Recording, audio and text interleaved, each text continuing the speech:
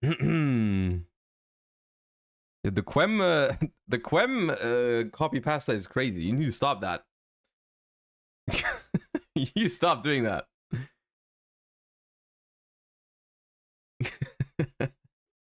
Abluza, thank you for the 7. Razor, thank you for the 5. Yeah, welcome back, everybody. We need to return to the normal streaming schedule now. You know, we have to return to normal streaming habits. So here we are. Pasm, thank you for the 23 months. I cannot believe it's been that long. Has it been that long? It feels like Twitch is bugging right now, but I guess it has been that long. Thank you.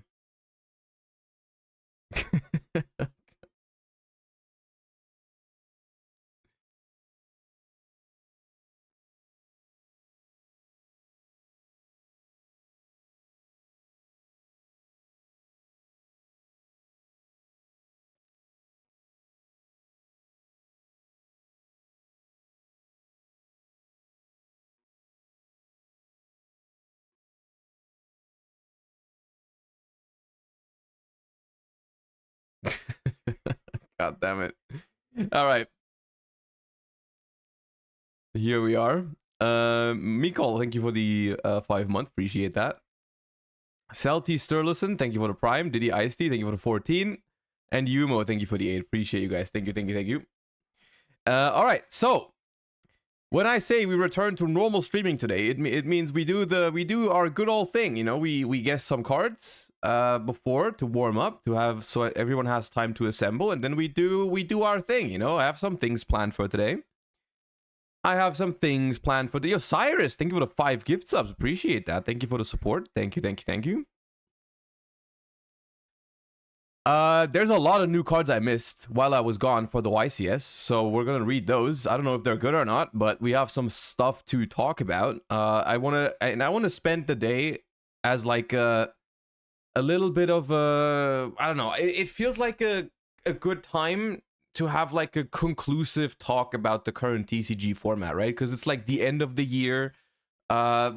The last YCS of the year happened. There's not going to be that many more releases in the next couple weeks. I mean, there's no new releases in the next couple weeks. All that kind of stuff, right? So I think it's a good time to have a little bit of a talk about this current format.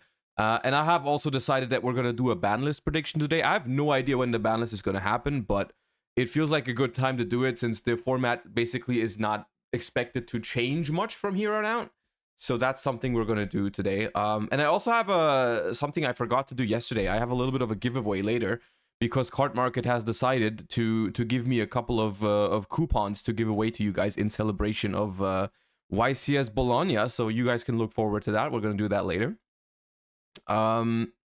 Yeah, that's the plan for today. And let us just hop right in. Why not? Let's see if we can do better at Card Guesser than before the YCS, because I'm pretty sure our last run before the YCS is one of those that we do not talk about. So let us proceed.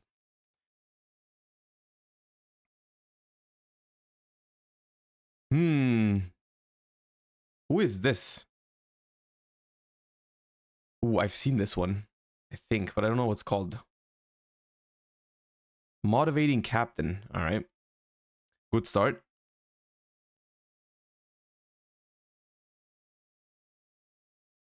Ooh, this is Libromancer Intervention, I think. Yeah. Delicious Lamb Shack, name of the 6 months. Appreciate that. Archfiend, I think. Who is this though? No, it's not. Oh, this is something sorcerer. Black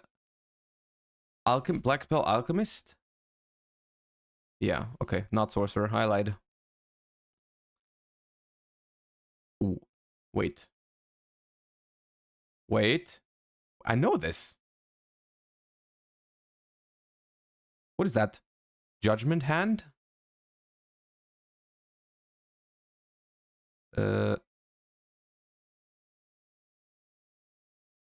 Judge.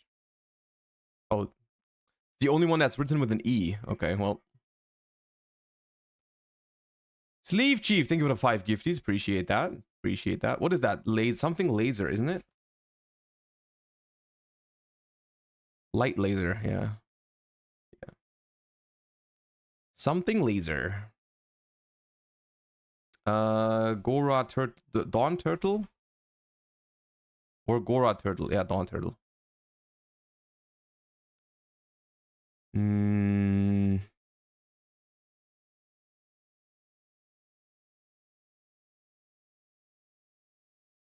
I don't know what that is. Sauropod Brachyon. Okay.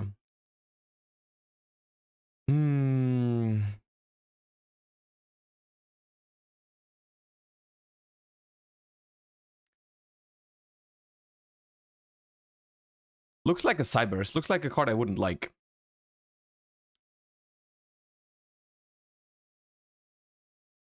Oh, this one I know though. Oh, this is gonna be annoying if I don't know it. Kokimeru Speeder? It could be that. I think so, yeah.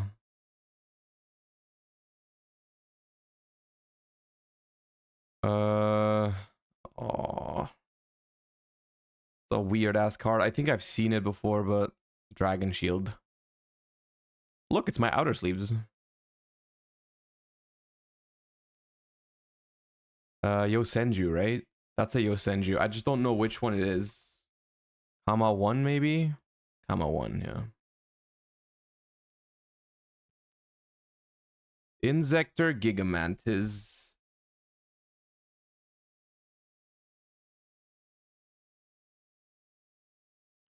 Ooh, this looks like Mud Dragon, but it's not. I don't think it's Mud Dragon, but it has something to do with it. Baby Mud Dragon, maybe? Or Muddy Mud Dragon, maybe. Okay, good. I knew it wasn't the fusion one. Oh, this is the... It's not Trap Dust Shoot. Oh, what is that? It's the guys, the dudes. I don't know what it's called. Dark Scorpion combination. Oh, this is the lizard. This is the... Oh, this is a trap card, I think. This is something...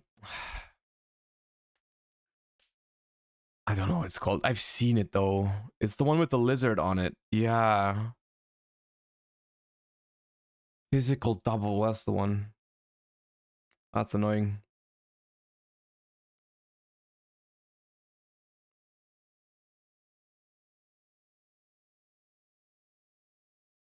It says max on it. Omega vaccine. This one? Okay.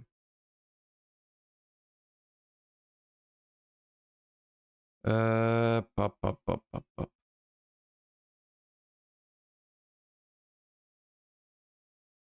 This one I have no idea what it is. Hydro pressure cannon.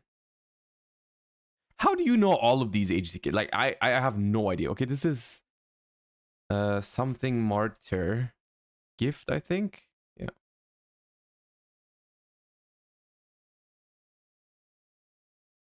Okay, I think we got some Infernoid Shadol stuff. Zateller, but Eye of the Void. Okay, it was Infernoids. Testalos.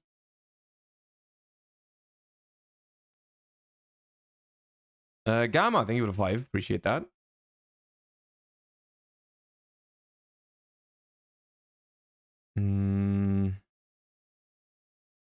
No idea what that is. Skip.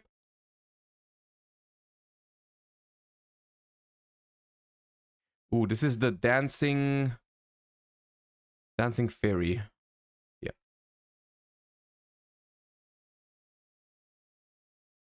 Ooh, this is the wasteland, I think. Warrior Lady of the Wasteland. Yeah.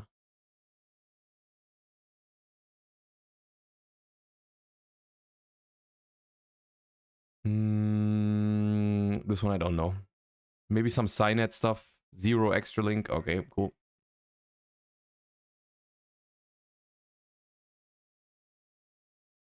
This one I know. This one's very old. Oh, this is like the is it Chopman? Yeah, I think that's the one. Yeah. Well, Vanis, thank you for the 9 months. Appreciate that. Welcome back. Thank you, thank you.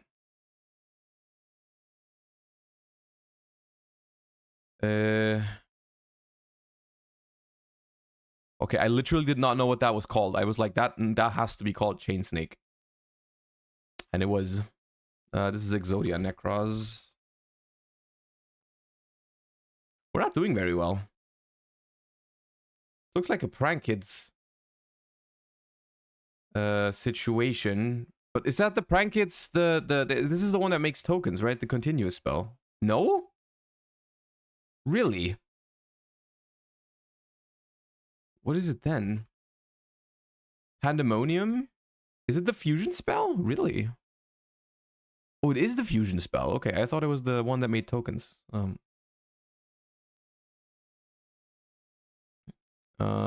This looks familiar.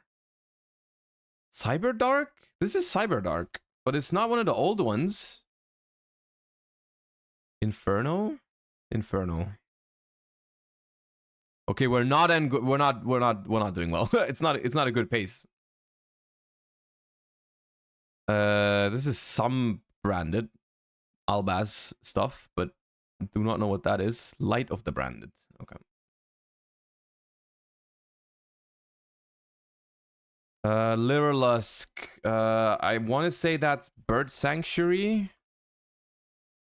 Yeah. Sylvan. Please be Peacekeeper. Yep. It looks so shocked. It's funny. I never realized that. Okay, that is a Gearfried.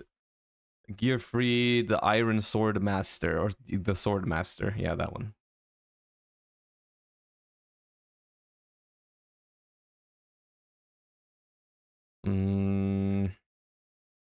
This one I have no idea what it is. Insector. That's an Insector card? I thought it was Dark Magician, like, because of the circle thingy. This is Thunderspark. Thunderspark. Is it Thunderspark Dragon? No. This one? Oh, that's the vanilla, right? It's a very small vanilla, I think, from back in the day.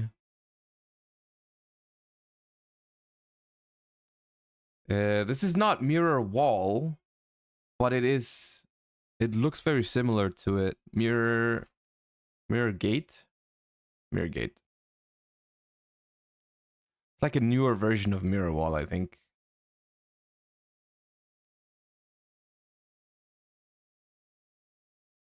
Yeah.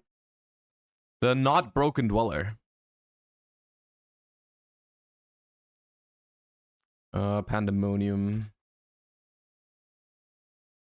Wait, no, not what is it called? The Monarch thing. Pantheism, not Pandemonium.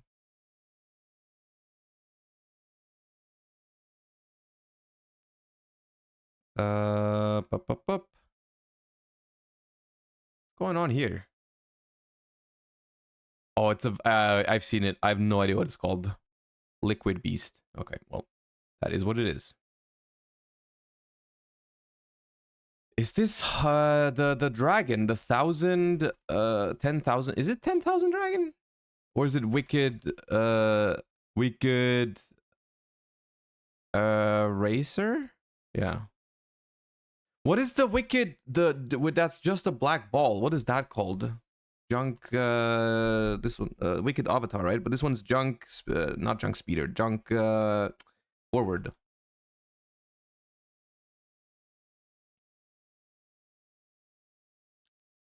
Getting rocket vibes. I'm not sure if it's a rocket.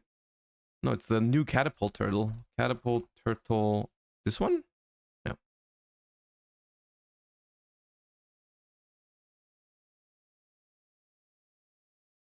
That's. We had Peacekeeper a second ago. Now this is Peacekeeper. Hoggers.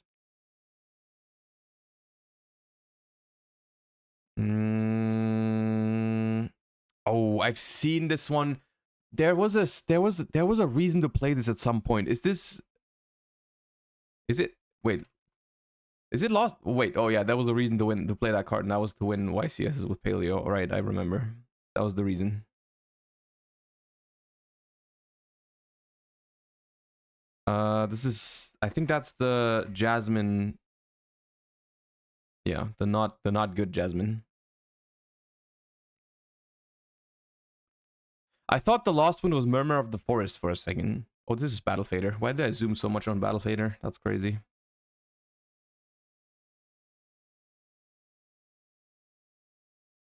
Millennium Shield. Yeah. There's a lot of old cards, huh? This is Blizzard.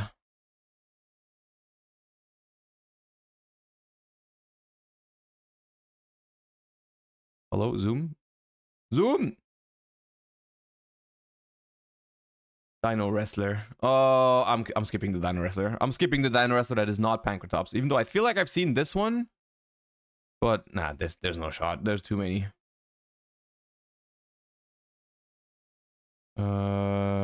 Ooh, this is Ducker Mobile Cannon.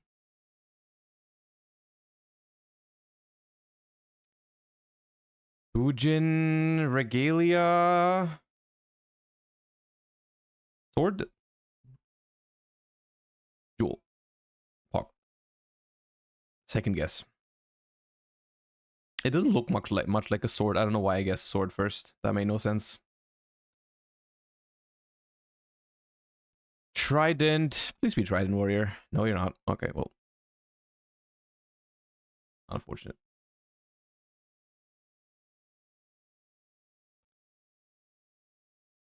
This looks familiar. Does it look familiar? I'm not sure. No, Dino Mist? No. Oh, goddamn. Okay. Yeah, well, it's one of the bad kaijus.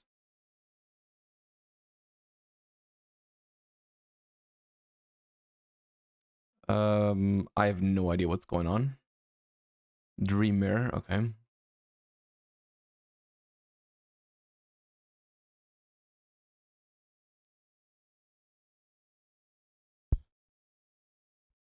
What's another mirror?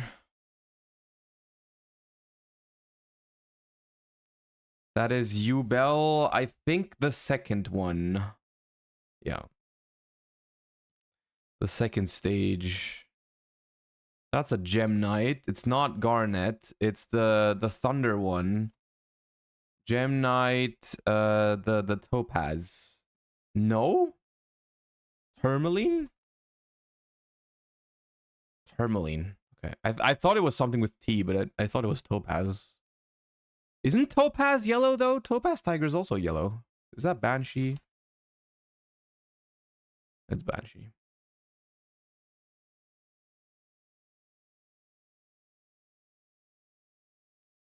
Blast.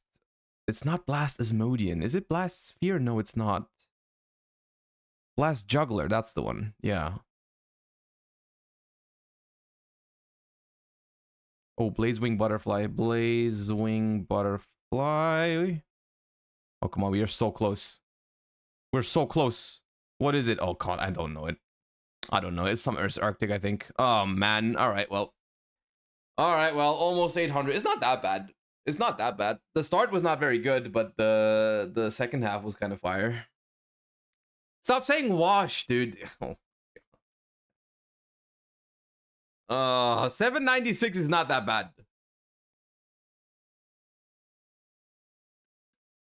Okay, HZKO can call me washed. That's fair. I'll accept it. I'll accept it then. That's fine. I have no defense. I have no defense to that. I have no defense. Lost Contact, thank you for the gift sub. And Yannick, thank you for the 8 months. Appreciate you guys. Thank you. All right.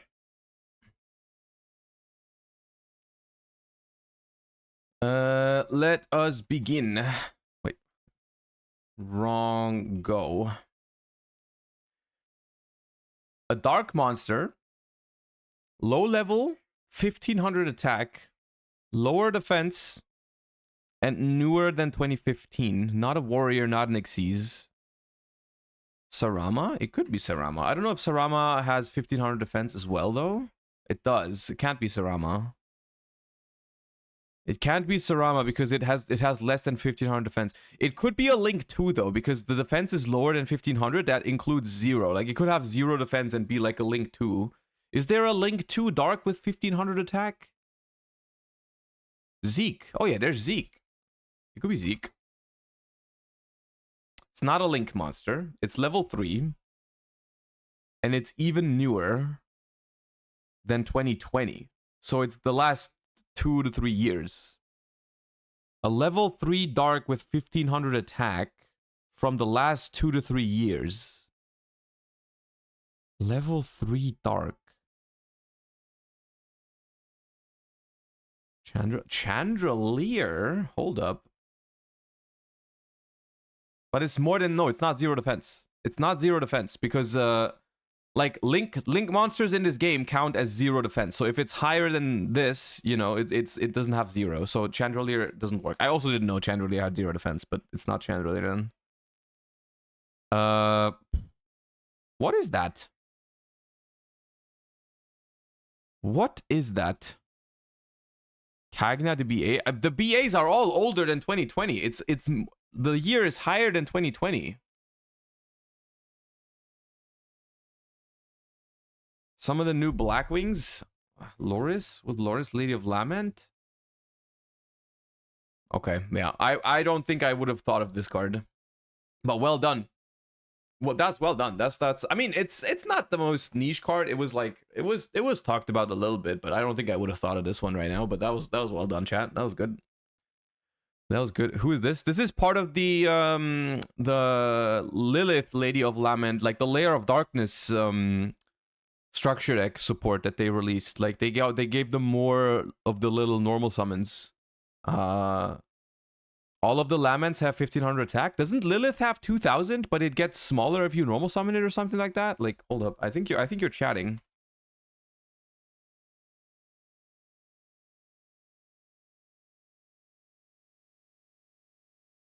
Yeah, you're chatting. Lilith has 2000 attack. You've been called out. You've been called out. 2000 attack. You lied. You lied in Twitch chat. That's a crime.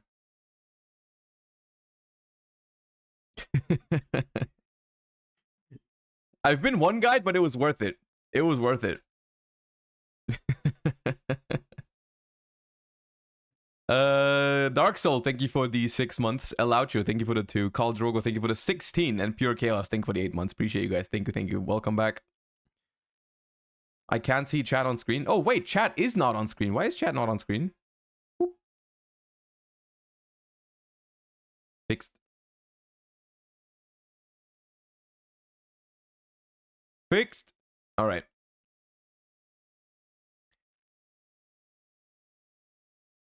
With that, welcome to, you know, we have to return to normal streaming even after, you know, YCS Bologna going kind of well, you know.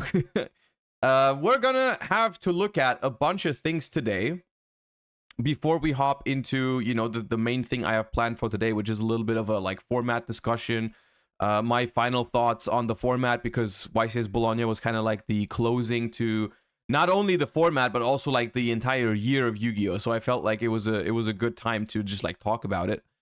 Before we do that, though, there are a couple things that I missed while YCS Bologna happened, mainly new cards that came out that I want to read because I have purposely not read any of them yet. So we are going to, you know, do that now to let you guys know what I think of these cards. So let me hop over here to the YG organization page, and we're gonna start.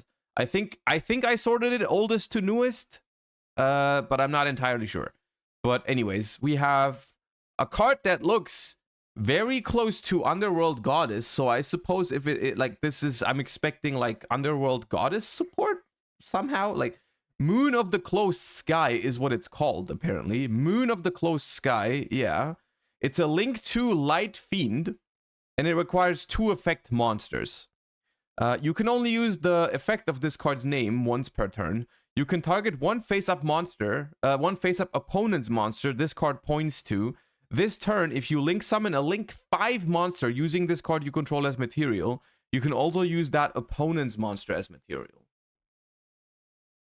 Okay, so it's kind of like a combination of Underworld Goddess support and what's it called? Like a little, like it reminds me of Relinquished Anima, right? Because if your opponent doesn't play around the zones, you can like you can do this, right? The thing is, it's a lot harder to play around this card's zones because it has two that it points to, right? It points upwards and to the side. So like if you put it in the right extra monster zone, it points to like if you label their extra monster zones 1, 2, 3, 4, 5. If you put it in your right EMZ, it would point to their number 4 and 5. And if you put it in your left, it points to their 2 and 3. So theoretically, it covers 4 of their zones. However, I mean, obviously, having to summon a Link 5 monster is a tough ask. There's not many Link 5s in the game even that you really even summon.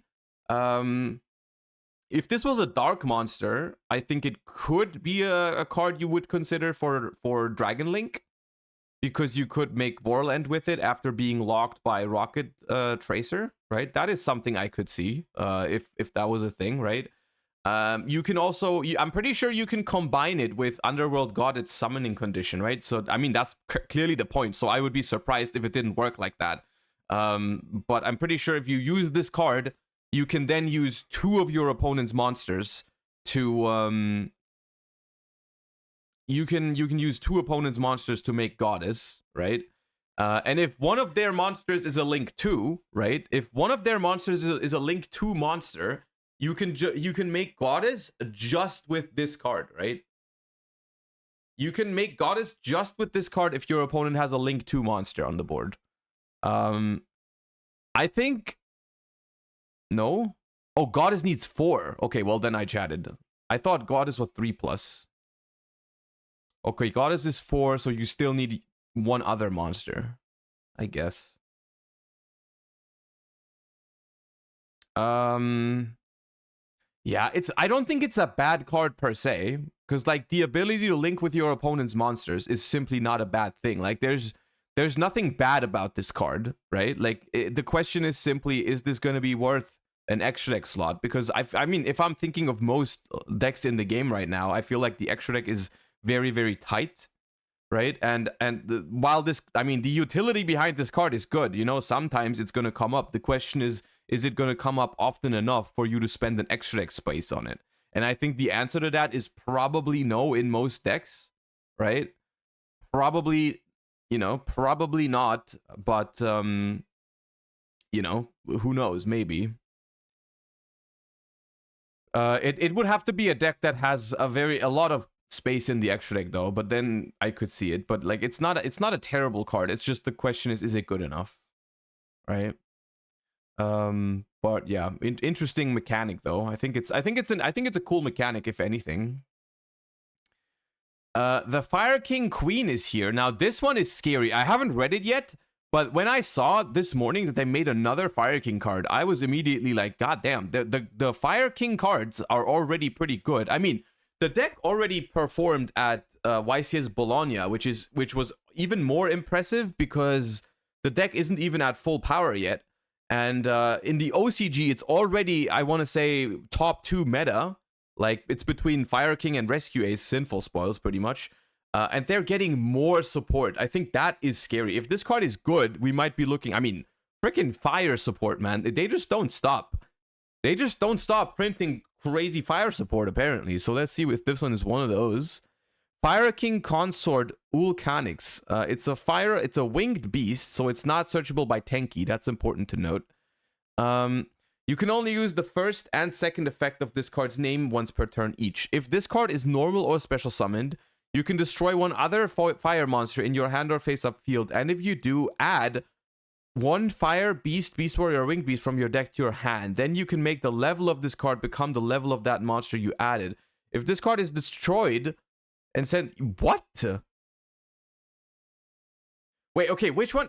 You summon a Fire King High Avatar Garunic from your deck. Which one is that? Is that the old one or the new one? Like the broken one? Oh, it's the old one. Okay, it's the old one. All right. Calm down. The first part is insane because this is literally just like another Fire King island, right? This is just another copy of Fire King Island, basically. So it's no longer a once per turn thing. It's a 2 per turn thing. The second effect, I'm not sure if you're going to be using this effect, because to be clear, the old Garunix, it's not a terrible card because it can blow up your opponent's entire board. Like, it's not awful, but I mean, they are not playing this card for good reason, right? Currently, before this card, no one is playing the high avatar Garunix, because I mean, it's not as bad as like 2005 era cards, but it's not a very not a very good card. But the fact that, I mean, the first effect almost honestly is good enough for this, like almost. I mean, not just all, maybe probably is good enough. Like, the first effect is just another effect of Fire King Island. Like, it's a consistency card and an extender, because you get more, like, that card's great. That card I think that card is good. Whether they play 1 because they search it sometimes, or whether they play 3 remains up to be seen, but that's a good card for sure. That's a very good card, I think. You can already play 9 Fire King Island. You can, but you can still only use them once per turn, right? Like, that's what I mean when I say it's not only consistency but also extension, because it makes it so you can use that effect twice per turn, not just once, because Fire King Island is a hard once per turn, so no matter how many you play, you can only resolve that effect once per turn, and this one lets you do it another time. And then the level modulation is also pretty good, because you can just make level rank 8s with it, right? And it's even optional. You don't have to do it, so you have the option to keep it level 4 to make your rank 4 plays. You can make it level 8 if you search the big Kirin or the big Garunix, the new one. That's pretty good. That is pretty good. I think that's a good card. Like, no questions asked. I think that's powerful. The question is, how do you incorporate this into the existing combos? Because the existing Snake Eye Fire King combos have already been kind of labbed out. And now you get this extra step in between somewhere, right? But like, I don't think it's too broken or anything like that, but I think it's a good card, like, no questions asked, like, for sure. Okay, that's that. We have full armored Hope Ray Lancer. Does this belong to these the guys we got in Age of Overlord? These shark thingies, the armor XCs, whatever? Is it part of those? Yes? Okay. Because what did we have? We had like it was a rank 3 into a rank 5 into a rank 6 or 7, right? And now they're putting a rank 4 in between. So let me read it. Once per turn, you can also XC summon this thing by discarding a spell and trap and using a rank 4 or lower XC's monster you control. Transfer its material to this card. Monsters your opponent control lose 500 attack. Once per battle phase, at the start of the battle phase, you can negate the effects of all attack position monsters your opponent controls. When this card destroys an opponent's monster by battle, you can detach one material from this card. It can make a second attack in a row.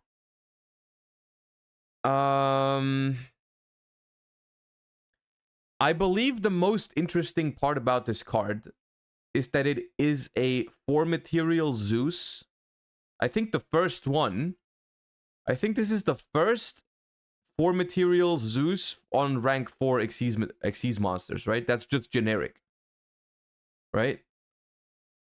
Which is interesting, to say the least. However, you have to discard a spell trap, which is, you know, Chakanite. Well, no, I mean like a downward magician that can go on every rank 4. Like, I don't have to make a Zodiac to make the Zeus. I can make any rank 4 Xyz in my deck, and then I can just make anything on top of that. Like, I know Merrymaker and Sargas exist, for example, the Springans dude, but like, this is like a downer that can go on any rank 4, right? That's what I mean. Like, not you know, right? Of course, discarding a spell trap is a respectable cost, you know, you have to realize that, but I think if you play like a rank 4 focus deck, Instead of playing like multiple Zodiacs to go into a big Zeus, you could consider playing just this one card, right? Doesn't the rank 3 search? Yeah, it has more synergy with the things that already exist. The what's it called? The full armor Xyz line. But that's a rank 3 thing, right? That's a rank 3, and rank 3s already technically have a big Zeus because of Downerd, right? Right, and that's this can go on rank 4 or lower. That is true, but that's nothing special because for rank 1, 2, 3, there's already options like this, right? There's already options like this. Making any Xyz into effectively a 3k is nice. Yeah, I mean, you can, if you make a rank 4 that's not as strong, and then you summon this on top of it, because you can do it before the battle phase even, it's 2500, monsters your opponent controls lose 500, so you gain, you basically, you know, and you have, the second effect's also not bad. I mean, my opinion on this is kind of the same as my opinion on the full armor cards. Like, the full armor cards are also not bad, and it's actually the same as my opinion on this thing. These are utility cards. I can see situations where they would come up. The question is simply, in this, like, I mean, at the time we get this, it's going to be 2024. How many decks are going to be able to afford putting one of these cards into their extra deck? Because the extra decks are usually relatively tight. Which isn't necessarily a bad thing. It's just that this card is, I don't think it's going to be like a staple card in many decks. Like, it's just like, keep it in the back of your head, I guess, because some decks might want it if they have the space for it. But especially if you look at the entire full armor package, you're looking at like an engine that's like 3, 4, what is it now? 4 slots in the extra deck alone. That's tough. That's a tough thing to do in this current day and age of the game. Oh yeah. And then we have a new archetype, I believe. A new archetype of dope looking dragons. Or Dragions, because it apparently has something to do with Trident Dragon. That's interesting. We have Tenpai Dragon by Dora, level 3 fire dragon effect monster. You can only use the first effect of this card's name once per turn. If this card is normal or special, you can take a Bright Fleet spell trap from your deck and either add it to your hand or set it. You take no battle damage from battles involving your fire dragon monsters. Once per turn, during the battle phase, you can quick effect immediately after this effect resolves, synchro summon using this card you control. Okay. This is not a tuner, unless the translation is incorrect, but judging from the amount of words on this thing, I don't think it's a tuner. Is this the first time that we have a quick synchro effect on something that isn't a tuner? I can't think of another card. Maybe there is one. But that's funny. I mean, what funny? Like, I don't know if there's other. I can't think of another non-tuner that have that. Yangzings have that. Okay. I thought it was just the Yangzing tuners that did that, but okay. Yeah, well, fair enough. On its own, not a bad card. I mean, on summon, add a spell and trap from deck to your hand. Have a quick synchro, no battle damage. It's not a bad card, but we'll have to see about the rest. We have Tenpai Dragon Fedora. You can only use the first effect once per turn. If this card is normal or special summoned, or at the start of the damage step if a monster battles, you can target a level 4 or lower fire dragon in your grave, special summon it. Okay. Your fire dragon monsters cannot be destroyed by battle. Once per turn during the battle phase, you can quick effect immediately after this synchro summon. Oh, but this one is also not a tuner. Okay. So 2 level 3 non-tuners with a quick effect to synchro in the battle phase and an on-summon effect. Tenpai Dragon Zongdora. This one is a tuner. You can use the first and second effect of this card's name each once per turn. If you control a fire dragon, you can special summon this card from your hand. At the start of the battle, start of the damage step, if a monster battles, you can special summon a level 4 or lower dragon from your deck, except Bestowed Dragon Chandra. Once per turn, during the battle phase, you can synchro summon. Okay. I have the feeling...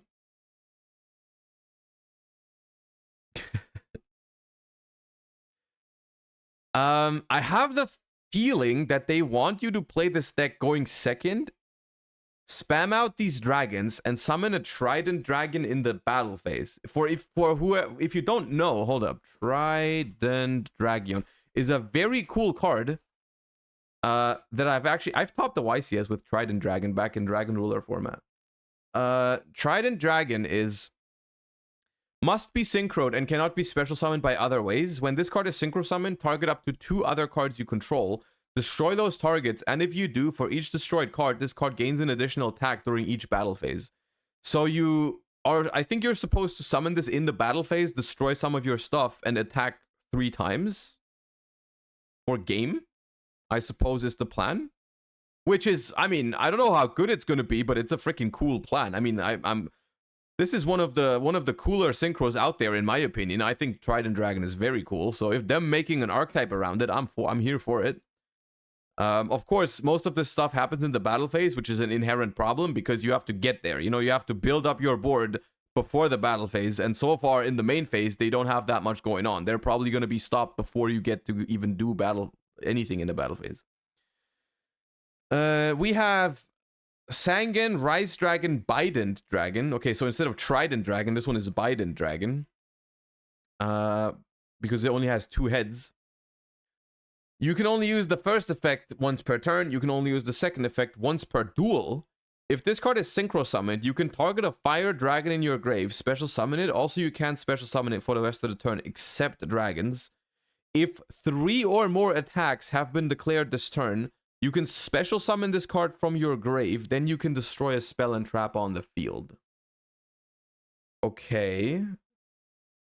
So you are meant to, I think you're meant to spam all 3 on the board, right? All 3 on the board. Then you can quick synchro into this, bring one of them back, attack with that one too.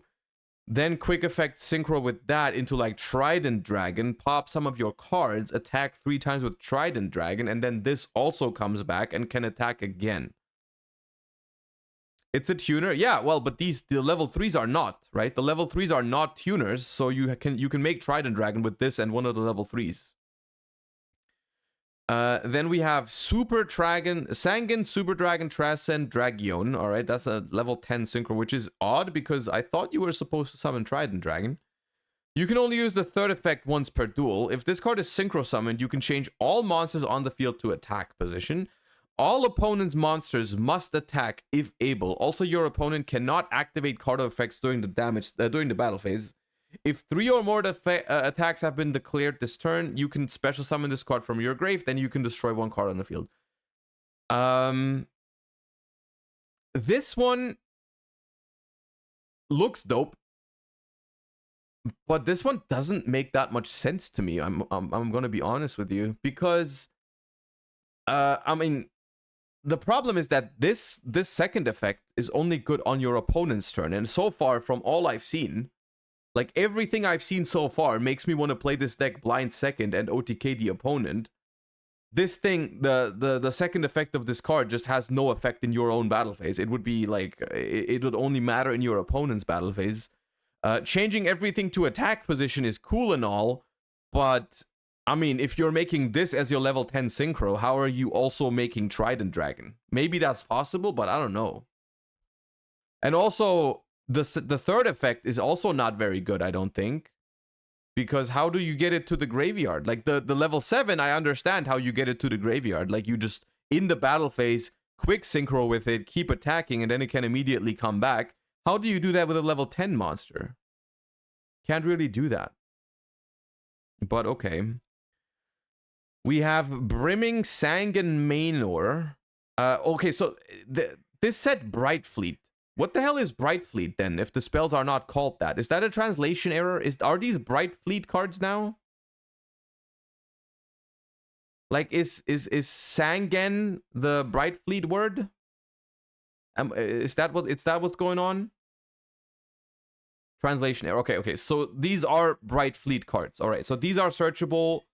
These are searchable by this one. Okay, I see. Okay.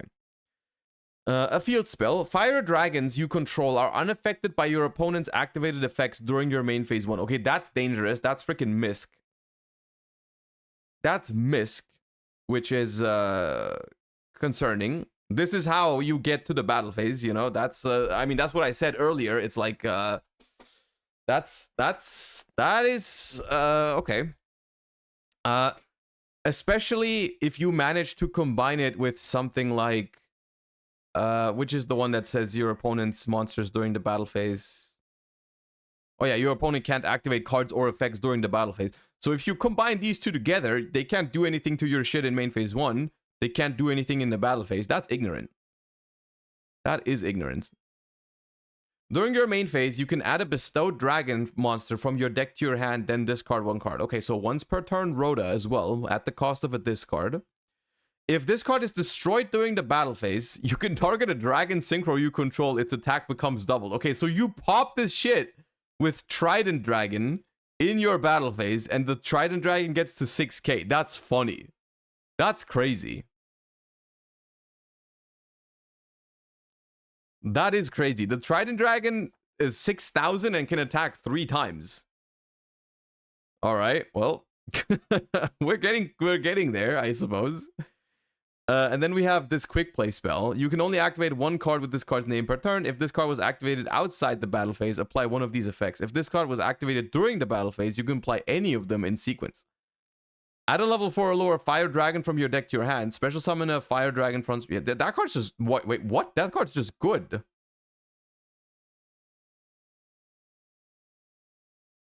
Does this have any other targets? Fire Dragons?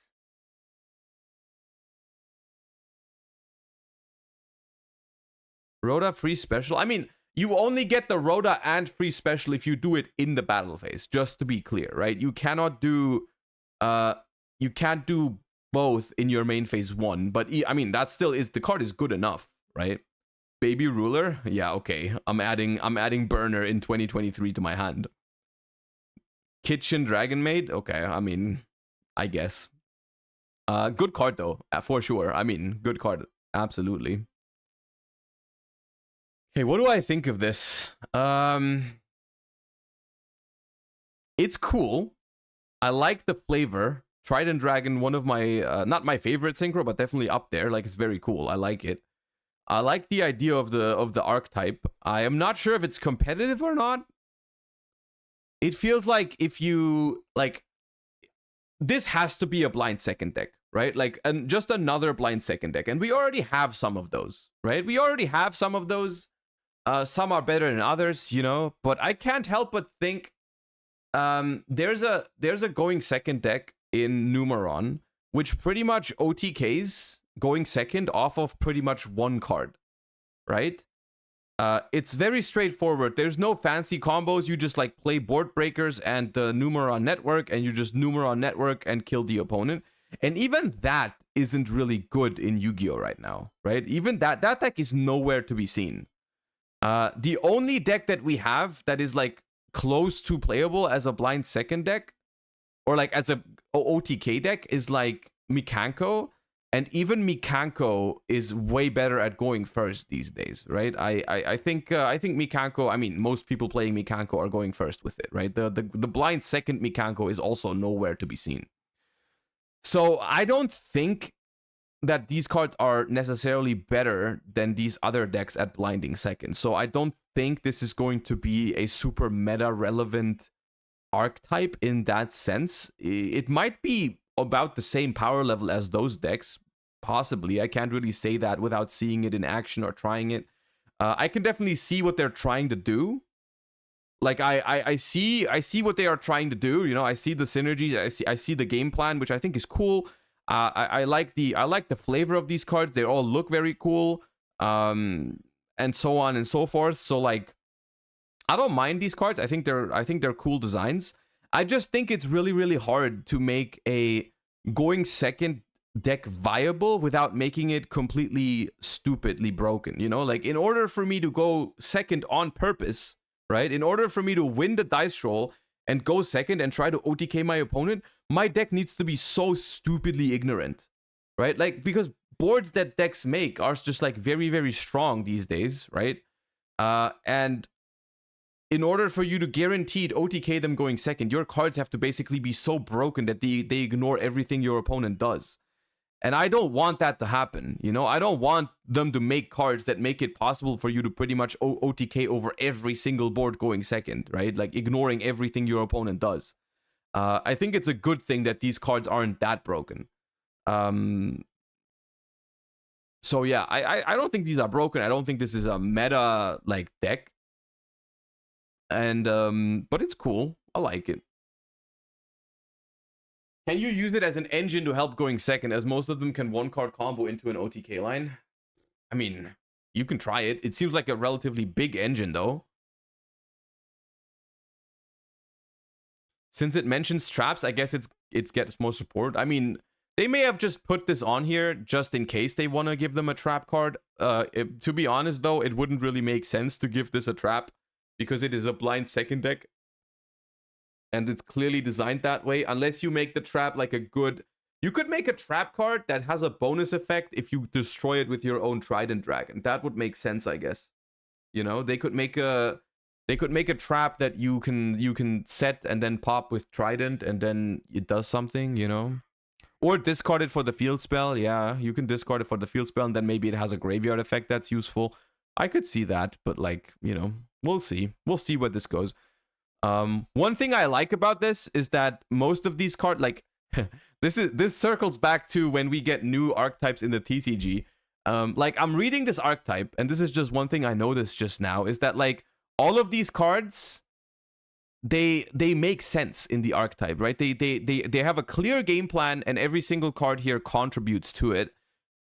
Which is different sometimes when we get new TCG archetypes. Like, for example, you look at the Tistina archetype, and it's like, we got 14 Tistina cards, and like, I don't know, I consider like 2 or 3 of them may be playable. The rest just doesn't even make sense. Like, it doesn't make sense to print a card like that in 2023 because they're clearly going to be like, it's unplayable, right? And here, even with 3 main deck monsters, 2 synchros, and 2 spells, I'm seeing what they're trying to do, right? It's like, it's a cohesive strategy, right? And so that's cool, right? Even no matter if it's going to be tier 1, 2, 3, 4, it's a cohesive strategy that I can sit down and play, right? And that's cool. I think that's cool. It's a cool archetype. I can appreciate it. All right, and I think unless I missed something, that's all the new cards we needed to talk about since last week. I also don't think there's that much going on in the OCG right now. Like, they also have, I'm pretty sure their December is also not full of releases. So new cards came today. Ooh, today. This one? Melodious. Okay, right off the bat, I'm gonna let you know. I don't know anything about Melodious, so I guess we'll read them, but that's a lot of them. Oh god, okay.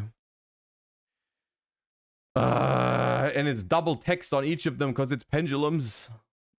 Love that for me. Refrain, the melodious songstress. Or refrain.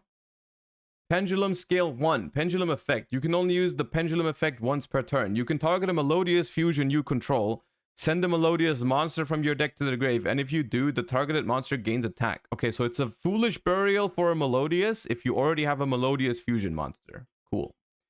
You can only use the first and second effect of this card's main once per turn. If this card is normal or special, add a melodious from your deck to your hand. That has to be a good effect in a pendulum deck, because you can either use it as a starter, or you can pendulum summon it and get a +1.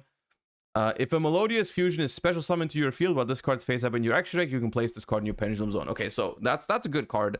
I don't know that much about melodious, but the way you're supposed to use this card is you want to normal or special it. Then you like link it off or whatever, and then when you fusion summon, you put it back into your pendulum zone, and then you have a fusion monster on the board, so you can fuel it foolish or melodious. That's pretty good. That's pretty good.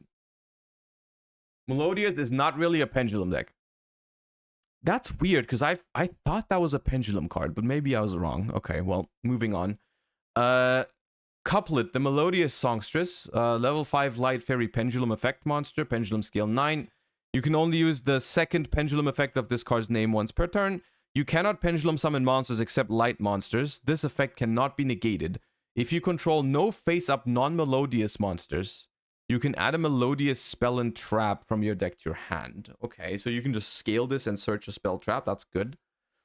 You can only use the first and second effect once per turn. If this card is added to your hand except by drawing for your normal draw, you can reveal it, special summon level 4 lower Melodious from hand or grave. If a Melodious fusion monster is special to your field with this card, you can place it in the Pendulum Zone. Okay. That's not a bad card either. And then we have fusion monsters. Melodious was already a fusion archetype, right? Before this. They already have fusion monsters. It's already kind of their thing. Yeah, okay. Spectacular Bach, the Melodious Maestra. Level 7 needs 2 Melodious monsters. You can only use the first and third once per turn. If this card is special, you can special a Melodious from your deck. Your Melodious fusion monster's activated effects cannot be negated while you control this fusion summoned card. If this card is sent to the graveyard, target a Melodious in your grave, special summon it in defense position. I mean, that just also is a good card, right? I mean, fusion summon it, special from the deck. The question is, I don't know anything about Melodious's like fusion plays. Like, do they have their own fusion spell? Do they have to use freaking poly? That's something I simply don't know. So that's hard. That makes it harder to put this into context. I assume they have their own fusion spell, or is that maybe they get one here? They have their own branded fusion. What? What is that? Ostinato?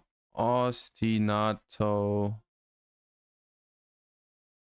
Let me quickly just put it into context. If you control no monsters, fusion summon a Melodious fusion from your extra deck using 2 monsters from hand and or deck. During the end phase, destroy the monster. And if you do all the fusion monsters, you can special summon them. That card's broken. That card is broken. The only thing is you cannot search this card because it's not called Melodious, right? So it's not a Melodious card. If it was, you could just search it with this, right? You could just scale this and add it, but you can't do that.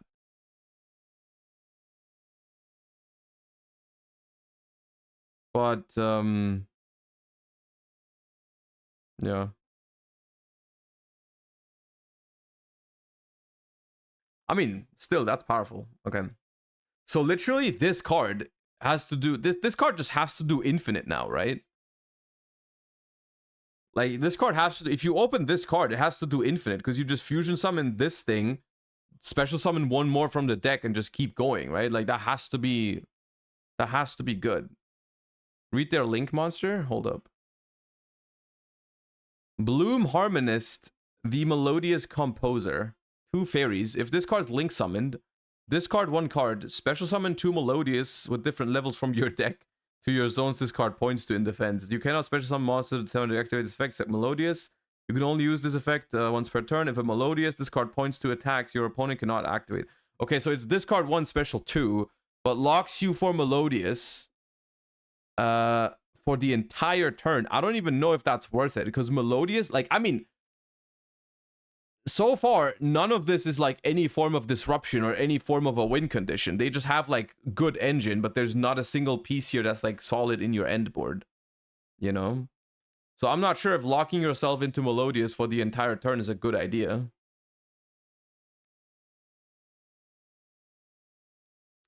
And then we have Flowering Etoile, the Melodious Floral Song Goddess. It needs a Melodious Maestra and 2 Melodious monsters. I assume that Melodious Maestras are only the fusion monsters. Like all of the fusion monsters are called Maestras. So you can't just summon this with Ostinato from the deck. There are main deck ones? Okay. So you could theoretically summon this with Ostinato. Okay. You can only use the first effect once per turn. Quick effect, banish any number of Melodious you control until the end phase. Then you can return up to that many face-up cards your opponent controls to the hand. Okay, that is a powerful disruption. If this face-up fusion summon card in its owner's control leaves the field by your opponent effect, you can special summon a Melodious from your deck or extra, except Flowering Etoile. Okay, I mean, this is just a huge freaking Melodious Little Knight, I suppose. Like, all of your things return in the next, you know, that's pretty good. Tempest, thank you for the raid. Welcome, everybody. Appreciate you. Welcome. Banish until the end phase return. Yeah, that's a good card. Melodious Concerto. You can only use the first and second effect of this card's name once per turn. Fusion summon a fairy fusion from your extra deck using monsters from hand, field, and or pendulum zone. If a Melodious Fusion is sent to your grave while this card is there. While this card is there in the graveyard? Yeah. You can place this card on the bottom, then draw a card. That's a good fusion spell too. That's a good fusion spell. Like, some archetypes would really like a fusion spell like that, because it's just like, you know, fusion summon. You can even use the things from your pendulum zone, and then later on in the graveyard, you just draw a card with it. That's not a bad card. That's like Metalfoes Fusion pretty much, but you can also use the materials from the pendulum scales. Pretty much. Okay, so every single card here is good. Every single card here is good and powerful. The thing is, like I said earlier, I have no idea about Melodious cards. And that's why I can't tell you if that makes it broken or not, but they are good cards for sure. So like I'm not gonna do a deep dive into freaking Melodious right now, but like the cards are good. You know, the cards are good. I don't know if it makes the deck good enough or not. Like, I mean, I doubt it, but I don't know. But it has to make the deck a lot better. Like, there's no way any archetype in the game would get a lot better if it got those kind of cards. Like, all of these cards are very good. So, you know, that's that. Okay, but I think now we're through. I think now we have all the new cards, right? Since Bologna, or like since a couple days before Bologna. I think we're up to date now.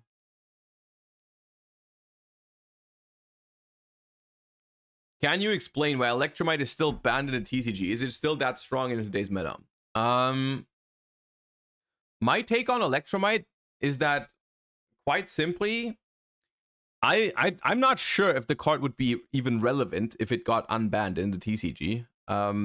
My instinct says probably not that much. Like, it would probably spawn some tier 2 decks that would definitely be playable, but not tier 1. But I think, like, my personal opinion is that I simply don't want the card to, like, I don't like pendulum decks. That's a very personal thing though, but I feel like a lot of people feel like that. Pendulum decks, like most of them, not all of them, but pendulum decks usually do like, they're all kind of the same thing, where like they try to make a really broken turn 1 board, summon as many negates as possible, special summon a billion times. And that's just not really a like a thing I really like. And that's why I'm glad that the Electromite isn't here. But I don't think it would be too broken or anything like that. It basically is like any like basically Mannadium or whatever like that is pretty much how every single plant deck plays. So if you not plant, pendulum deck, but plant too. Like, so if you like to play against Mannadium, right? If you like to play against Mannadium, especially going second, then you would probably be happy about Electromite unbanned. If you don't like playing against Mannadium going second, then Electromite should probably stay banned, in your opinion, you know? That's pretty much it, right? So just go second against Mannadium, tell me how much you enjoyed it, and then think about Electromite that way, right? They're giving pen decks an identity. I mean, but not by putting... I mean, Electromite doesn't give pendulum decks an identity. Electromite basically molds every single pendulum deck into the same thing, right? Like, if they... That's the thing that they should do, is, like, make pendulum decks unique from each other, right? Did he watch Gabe? I haven't watched Gabe's profile yet, no. That is the segue, though. We are done with the new cards that we had to look at. And now we are going to talk about YCS Bologna. I mean, we've talked about my personal experience a lot yesterday. So if you missed that, if you missed essentially the YCS Bologna celebration stream, you can check out the VOD either on Twitch, or it's also going to be up on YouTube. So you can go !YouTube. I have a VOD channel where every single VOD goes up. If in case you ever miss a Twitch stream, you can go subscribe to that. But basically today I don't want to talk that much about my personal, my personal experience at YCS Bologna, but rather take the time to recap the event just as a whole, like what's going on in the format, what happened at the YCS, what kind of decks did well, and so on and so forth, because this was the last YCS of the year. This is the last YCS of the year, and it's gonna be a little bit of a, like, the next couple of weeks, maybe even months, like 1.5 months maybe, are gonna be relatively calm for Yu-Gi-Oh, right? It's gonna be kind of like this holiday season. The format is kind of ending, right? We don't have that many new things coming out. It's kind of like the format basically kind of ends here, right? And so I want to take a little bit of a recap. How was the format? Because there's been a lot of discussions throughout this format. It's no secret that this format is very, very wide, very diverse. Some people have voiced their criticism about that. And I just want to do a little bit of a retrospective on, what happened in this format. Was it good? Was it bad? And then we're also going to do, it is time. It's been a long time since we've done this, by the way. We're gonna have a ban list discussion today, which is no particular reason. Like, I don't know when the ban list is gonna happen, like whether they want to do one in December or if they want to wait till January or whatever. I have no idea. But the last ban list was like 3 months ago or something like that. And I think it's an interesting point to basically look at the format in retrospective and think yeah, how would we tackle this format on a potential ban list? But before we do anything of that nature, I want to just look at YCS Bologna, see what happened, and all that kind of stuff, right? And so I have the spreadsheet open. Shout outs to Super Paludo for the spreadsheet. Once again, you can go, I updated the Twitch command as well. You can go !spreadsheet if you want to look at all this stuff yourself. And yeah, that's that. Digifox, thank you for the bits, appreciate that. Boyger DK, thank you for the 9 months. Smartimus Prime, thank you for the 4 as well, appreciate that. All right, so before we go into singular deck profiles, this is the, let me see if you can see it better. I guess I just switch around. This is the top 64 deck breakdown. Let me see if I can find the overall one. I didn't prepare the overall deck breakdown. YCS Bologna Day 1 decks. Let me see if I can find that. I can. Okay, it doesn't include that much. It does not include that many different decks on this graph, which I guess is sad, but here we are. Textforge, thank you for the 4 months. Random, thank you for the 7. And Lionheart, thank you for the 4 months. Appreciate you guys. Thank you so much. This was the day 1 deck breakdown for YCS Bologna. It had Unchained and Rescue Ace as the 2 most represented decks, which I think was about to be expected. Still, 12% for the most represented deck is still historically relatively low. There's usually been more dominant decks like this in terms of representation. But like I said before, this format, I mean, literally the reason why I played Bestial Runic was because I thought like you could play a lot of different things in this format, and people agreed. People brought a lot of, I feel like a lot of people brought comfort picks to this event. So we had Unchained at 12%, Rescue Ace at 12%, Tier at 10%, Labyrinth at 7%, Pearly at 7%, Bestial at 4%, which I don't know what that means. I don't know if my deck is included there. I don't know if it's Dragon Links. I don't know if it's all the Bestial decks combined. I have a hard time believing that Bestial, like that Dragon Link had 4% alone. Probably mashed together. Like Bestial, I don't know, the Bestial Horus deck, that kind of thing. I don't know exactly what this means. And then other was just a huge chunk of 48%, which is also like, that's a crazy high amount of pretty much anything, right? But that was the overall deck breakdown. Conversion into top 64 has some interesting things to look at. Rescue Ace with an amazing conversion rate, honestly, amazing conversion rate throughout Swiss. Don't know what the exact reason for this is. Like you look at this and it's like Rescue Ace's matchups in this spread, they're like fine. You know, the Unchained matchups is aight. The Tier Limit matchup I don't think is particularly great, but also not particularly bad. Labyrinth is a bad matchup for it. Pearly is a fine matchup for it. It's just like, I think Rescue Ace out of these decks is like the one with the most balanced sort of matchup spreads, because it can win against pretty much anything. It's like the one deck that it's the one deck that we've talked about this beforehand when Steven Santoli won the YCS with Rescue Ace. Rescue Ace is kind of ignorant in like a super diverse format, because what Rescue Ace does better than most other decks is just ignore what your opponent is doing and just freaking do your thing. And if you resolve Turbulence, you probably beat every deck in the format, right? Not every single one of them, but like most of them is like, you know, you resolve Turbulence, you probably win, right? And that is something that is valuable in a format where you can't really predict what you're going to play against in 12 rounds of Swiss and then a top 64 cut, which is overall 18 rounds, right?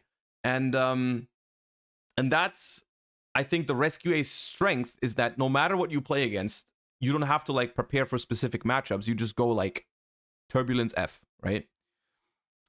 Is Turbulence plus the 4 spell and traps of Rescue Ace really that strong? It's the thing you have to realize about Rescue Ace is that its end board is not unbreakable. It doesn't make an unbreakable end board. It ends on like, usually, I mean, there's some versions that go crazier with like the terahertz or the jet synchron into synchro plays. Usually it's going to be like the pure Rescue Ace, which I think is also what Anthony played in the finals. Like there was no tuners or anything like that, no Cybers package. It just ends on like IP or SP, Hydrant, maybe Preventer, some sets. The board is not unbreakable. It's not one of those boards where you see it and you just basically scoop to it. But the thing that is like, Rescue Ace is just another one of those decks in 2023, similar to Unchained in that sense, that just makes a board that is pretty good. It requires your opponent to sink a lot of resources into outing it, but then the follow-up for the deck is just crazy. Right? The follow-up for Rescue Ace is insane. Like, if you don't kill Rescue Ace pretty much, you don't win the game. The only deck, unironically, the only deck that can maybe break a Rescue Ace board completely and still win after are like the decks that can go really over the top. Like, I've done it once with the Bestial Runic deck in Swiss, where I broke the entire board and my grind game was stronger than theirs after. But that was only because they played their turn 1 suboptimally. Well, it was not wrong for them to do it, but they made the proxy magician into Mud Dragon because they were trying to play around Imperm and Veiler on the Turbulence, right? Which, looking back, of course, against my deck, that's suboptimal because I don't play those cards, right? And so they made a weaker board to play around cards that were not in my deck. And that's why I was able to break it, because there wasn't no SP or anything like that, right? But usually it's just a mix of their end board. You need like, it's so many things you need to invest, right? You need to deal. They have a trap card that pops one of your cards. They negate one of your cards. They book one of your cards. They have SP into, or IP into SP, so they banish one of your cards and all that. So essentially, if they resolve the full combo, you only have 1 or 2 cards left after trading with all their resources, and then they still have good follow-up. So that's usually how it wins, right? And on top of that, hand traps create a very, very weird dynamic for Rescue Ace, which this is ultimately, all the things I've said right now, you're like, okay, why didn't you just play Rescue Ace then? The reason I didn't play Rescue Ace was because everyone knew about the power of Rescue Ace, and that is single-handedly the reason why, after Rescue Ace's release, we have transitioned from like a board breaker format into a hand trap format, because everyone knows Rescue Ace, if they resolve the combo, they probably win, and board breakers don't do enough against it, right? If your opponent has an SP Little Knight and all the Rescue Ace cards set up, even if you have something like evenly matched, right? You go to the battle phase, they go SP to save 2 of their monsters, they keep one of their cards, you can't kill them in main phase 2, end phase, SP and the monster returns, they have follow-up, they go like field spell, shuffle all back, do it all again. You can't really board break Rescue Ace. It's not really possible, especially because you don't know what version they're playing, right? Maybe they're playing Baron to negate evenly. Maybe they're playing the terahertz thing to send the D-save worm to stop your evenly match, right? So it's not reliable to board breaker rescue ace. Thrust and talents are also not reliable against rescue ace, because if you go second, they might just use the trap cards first, right? That's what the good rescue ace players do, is they usually play, they usually use the trap cards first to not make your opponent's talents life, right? And so those kind of cards just aren't that good against rescue ace. And that has sparked a hand trap heavy format, right? A hand trap heavy format. And that is, funnily enough, at the same time, good for rescue ace and bad for rescue ace. Because it creates, and that is the reason why I didn't play rescue ace, is because it feels very gambly and it feels very arbitrary to play through hand traps with rescue ace, right? Like, if I'm playing, like, rescue ace, now that it has the Diabell Star cards, is incredibly consistent. I have had not a single rescue ace opponent that bricked against me doing the YCS. That simply doesn't really happen with the deck anymore. Unless you are a Quantal. You can't really brick with rescue ace, right? You have just way too many starters. The thing is, the only real way to beat rescue ace is by hand trapping it, because the deck is weak to hand traps. The problem is, the dynamic is pretty much the following, and you will probably, if you've ever tested a bunch of games against rescue ace, you probably see what I'm saying here. One hand trap against rescue ace feels incredibly shaky, because rescue ace is a deck that has a whole lot of 1-card combos, but it also has a whole lot of 2-card combos that play through pretty much any one hand trap. If it doesn't matter which hand trap you open, whether it's Ash, Imperm, Veiler, Nib, it doesn't matter which hand trap it is. If they open a 2-card combo like Diabell Star plus normal summon or anything like that, they play through one hand trap every single time, pretty much. If they do it right, you know, if they do it right, any 2-card rescue ace combo plays through one of your hand traps. Like, it does not matter which one you draw, pretty much. However, where it becomes really, really scary is when your opponent draws 2 hand traps, right? The problem with that is that we are currently in a situation where there are good amounts of hand traps. Like, people have been playing a lot of Ash, Imperm, Veiler, and Nibiru, which is like a 12 hand trap foundation that a lot of people have been using to counter rescue ace. The problem with that, I can actually pull up the exact numbers in case you're interested. Let me see. So I'm pulling up the probability calculator as we speak. Just like, you know, if you play 12 hand traps and you want to draw 2, you have like it's like slightly less than 50%. Slightly less than 50% to draw 2 hand traps going second in your 5 cards, which is pretty much just a coin flip, right? If you're playing rescue ace against someone who's playing Ash, Veiler, Imperm, Nib, you're essentially coin flipping, which is something that, you know, fine, I guess, right? Like, okay, but it's not something that I personally was looking to do, really. It's slightly worse because duplicates don't work. That is true, although, I mean, Imperm and Veiler can work as duplicates. It's just Ash and Nib that don't work as duplicates, but you're technically right. It's slightly worse than 47 because if you draw double Nib or double Ash, they don't really function that well. So essentially, rescue ace, to me, it felt like a relatively gambly one, because even if I win the dice roll with rescue ace, I don't feel super safe. Because I know everyone in the room, or like a lot of people in the room, are playing pretty much those exact 12 hand traps, give or take. You know, some people play an extra one, some people play less, like 9. But usually, in every single deck, you would expect somewhere between 9 and 15 hand traps, pretty much. Because you can't really go much higher than 12 right now, because it's simply a matter of quality, right? Like, Imperm, Veiler, Nib, Ash are really good. Droll isn't really that great in the main deck right now. Mourner is like the next best one, I think. Like, Mourner would be your number 13, 14, 15. Beyond that, there isn't really that much you can do, especially in context of rescue ace, right? Like, Crow isn't great against rescue ace. Bystials aren't great against rescue ace. Like, what are you going to do? Like, you can side Phantasme, which makes your odds better of drawing the other ones, but there isn't really much else you can do to combat Rescue Ace very well. With hand traps, right? Like, I mean, you can play your one of Gamma, yeah, but it's like they're not like good main deck options. That's what I mean, right?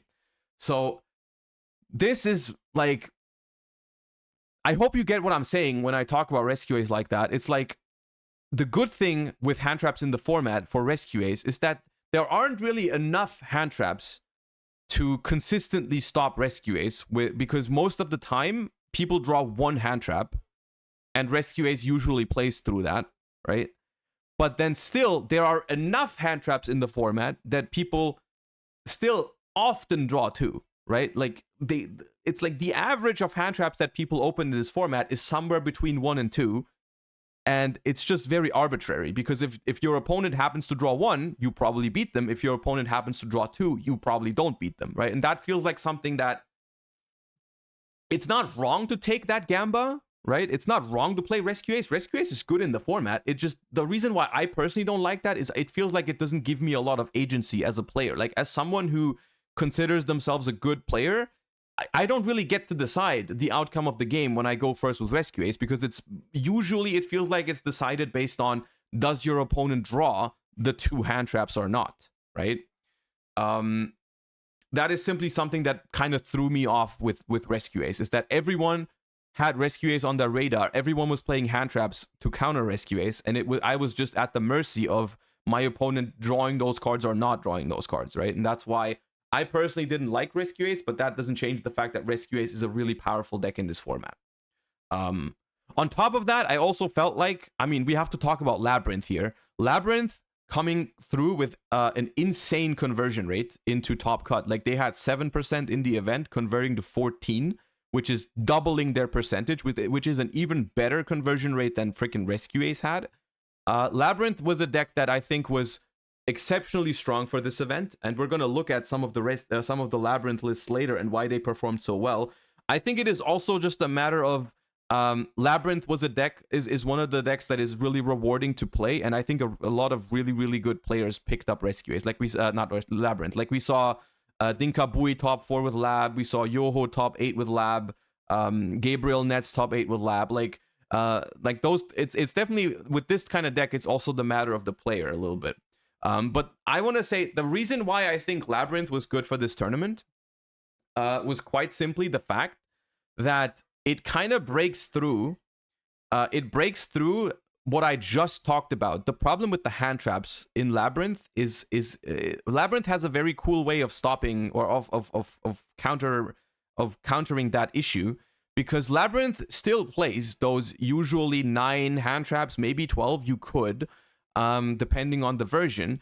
But the thing with Labyrinth is it doesn't stop there. When you go second, you don't simply have those 9 to 12 hand traps.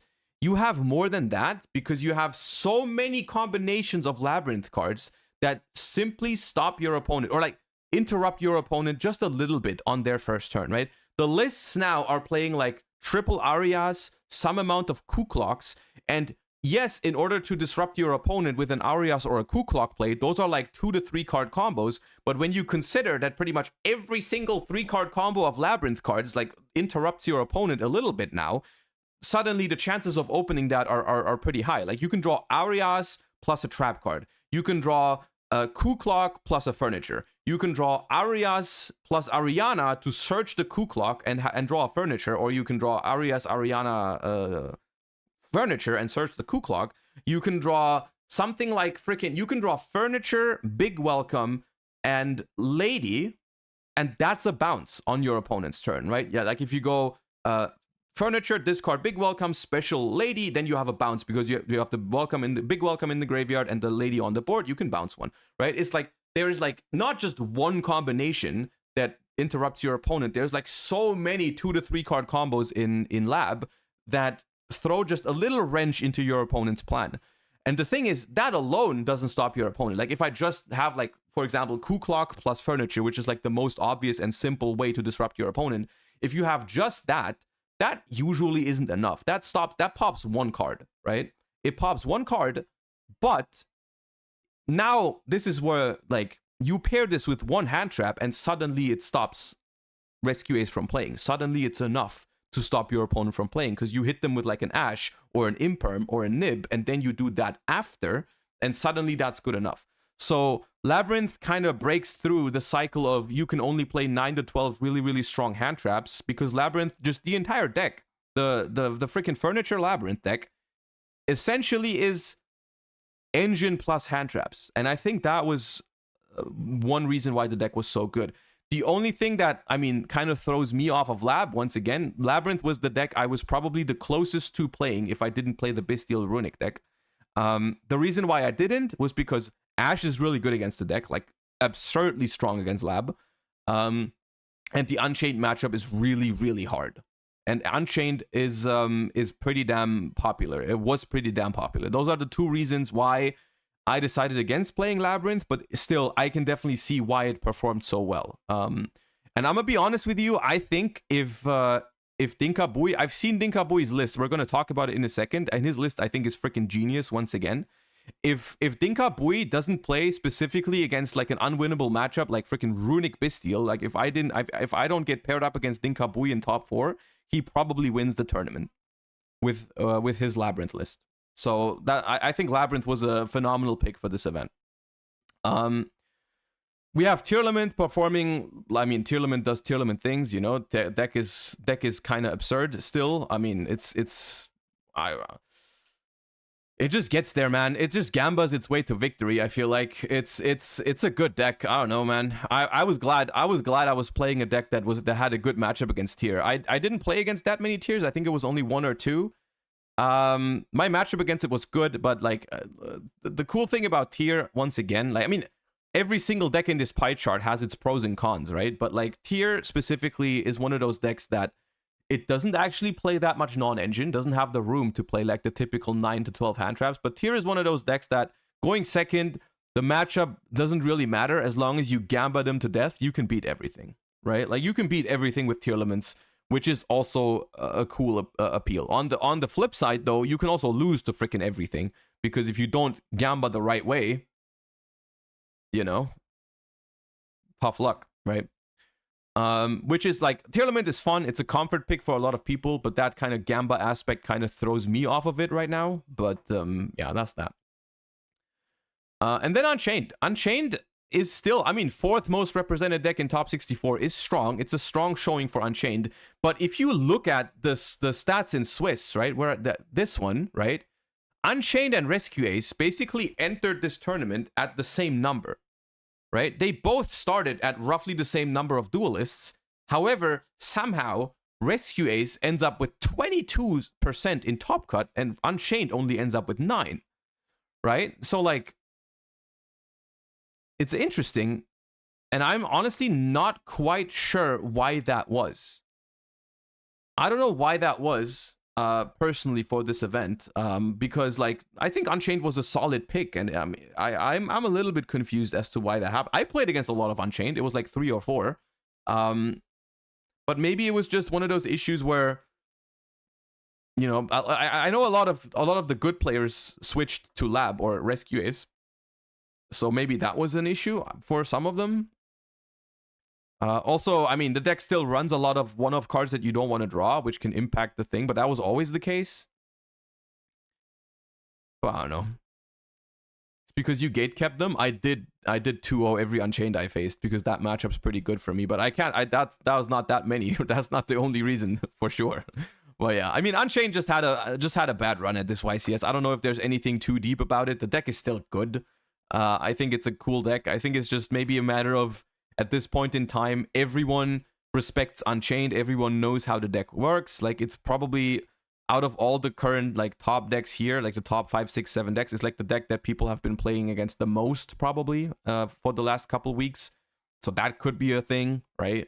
And then, you know, yeah, I think Unchained is, I think Unchained is still solid, and 4th most represented in top cut is still good, but the conversion rate was rather bad. So, and then we have 2 things I want to talk about, because I think it's very cool to see both Centurion and Fire King take up 6% in top 64, which I think equals 4 people out of top 64 on Fire King or Centurion is a pretty damn cool development, I think, because I personally would not have predicted this. You guys know, I mean, I've told you that I like Fire Kings and I like Centurion. When we tested both of these decks relatively extensively on stream, and I liked both of them. I told you, I think both of these have potential. I still would not have expected them to, freaking top cut with 4 each at YCS Bologna. We're going to look at some of the lists later. I am pleasantly surprised by their performance. I knew they had potential. But I thought like maybe 1 or 2 were gonna get top 64. But it was 4 each, which is very impressive. I mean, Centurion's advantage obviously is just the fact that Centurion is one of the decks that can play the most non-engine in the game if you want to. A lot of people have been pairing it up with Bystials as well, I think. And so Centurion Bystial, I mean, similar to Runic Bystial, if you play a deck with a lot of Bystials, I mean, Tier, Lab, and Unchained are going to be good for you. So I can see why that did well, you know. We're going to look at some of the Bystial Centurion lists in a bit. Basically just, you play a lot of non-engine, you have very powerful normal summon in the Centurion cards, so if you ever play against someone with not a lot of hand traps, you can just cook them. Except for Runic decks, Centurion is not very good against Runic because the Runics just stop your Crimson Dragon very consistently anyways. But like, you know, and then if you ever get stopped on your Primera, for example, you can still like summon a Bystial and make a level 10 Synchro, which is cool. Or you can like summon a Lubellion and still make a level 12. I think that's good. I think that's good synergy. And then for Fire Kings, I think it's just a matter of, I think the deck was underestimated. Even I underestimated it a little bit, even though like, the thing is just about Fire Kings, the Fire King deck simply doesn't have any fancy combos right now. Before Phantom Nightmare, the Fire King combos are very, very simple, very straightforward, but they're just effective. Like the deck has very, very strong grind game. It's a very cool and grindy deck. I like it a lot. One small thing about Fire Kings is that it doesn't enable something like Typhon. Like the current version, I lost to Fire Kings in Swiss. In round 10, and that the turn 1 board that they make usually just doesn't even let your opponent summon Typhon because they don't really summon from the extra deck at all, and that can be an advantage. But I asked that. And then we have Pearly at 6%, which is a decent conversion rate. I'm gonna be honest with you, I was scared of Pearly. I was lucky that I didn't see a single one, because if Pearly goes first, it can still, you know, be very, very scary. It has very good lines going second. I don't love Pearly right now because I think Pearly it feels very gambly against hand traps. Like, for example, if you open the field spell, suddenly Imperm and Veiler are really, really bad against your deck. But if you don't open the field spell, like Imperm on Pearl Lily, just freaking, you want to cry. So, like, and Veiler is also really good against it then. Ash is good against it. Like, not insane, but good. Crow is good against it, and that card was popular. So I don't know. Pearly seems like you have to get a little bit lucky through all the hand traps, but the deck is good. So I see why it still was there. But yeah, that's like my thoughts on the most represented decks in Top Cut at YCS Bologna. I think a lot of it makes sense the way it turned out, and is pretty much down to what I expected. The only thing I didn't really expect was Unchained doing relatively badly. I thought it was going to be slightly better than that. Basically, I expected a little bit less Rescue Ace, a little bit more Unchained, and I would have guessed like maybe 2 or 3 Fire King / Centurions and not 4 each. That's a little bit, they over exceeded my expectations for sure, but that's a good thing. I'm happy about that. Even though Centurion obviously is a Crimson Dragon into Calamity kind of deck, that's Troll Despair. I still like the Centurion cards a lot, so that's that. Let's look at some of the things in practice that we've just talked about. Let's look at some of the deck lists that did well and why they did well. Maybe. Let's start with Anthony. You know, let's look at one Rescue Ace deck. I don't want to look at too many Rescue Aces. I don't know about you guys, but Rescue Ace is. I don't hate the deck, but I also don't find it very I don't know, very exciting to play against Rescue Ace or whatever. I you know, I don't know. It's like, okay. Hello guys, it's Anthony Lopez. back with the second place again, but this time I played Rescue Ace.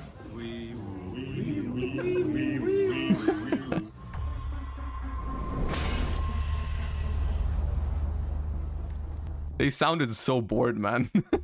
So let's get to deck profile. So I played 3 Airlifter, 2 Preventer, the card that wasn't in my deck in game 3, and 2 Hydrant. If I search this, I would have extinguished the fire. 1 Impulse. It is true. Never use it, but it was good to tribute if you emergency. 3 Emergency, the 1 Honorary Rescue Ace card, and the 5 one-offs. So this package is really standard. People were playing 3 Impulse with a Fire Engine, but that's just copium. The engine is not that strong. You will not beat the big boards with just Impulse, so stop it.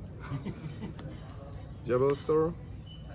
Okay, double Diabellstar for some more consistency. I understand that. Like I said, Diabellstar is the way you beat hand traps. Like, it's the way your deck beats Ash, for example. It's the way you beat Veiler, Imperm, Nib, is if you open multiple ways to your combo. I only 2 Witches, because I played 3 Prosp. Because for this event it was 12 rounds, and I wanted max consistency. I agree with Prosp. Like, the only downside to Prosp in this deck is that you can't draw with Wanted, but honestly, you can take your draw the next turn, that's fine. Sometimes I've had one opponent who couldn't use I think he went Rescue Ace the headquarters on turn 2 and then couldn't use the Prosperity, of course. That can come up, but like usually it's fine. Like, I think Prosperity is good enough. So I played 3 Prosp, and also Gabriel Susi said to me I needed to play 3 Prosp, and theory behind it was correct, so there was nothing I could do about it. I needed to play 3 Prosp. Sorry about that, there was still a fire. So now to the hand traps, very basic, 12 hand traps. Yeah, see, this is what I mean. This is the Gamba portion of everyone's deck right now. No board breakers, no econs in the main deck, because you need hand traps to stop the deck, because the engine is not good enough by itself to play through 2 interruptions, so you basically need this. It's very standard, very cookie cutter, but it works well in Swiss, and it also worked well in Top Cut. Then for the extra deck, I played the best card in the extra deck. I wish I played third. Never came up, but 2 Flex is really good. Linkuribo Masquerena. I don't think he played anything fancy in terms of like any what's it called? A Cyber's package or anything like that. Like, nothing. Usually I do the Apo combo, so this is part of the combo where I take a fire back. Sometimes it's Ash, sometimes it's just Preventer for next turn. I draw a card and then I make Apo, depending on how greedy I play. Then I played the Dweller combo for Unchained and Tier. Only faced 1 Tier, 0 Unchained, so it was... It's so crazy how the experience was so different for everybody, right? He's telling me like, yo, 0 Unchained in the entire event. I had like 3 or 4. I mean, that's literally what I mean. If like it's very hard to judge someone's performance or whatever. Pack at 4 Pearlies. Yeah, it's like, it's very arbitrary. That's what you have to understand about this format. It's like, if I have someone else's run, you know, maybe I just don't even top the event, right?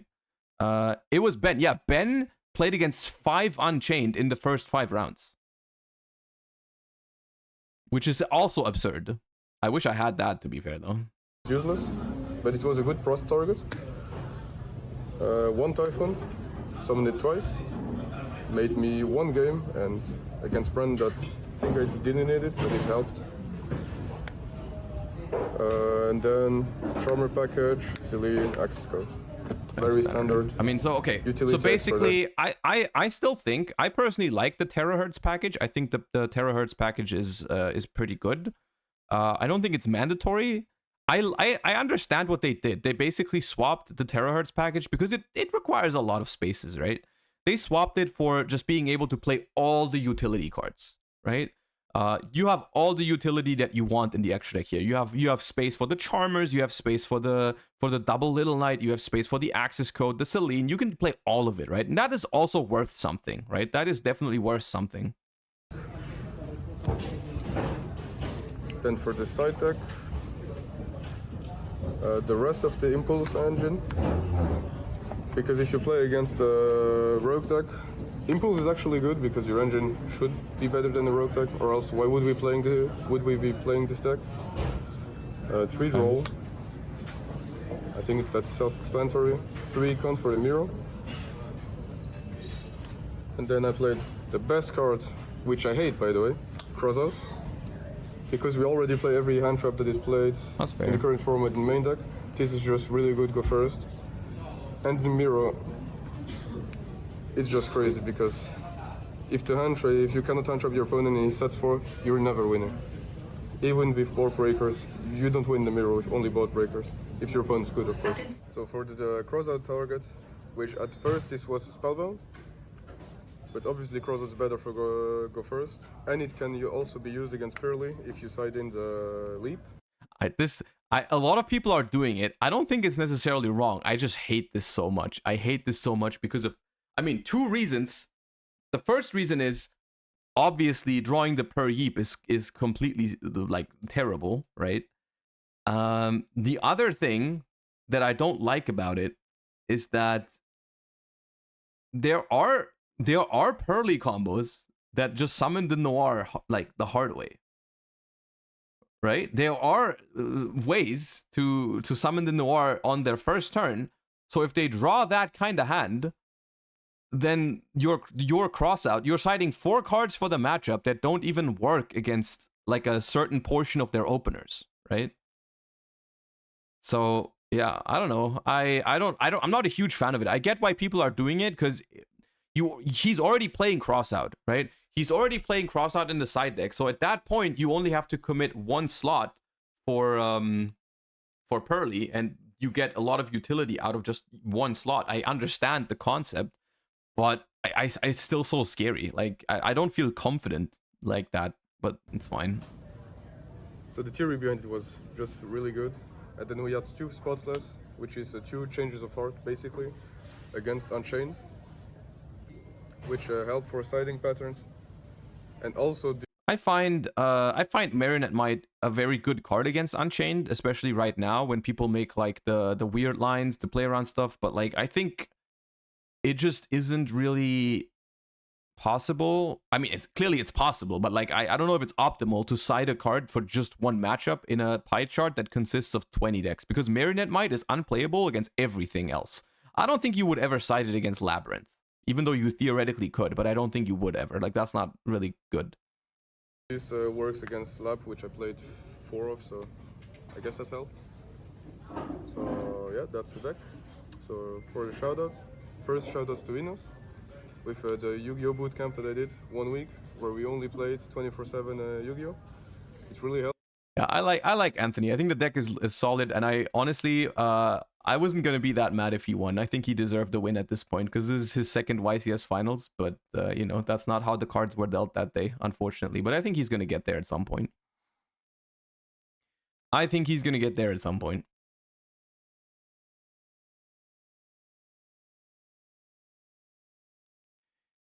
Then we have something where we don't have a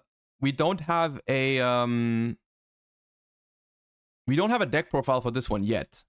I think it's gonna happen eventually. I think Dinkabui said he was gonna upload a deck profile. This list is crazy, and by crazy I mean I think it's really good. I think this is a very, very good list that Dinkabui played once again. So this is his lab list. Let me see if you can see it better if I go to the left, because I'm covering some of them. I'm covering some of the cards anyways. Well, whatever. I can maybe... Okay, this is better. This list is very interesting because it is so far...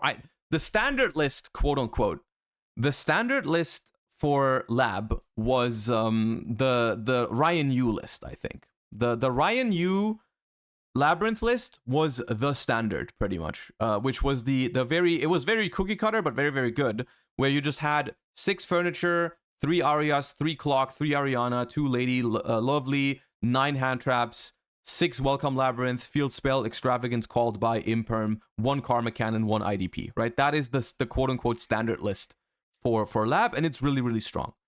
I was very close to playing that list. I decided against it because I've talked about my reasons already, but one other reason was I felt like Arias in that list felt very, very high rolly. It felt like you needed to get very lucky to make something work with Arias, because there weren't that many cards that were actually good to draw with Arias, right? It was Ariana, big welcome, the 1 of Karma, and the 1 of IDP sometimes. So there were 11 cards in the deck only that were a good pairing with Arias, right? Only 11 cards, and that's like, it's fine, you know, most of the time you have something, but not always. Like, there was a decent chance you just draw a dead Arias in this deck. And I think Dinkabui fixed that, because Arias, honestly, is one of the best Labyrinth cards out there, especially going second in a format where interrupting your opponent is really important on the first turn. I think Arias is one of the craziest Lab cards out there. And the fact, like, the simplicity of just being like, hey, I'm gonna play Trap Trick in my deck with Arias so that I can basically make Arias give me every trap I want. It seems so simple, yet no one has done it so far, right? No one has done it so far. So the Trap Trick I really, really like. The Trap Trick edition with multiple cards, because that basically means like you have 6 ways to pair Arias to just karma cannon your opponent. Right? You have triple trap trick, triple karma cannon to pair with Arias so that you can just karma cannon your opponent turn 0. It's insane. Then we're playing double IDP because of trap trick, of course. We're playing 1 punishment, which is, I want to say that's the one thing about this list that kind of stands out as a little bit odd to me, because I think punishment is an incredibly strong card, and sometimes surely you want a trap trick for it, but I guess decided that he was usually going to trap trick for karma cannon or IDP. But for example, I'm questioning maybe you play 2 punishment, 2 karma cannon instead of 3 and 1, but that's a different story. Backjack is interesting to say the least. I like Backjack. I think it's fine. What I don't like about Backjack is that it only really pairs with a furniture. If you don't draw it with the furniture, doesn't really do all that much. Of course, you have some implied ways to get, like if you draw Ariana going first, you can search the furniture for the Backjack and it's fine. If you draw Ariana going second, that's basically a furniture in your hand. If you play against Tyr, they could mill it for you, stuff like that. You know, that can happen. It's fine. I think it's a good card. The one thing that I'm missing from this deck is like Extravagance. I think I would probably have played Extravagance over Backjack, maybe, but I haven't played the deck that much. I like the Backjack. I think it's cool, but I also think skipping on Extravagance is a questionable decision, because I'm not gonna lie, when I played against Dinkabui in top 4 and he didn't open Extravagance for all 3 games, I was like, damn, that was lucky. I'm lucky. Like every time he goes enter his main phase, I'm like, please don't Extravagance me, please don't Extravagance me, please don't Extravagance me. And he's like, and he didn't, and I was like, yes, didn't get Extravagance, pog. I don't know. I think Extravagance is just too good of a card in Labyrinth to not play it. I saw his reasoning. He tweeted about it. We can look at it. Give me a second. I'll see if I find it. He said, like, hold up. Yeah, he said, pots are good cards, no question. There were no cards I wanted to take out for those. Can't really cut too many traps. Otherwise, Arias and Backjack get way worse. I understand that. That's why I think the solution was to cut Backjack if you wanted to play Extravagance. I think that was the solution if you wanted. Like, you can cut Backjack, and I think your deck still has good enough synergy with Arias because of the trap tricks, right? You can still do enough with Arias, because the version, even without Backjack, like, Arias has like 5 welcome labs, 3 trap tricks, the punishment, that's 9, 11, 14 good pairings, plus Ariana, 17 good pairings, so way more than in the Ryan Yu list. I think Arias is still good enough with like 17 or 16 good pairings. So I think cutting Backjack for Extravagance would have been possible. I think that would have been possible. And then the other thing worth noting is the inclusion of Labyrinth setup. Target 2 of your Labyrinth spell and traps that are banished or in your graveyard, except Labyrinth setup. Shuffle them into the deck. Then, if you control a Fiend monster, you can set a non-Labyrinth normal trap. You can set non-Labyrinth normal traps with different names directly from your deck equal to the number shuffled. This card is just broken if you resolve Trap Trick, pretty much. If you resolve Trap Trick, you can Trap Trick for a Big Welcome Labyrinth, activate it, and then you have a Big Welcome in the grave, 1 banished, and you can use Labyrinth setup and set 2 normal traps from your deck. Yeah? You just get a free Karmic Cannon and Punishment, and you recycle your Big Welcomes. So that's basically the combo potential of this card is incredibly high because you're playing Trap Trick. So because you have so many ways to resolve your trap cards turn 1, if you ever get to like Trap Trick on turn 1, the Labyrinth setup is immediately live. It's highly searchable, right? It's highly searchable, and so if you ever get to resolve it early, it probably just wins you the game because it recycles your welcome traps and it sets 2 normal traps from your deck instantly. So you have like a free Karma Cannon and IDP, or like free Karma Cannon plus punishment. Like it's very, very hard to break, right? You can also set it with the furnitures. That is not as powerful because it's a quick play spell card, because you can't use it immediately, right? You would have to wait until your opponent's turn to use it. And this doesn't specify that you can set the cards, that you can activate the cards immediately. So if I have to wait until my opponent's turn to activate it, I set 2 trap cards, but then I can't use them yet, right? Even if I have Coup Clock, I can only use 1 of them. So it's not as powerful. But being able to resolve this turn 1 because of Arias, I think makes it a lot stronger. So I like that. Overall, I said it earlier, I think this list is incredible. I think it's very good. I think going first against it is really, really scary because they have Ash, Imperm, and then they have so many ways to get more interruptions going second. You have like Furniture plus Backjack, Furniture plus Big Welcome plus Lady. You have Arias into any of the trap cards. You have Arias into Ariana into Furniture combos. You have Coup Clock plus Furniture. There's like so many ways how this deck can like double hand trap you, quote unquote, right? Double hand trap in the sense that, Arias plus trap is also technically a hand trap. That going first against it doesn't seem very consistent for most decks in the format, right? So I like this list a lot. I think it's strong. I think it's a very strong indicator for how Lab is going to be played moving forward. I guess it all changes again with transaction rollback, but I think this list was very strong. And I honestly think Dinka was going to win the tournament if he didn't play against me in top 4, because that matchup is very, very hard for Lab. No matter what list you play, the Bestial Runic deck, it just rolls Lab. It just rolls over Lab. And if he plays against anyone else in top 4, he probably wins against me, and this deck probably cooks Rescue Ace, so he probably wins the tournament if that doesn't happen. So yeah, that list is incredible. I think it was a very good list for the event. Let's look at one of the other speaking of people who are due winning a YCS, we can look at Gabriel Netz's list again. This one is more like, this list is also good, I think, but it's like more standard, more expected, and it has some other issues, but we can look at it real quick. All right, guys, it's Cormac here with the Disciples, and today I'm here with... I'm Gabriel Netz, and I got another top 8 at the European YCS Bologna this time, playing Labyrinth. I think this is his 3rd top 8 in a row as well. Like, he top 8'd Dortmund, top 8'd Euros. Nice. What made you decide to play Lab? Ryan told me to. The kid's pretty smart. Yeah, fair. Do you have any shoutouts you want to get into? I do, before I forget. So, big up. First off, Ryan. Yeah. He's very smart. Yeah. Second, yugioh. Ryan is very smart. The Disciples, for Leon. The Brotherhood Games and MetaMatch are sponsors. One big shout out. So I'm organizing a charity live stream on the 24th of December for the Palestine Child Relief Fund. There are details on my Twitter. I'm going to probably put them in the description here as well. But we're doing a lot of donations, a lot of giveaways, a charity shop, and all the money raised through all of that goes to that charity. So that's very something that's very important to me, and I got a lot of like nice feedback from people. So if that's something you want to contribute, just drop me a message if you have time for that. But yeah, all the boys for the weekend. Everyone that supported me, everyone that brought me food and drinks because I was tired, and everyone that dealt with unbearable me when I'm playing an event. Big shout out to Italian food and to the half liter of Italian red wine that I drank for doing this profile. Yeah, so if this profile gets a bit wavy, you know why. Yeah, I went for it, baby. Alright, let's roll. Alright, cool. Let's get into it. Yeah, so I play Labyrinth, Furniture Labyrinth. No unchain cards, just normal lab. Okay. Why? Because Ryan told me so. So, pretty standard lab engine.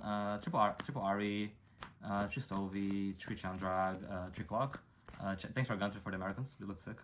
And the Warriors. So, I am actually not a big... This is what I contributed, I suppose, to their lists.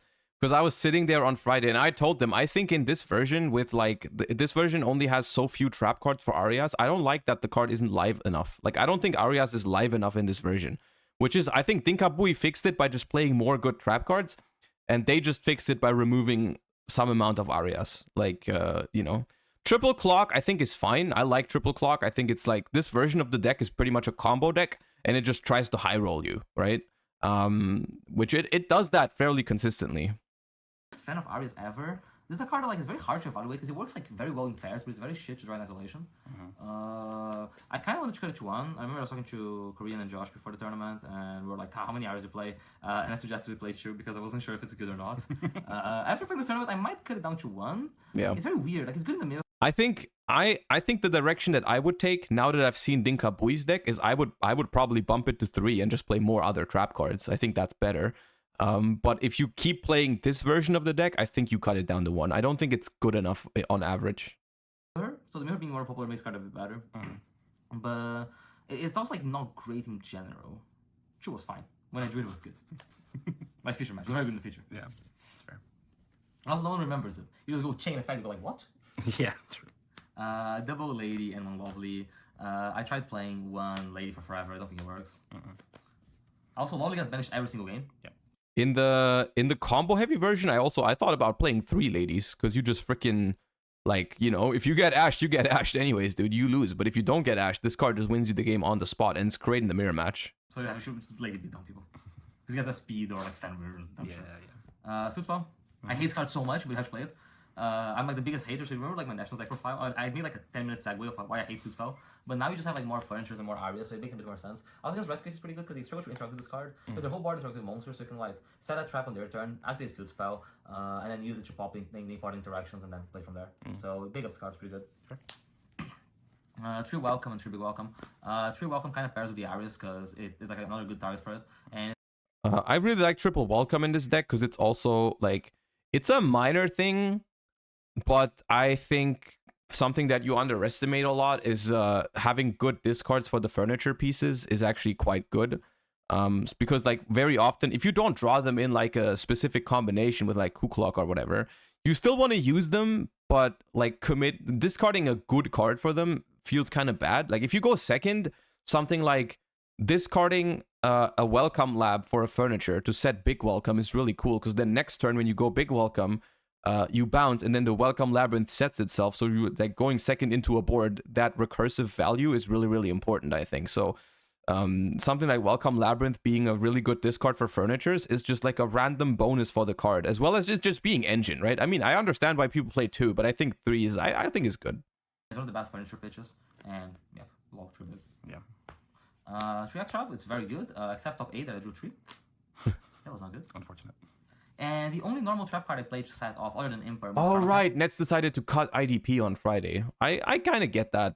But, like, I think IDP is too important because the freaking Unchained matchup's probably unwinnable without it, but... So, Ryan's list played Karma Cannon and IDP. I felt he didn't need IDP because in the mirror match, when you actually set off Lady, you win anyways. And I guess Unchained, IDP is slightly better, but you can do Karma Cannon with Kuklok and be okay. No regrets. Didn't miss IDP too much. And it takes out one more bad card out of the deck for cards that are a bit more impactful. Draw in a second. So, big up this. And then I chose... It's funny because this makes the deck, it makes the Arias even worse in the deck, right? That's the thing, right? It's like you have even one less powerful trap card to set with Arias. So the good cards you can pair with Arias in this list is really just Ariana, Big Welcome, Welcome, and the one of Karma Cannon, which is 10 cards. And then if you have Big Welcome or Welcome with the Arias, it's not even an immediate disruption. Like it doesn't even, you know... Look at my list. You played the exact same deck with like 2 card difference, maybe. We're not gonna watch 3 Labyrinth decks in a row that the 2 of them are almost the same. This is my only contribution to this. I thought this cards were actually pretty smart, to be fair. I really like them in this format. I think they're pretty good in the mirror match, pretty good against Tier, pretty good against Chain, pretty good against the Runic variants, the Daspia. There's so many Chimera. Every time I do those cards are pretty sick. Also, they have like inherent value because of Tier milling you. So it happened like a game like Kagido's me, I hit a shuffler, and this shuffler. These are cool. So much. I think that's fine. Really, really, really like these cards. Also, when you go first, they're very broken because they're basically like a free furniture pitch, right? They're the best pitch because if you're gonna pitch a card anyway, this just has an effect. Yeah. I tested Tackle Crusader, and this is basically just unfortunately better Tackle Crusader. Yeah. Really like this And then for non-engine, 3 Ash, 3 Nib, 3 Imperm, and Cowboy. I almost didn't play. Yoho played more non-engine. No, and Yoho played the exact same non-engine. Yoho played 3 Ash, 3 Nib, 3 Imperm, no? You didn't change that, did you? Cowboy. I'm very dumb. Nib's pretty cool in this deck because of the furniture interaction. Also, just having a body that you can bounce with big welcomes. So yeah, 40 cards main deck clean. I want to draw like the cool. I think Yoho played the same list, but he played a third Arias and only 2 Kuklocks, right? And then he played 1 IDP and played 41 maybe, something like that. You can find out by looking at my list. Now I'm not going to do it out of principle. So I thought playing fighters was pretty important. Fair. Yeah. You can't make me do it. You can't force me. The real ones though. Side deck. I respected combo, so I said like 3 draw, 3 Imperm. I thought Imperm, 3 together. Same card. Yeah. Non-trap Imperm. And then Bistios, triple Druids, I give them back, and a Mag. So these are all like cantrips for combo-ish. It can do all the Asmonadium. You can do The side deck for this deck is so dope because I think they also sided Phantasme. Like the side decks for this deck, for these decks, have like some of my favorite cards, man. Phantasme. I'm so happy Phantasme is back. I can't say that enough. So this was pretty good for me. I think this card's very cool in this deck because it's a body and it allows you to get your 2-card combos, and it's a body that can also be welcome. You see my list already? I'm the tier guy in top 8. I haven't yet, but I probably will. Never came up. It came up Congrats as well. But yeah, this is pretty good. I kind of want to play the third, but I want to play bad here because I got bullied into it and I didn't have space, so I ended up cutting this. But the Beasts are very cool because they cover the mirror, and I didn't want to play Bell for the mirror because Bell was like too one-dimensional. But the Beasts have overlap between the mirror and tier. And draw. Bell was like a card that I really wanted to play as well. But he's right. Bell is like, if there were like 1 or 2 other decks where Bell was really good in the format against, right? I would have played Bell. But because it's only lab, and I mean I'm playing Runic Bestial, I'm already cooking lab, right? So that was like no justification to side Bell. There was just not enough other good matchups for Bell. But Bell is a really good card. If like honestly, starting from January, you're probably gonna have to play Ash in the main deck and Bell in the side deck for almost any deck to cook lab. Village is very good. Yeah, and then for the one-off traps, I played Eradicator. Bad here. Okay, there was a change in vibe right now. Hold up. What happened? Yeah, and then for the one-off traps, I played Eradicator. We have to be quiet now. And DDG. I had Eradicator and DDG until Friday, and I got convinced to play Bad as well. That actually hasn't come up too much. I hard drive against Pearly. It was pretty good. But DDG is for tier, and then you can Eradicator race. May or may not have been a voice complaint. Okay, well, he is talking like someone who's just received a voice complaint. I'll say that. I think IDP is a weird one to side. It's like true impact to side. Like if you're siding something with Lady, would rather like be a proper floodgate. So I'm pretty happy with those contextually. Maybe you don't need bad here to play the third Fanta. Kind of want to try the third Fanta when I play Unchained, but yeah, not too fast. And then extra deck, triple Chaos Angel, 3 Muckracker. We're missing a couple cards here because I gave them back. 3 Muck. This is very important. Speaking of important, triple Typhon, the goat. This guy's a fiend. Against Chimera, this card went like crazy. He can Guardian Chimera me, so I just summoned him and I forced him to go in battle phase. It was actually so... it's genuinely crazy. It's a fiend as well, so you can like bounce with a big welcome. Nice. Wild. 2 SPs. Could technically have a third. Is one of the things worth considering with the extra deck. The fucked up thing about Extravagance in Lab is that freaking Extravagance, now that it has like a common reprint from like the Albaz structure or whatever, it's a freaking 2-cent card. But if you play it in your deck, your extra deck just becomes like $500 more expensive because you need like two extra Chaos Angels, extra SP, extra Typhons. It's actually fucked up. It's like so fucked up. Okay, 500 is too much, but it's like an extra $300 easily or whatever because you play Extravagance. It's fucked up. I've never like extra banished it and missed it that much. When I played the deck first, I was summoning SP too much. And I realized I don't actually need you. But there's a couple times it does come up, like you nib or you driss from them, and then like you never summon a furniture. Maybe that's why Dinkabui didn't play it. Maybe he just doesn't want to let you know the real reason. Maybe the real reason was he only had 1 Chaos Angel. Sure, and you make something like, I don't know, Karushka, and then you make the thing. So yeah, which is a good card. Speaking of which, Karushka and Anima. Karushka is for basically kind of like Ari or normal summon. This is the Farfa argument to why Extravagance should be banned. I mean, if anything, that's probably the argument why they would never ban Extravagance, because it makes them extra money for no reason. Into this, and then make a speed and banish. And Anima is for the cool clock. If you smash on the cool clock, you can make a speed with it. And sometimes people put things in the wrong order. I played one Dark that I think might have been true because I missed it a couple times that I banished off Extrav. Comes up a lot. Again, you can take a guy and make a speech banish. It's also cool that you can summon this and you can crash it and add a furniture. Should drag there, or cool clock, I guess. But yeah, very, very good. I wish I played a second. And I played the Beatrice because Ryan told me to, and I probably shouldn't. That's interesting. Theory can come up if you like Magnum with a Druid trying to make this, you go into like shufflers down. This list is very close to what I would have played. Like I said, I talked to Gabe and Yoho on Friday about it. It was like my last minute decision was between something like this and Bestial Runic. Obviously, I mean, I'm glad I picked Bestial Runic. But I think this deck was also really good, and it was shown by their performance. I mean, they sat next to me on Friday. It was Gabe and Yoho next to me building their Labyrinth deck, and then like 2 days later, they both ended up in top 8, right? And Gabe lost to Dinkabui, which Dinkabui's list is probably better in the mirror, and Yoho lost to me, which is an unwinnable matchup pretty much for him. So like they both had a very good chance at winning the YCS if they didn't get unfortunate matchups in top 8. But that is what happens in this format sometimes, you know? You need to get fortunate with your matchups throughout Top Cut, I suppose. But they both performed really, really well, and I think the list is very, very solid. Of course, the original creator of the deck was Ryan Yu, who played a list very similar to this at the Toronto Regionals like a couple weeks ago. And it has very quickly become like the standard for Labyrinth, I think. Like going into this event, had I played against more labs in Swiss, I would have expected them to look somewhat like this. Like, you know, obviously only Dinkabui showed up with something more special than that. But yeah, that it's cool. It's a good deck. And I mean, look, Labyrinth is only going to get stronger from here on out unless they do something about it with the next ban list, which I'm not sure they will. We're going to talk about that in a second. Like I said, I have a ban list discussion planned. But yeah, let's quick. This is a Tearlament deck with Rescue Ace cards in it. And I believe they were in chat earlier, so, you know, shout out. Let's see. Oh. Top 8 YCS Bologna. And I heard this was your first. It's Bohim. Shouts to Rocket Hideout and shouts to Majin Players. So to the profile, I'm not going to explain the cards that's been around for a long time. They know what the tier cards do. Yeah. The Shrewd is my Dark to make more Dragon in the main deck. It's the better one because you can make Baron, and so you can play around the Super Poly and Nibiru in the mirror match.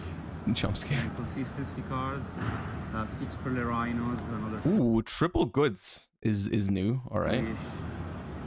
Fish, 3 Scream, Heartbeat, Shusali, Actually Karma, and the best card in the entire tournament was by far Meta Noise. If you're not playing this card, you're sold. You're selling. Like, there's no way. You need to play this card. That's for the normal part. Now, what made the deck really good is free. Now that's, I mean, I get it. It sucks to draw Fire Attacker. More Avnises. This is literally Avnis, but he chooses from 6 cards instead of just 3. I mean, I get that. I get that. I honestly, I mean, it's if I go first and my opponent uses Impulse in Tearlaments, I'm scared. Like, it is scary, right? Isn't it bootleg Phantasme? I mean, it's you discard. That's the point, right? You draw 2, discard 1 with the Fire Attacker. What triggers it if your opponent specials? The Fire Attacker, right, is like when your opponent special summons a monster, or when they add from deck. Oh, add from deck. Okay, yeah. Now, if I go freaking Hugin effect and they chain Impulse, I'm scared for my life. I'll be honest with you. I'll be honest with you. Now, of course, you know, drawing the Fire Attacker is gonna be bad, but I mean, you're playing tier, you're already gambling. You might as well. You might as well. It's basically like Gamma Driver. That's the deal here. It's a Gamma Driver kind of situation, right? Which is like, it was never bad to play Gamma usually, right? Like, obviously not, right? So this is also not, you know, necessarily bad. I think it's in this deck, especially where you have a lot of value to gain from the discard. I can see it. So it's been really I can good. see it. I only won like 4 dice rolls the entire tournament, and they helped me out a lot going second. Then 3 Nibs because he's kind of a tier card. And then the best tier card is 3 Kings and Ooh, Organization. okay. Whatever you want it to be. Yeah. So for the card main deck, I like that. 40's I think clean. that Malicious, Imseti, all those engines are garbage. Don't play them. You don't need them. They're actually That is an issue you have to the tier community can deal with that. I'm not gonna weigh in on that discussion, dude. I'm not gonna. That's none of my business, man. The gambling addicts can duke it out themselves. bad. Now for the extra deck, the free link monsters. This guy is broken. He's by far the best card in the extra deck. Then for the one bear. I like the impulse though. I think the impulse is cool. Messi, Redoer, Toad, Bahamut, Stapilia, Garura was the hardest card to fit into the deck, but is necessary so you can legally activate names while chain blocking the milling. And when you don't have it and you need to fuse once, you lose the game. So it's And most people are playing the malicious engine. And like, how did you feel not playing that engine? They're just bad cards to draw. They're not chain blocks into unchain, so they don't do anything. I don't play Beatrice as you see in the YCS monsters because I think it's just not needed. Like people are trying to make tier a combo deck, which is just not a combo deck. It's a mid-range deck. And it does bring more variance into the deck because you're sending a Guido or Kelbeck half the time when My you're deck sending doesn't out need to mill to be good. I can just draw a card without milling. I can get answer like twice or thrice. I'll be fine. Yeah, you say that. Then the actual best fusion. This is very relevant because if you open King of the Swamp or Poly and Rhinoheart, you just make Rhino and Rhino Sand after you Poly. You bring back, after you fuse Rulkalos and Rhinoheart, you make this, Rulkalos, Rhino go back to the Chimera is broken, really good. And then for the boss monster, this one. Rulkalos is like the card of the event, pretty much. If you're not playing this in tier, you're doing something wrong. Side deck. I mean, I guess without King of the Swamp, people aren't playing it. I think I don't know. I personally am on the side of no. I didn't want to weigh on it. Never mind. No, I take it back. I take it back. Really I didn't say anything. Calm down. Calm down, tier enjoyers. Don't play Don't. in the main deck, but there Stop. is no space. Everything else came up more than well that game one. Then one Duster, pretty standard. This card never came in, never needed it. Free droplets. This has been a lot of different cards the last couple of weeks. At the end, this was the one that covered the most stuff and was really good in the end. So I'm happy I chose this one. Then 3 Phantasmes. This card is absolutely insane. It's like you're playing 6 impulses. I'm so happy, man. Phantasme is back. So it's like 11 Havnesses somehow. Like you don't need to win dash. You just either this into impulse, into the draw. You discard a Shizu or Reinhardt or Saliek, and you start playing from there in their turn. So you cannot I'm get so FTK happy, back on man. this. So you play always in their turn. Shoutouts to Nicola for that. And then 3 Fenrirs and 1 Talents. This seems random at first look, but it's really necessary for siding patterns when you take out the Rescue Ace cards. And this is the card that you always... Okay, so going first, we take out Impulse. We need 4 cards in our side deck to take out Impulse and Fire Attacker, and we pick these 4. I guess that's fair. Going first into every deck. So that's why I chose to play this. It was actually pretty bad for me, but it was good for the side pattern. And then the card that won me the most games, True Maxim, Searchable Maxim. Yeah, that's it. I'm really. Oh, because you added back with Toad, right? Yeah.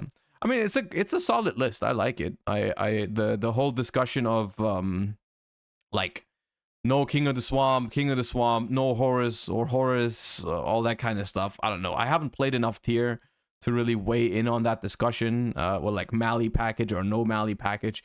That's probably something I think similar to how a lot of different decks are viable in the format. I think also a lot of different versions of those decks are viable. So it's just a matter of, try it, see what works best for you. I feel like everyone has its own opinion on it. I probably would also have an opinion on it if I played more tier, but I just haven't played that much tier in the format because I'm not a biggest fan of tier right now. I don't think it's bad. I just don't like to play it myself that much. So I don't have an opinion on those kind of choices that much. But the list looked solid, Oh, we have a spicy one here. This guy beat me. This guy beat me round 10. I lost to Fire Kings round 10, and he made top 16 with Fire Kings, which is impressive. Salut à tous. Oh, it's French? No. Okay. Et bon, c'est une carte que je jouais pendant des années, même si elle était dépassée. Mais voilà. Well, nothing wrong with French, but I don't understand it. That's the problem.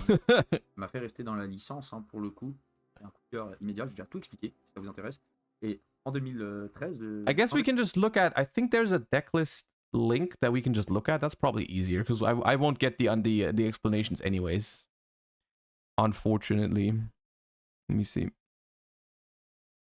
Yeah. Okay, so it's double Garunix, triple Ponix, triple Kirin, 1 Barong, 1 Hanuman, 3 Arvata. Wait, no, this is the wrong one, right? This one's bad. Oh no, this is the right one. Which one is Rang Bali? I thought they played Rang Bali. Is Rang Bali? Oh, Rang Bali is the bad one. Okay, no, never mind. We have 3 Arvatars, which is really good. I opened Droll against them. I opened Droll against them in game 2, but they opened normal summon Arvatar, so I got cooked. That was unfortunate. Like, they went like Arvatar and then Wanted after, so I was like, okay, cool. Diabell Star, Nib, Imperm, Nib Ash, Imperm as 9 hand traps. You know, no room for 12, I suppose, but 9.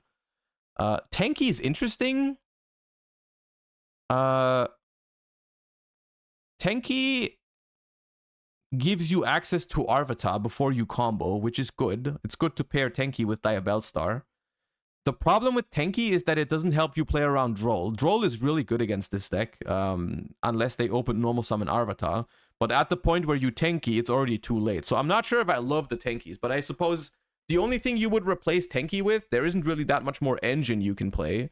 You can like... you could play more hand traps, but I guess they valued the consistency more. You can also send this for like the wanted stuff. That's really cool, right? The synergy with the synergy with the Diabell Star cards is what really makes you want to play Tenki, I think.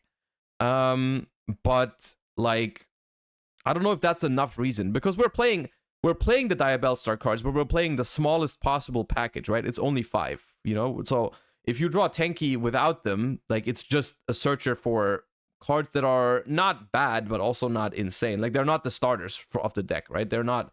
So Tenki is not technically a consistency card. It's more like an extender, really. But that's, I guess, fine. It's really cookie cutter, honestly. Prosperity for consistency, triple Sanctuary, double Island is standard wanted package, 9 hand traps. Double Skyburn is interesting. I think most people play 1 or 0 of this card. Some people don't play it at all, play the Circle instead, but I think 2 is okay. I like it. I think the deck is cool. It was strong against me. They drew a pretty good hand game 3 to win, though. I won game 1, lost game 2, and then game 3, I lost going first because their hand was pretty... I mean, they basically custom-handed me. Like, it was... And evenly, because they sided evenly. Yeah, they sided evenly. It was evenly to bait my Baron. Then they went for, I think, Sanctuary, which I popped with Destruction. But they hard drew Island anyways. And then there was a situation where they only had this thing on the board. With a face-up Island and like 1 card in hand. And they activated Island to pop and search. And I went Slumber to protect the Ponix so that they can't destroy it. And then the last card in their hand was also a fire monster to destroy, so they still had full combo, so that was unfortunate. But like, yeah, that's how I lost to it. And then I think I still had a way to win, but I forgot that they summoned from the extra deck twice, so I could have Typhoned to get rid of the spell and trap negation, but yeah. Anyways, the deck is cool. I like it a lot. It's gonna get a lot stronger from here on out. Like, if you are not ready for Fire Kings yet, or like if you don't know what these cards do, you better look into it soon, because these cards are going to be very, very strong in just a couple months, like 2 months, I believe, is when we get Phantom Nightmare. Yeah, if you want to know more about the deck, I've made a video on YouTube. Like, you can go !YouTube in Twitch chat and go and watch it. I made a Fire King video like last week. I think the cards are pretty good. I think they have potential, and I mean, just the fact that they were able to go four spots in top 64 is already impressive enough, I think. It already proves that the deck is really, really good. Okay. I don't want to go through every single deck profile. I don't want to go through every single deck profile, but I think we can go for, maybe we go for a Centurion Bestial one, because that sounds interesting. Hi guys, I'm Andrea. This is my new channel, and today I will show you the deck profile I used to make top 32 at YCS Bologna. I played Bestial Centurion, and before starting the deck profile I want to thanks a lot my close friend Lorenzo Muselli and Luca Benuzzi, because we made the same the deck list together. We played the same list, and also the team of Lorenzo Armageddon. And 1 week before the event I was playing Labyrinth, but Lorenzo told me that Centurion was good. I tested, and it figured out very well. Okay, man, so your score in Swiss? In Swiss I make 9-1, 1 draw and 2 losses, and 2 lost. And in top 32 I lost against Simon E with Mikanko. Understandable. So man, show us the deck profile. Okay, so I played for the Centurion 3 Primera, 3 Trudea, 1 Helmet. Some people play 2, but I think it's a really brick. So if you play it correctly, you need only 1. Then I played triple Fispel, triple Hot, which is Engine, 1 Trap and 1 Bonds. Yeah, that's like the standard minimalistic Centurion package, right? You just play all the good cards at 3, all the like engine requirements, quote unquote, at 1. That's like the standard. This card is really broken, because it allows you to play around a lot of end trap. Because if you start with your Primera normal summon and you have just like another start, you always add bonds, because this card allow you to play around Diddy Crow, Veiler, Impermanence or something like that. Or you just can chain block your synchro with Ash, because you add the Fispel with Primera. You discard this for the Fispel, you place the Trudea, you special Trudea, you make the same combo. And when you make your synchro, you can bunch this, make Chilling 2, Chilling 1, so you can play around Ash Blossom. So this card is really good. I mean, there's no way they don't Ash your freaking Primera, but then anyways. I played for Bestial 1 Magnamut, 2 Druisworm, 1 Baldrake and 1 Lubellion. Those cards are really insane, because they are strong also against some decks of the meta like Tearlaments. They are good against Unchained. But the key reason is that with Bestial you can make Chaos Angel and Baron in your opponent's turn. Or if you just start with Lubellion, or you can start also with Nibiru and Veiler. You can discard them for the Fispel, just special summon 1 Bestial and make Baron in your turn. So they are... I kind of think I would like more Lubellions. Maybe that's just me being Bestial pilled. But I think if you play like Veiler and Nib and all that, and you discard them for the field spell, one cool thing that you can do if you get hand trapped on the Primera is you can just, like, instead of making a level 10 synchro, you can still make your level 12 synchro plays. Really good. Then... And then obviously, one cool thing you can do with the Bestials in this deck is if you get hand trapped and you don't end on the full combo, right? Stuff you can do like on your opponent's turn is to just like bring out Primera, bring out a Bestial, and then make a level 10 synchro with it with the field spell on the opponent's turn, right? You can do that, right? The field spell doesn't say you have to use you have to use only Centurions, right? You can use other stuff, right?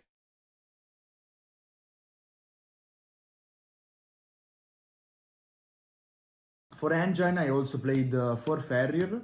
I chose to play this card because you can have the option with the Terraforming to add the Ferrier.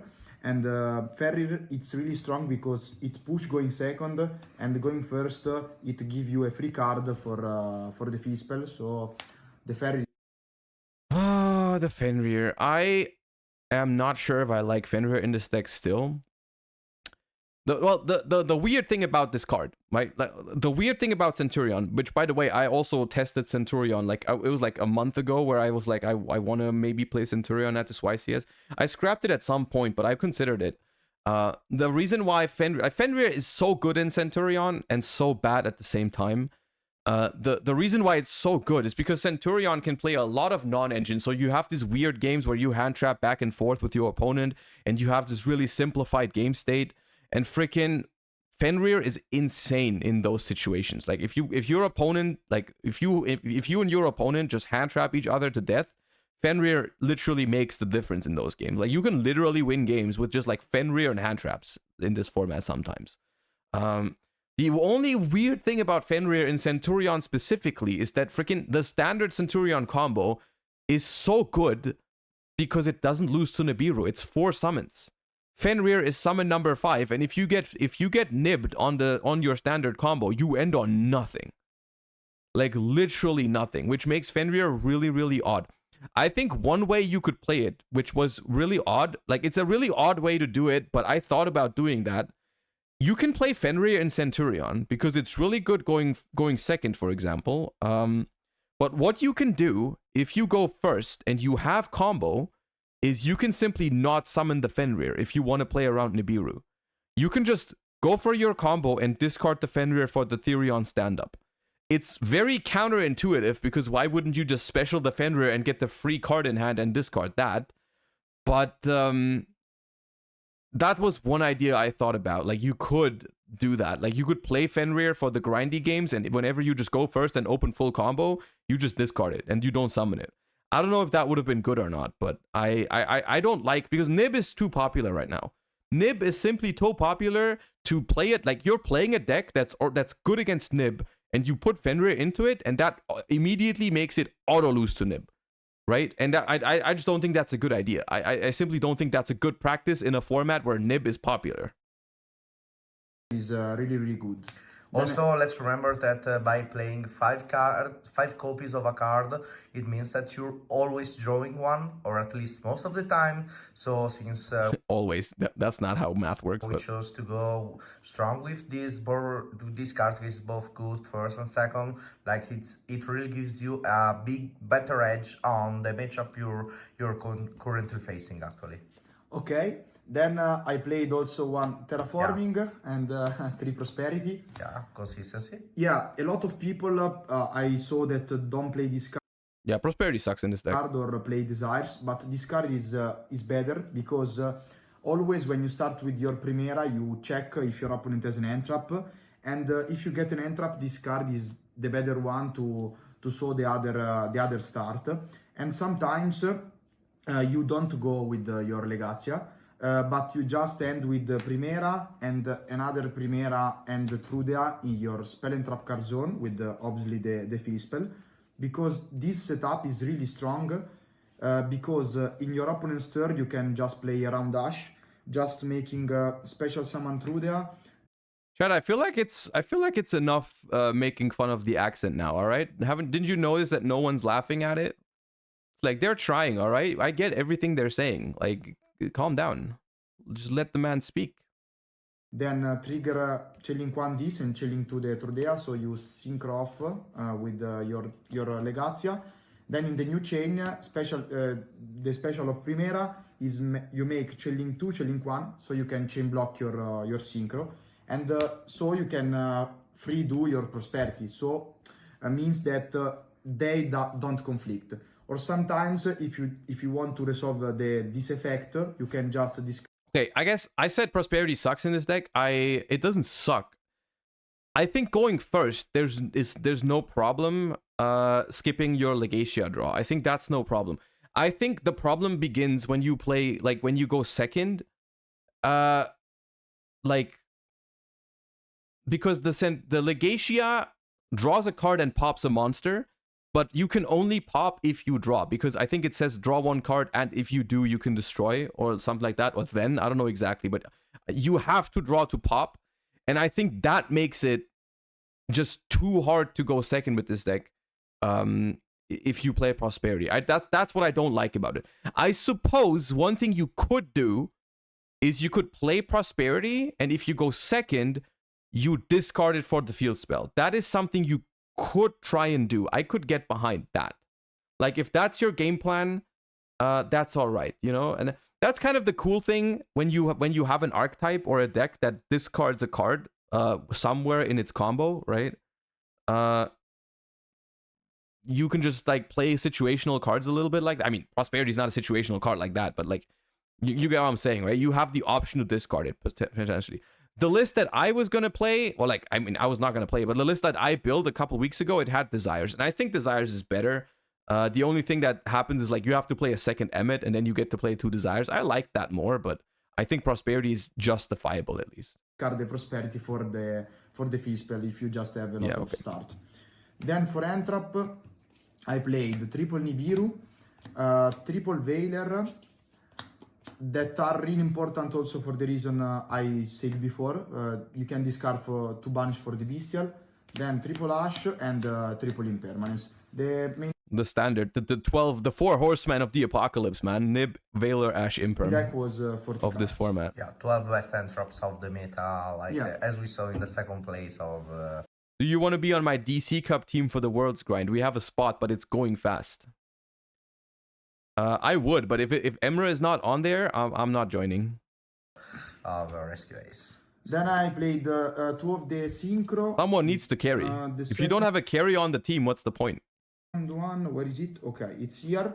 You don't need the third if you played correctly. Then one of these, and 1 Crimson. I don't play the other target because I don't have space. Then Chaos Angel and Baron to make the play with Bestial. Then this for Flander, best deck, Piccioni, because I hate Nightmare. It's a nightmare. Yeah, I think Flunder can't beat this guy. I think Flunder, if you play against Flunder, you just summon this thing and they are dead. I don't know if they can. No, Flander is a nightmare for me, and so I make always this. Then 1 Cowboy for the time, 1 Bagushka when you get Veiler on both Primera and Trudea, so you can make this and try to survive the next turn. Then 1 of these, which is broken, 1 SP, 1 Azalea, and 2 Charmer. This card is really good in the mirror match because you can just bring your opponent's Legacia, and it is really insane.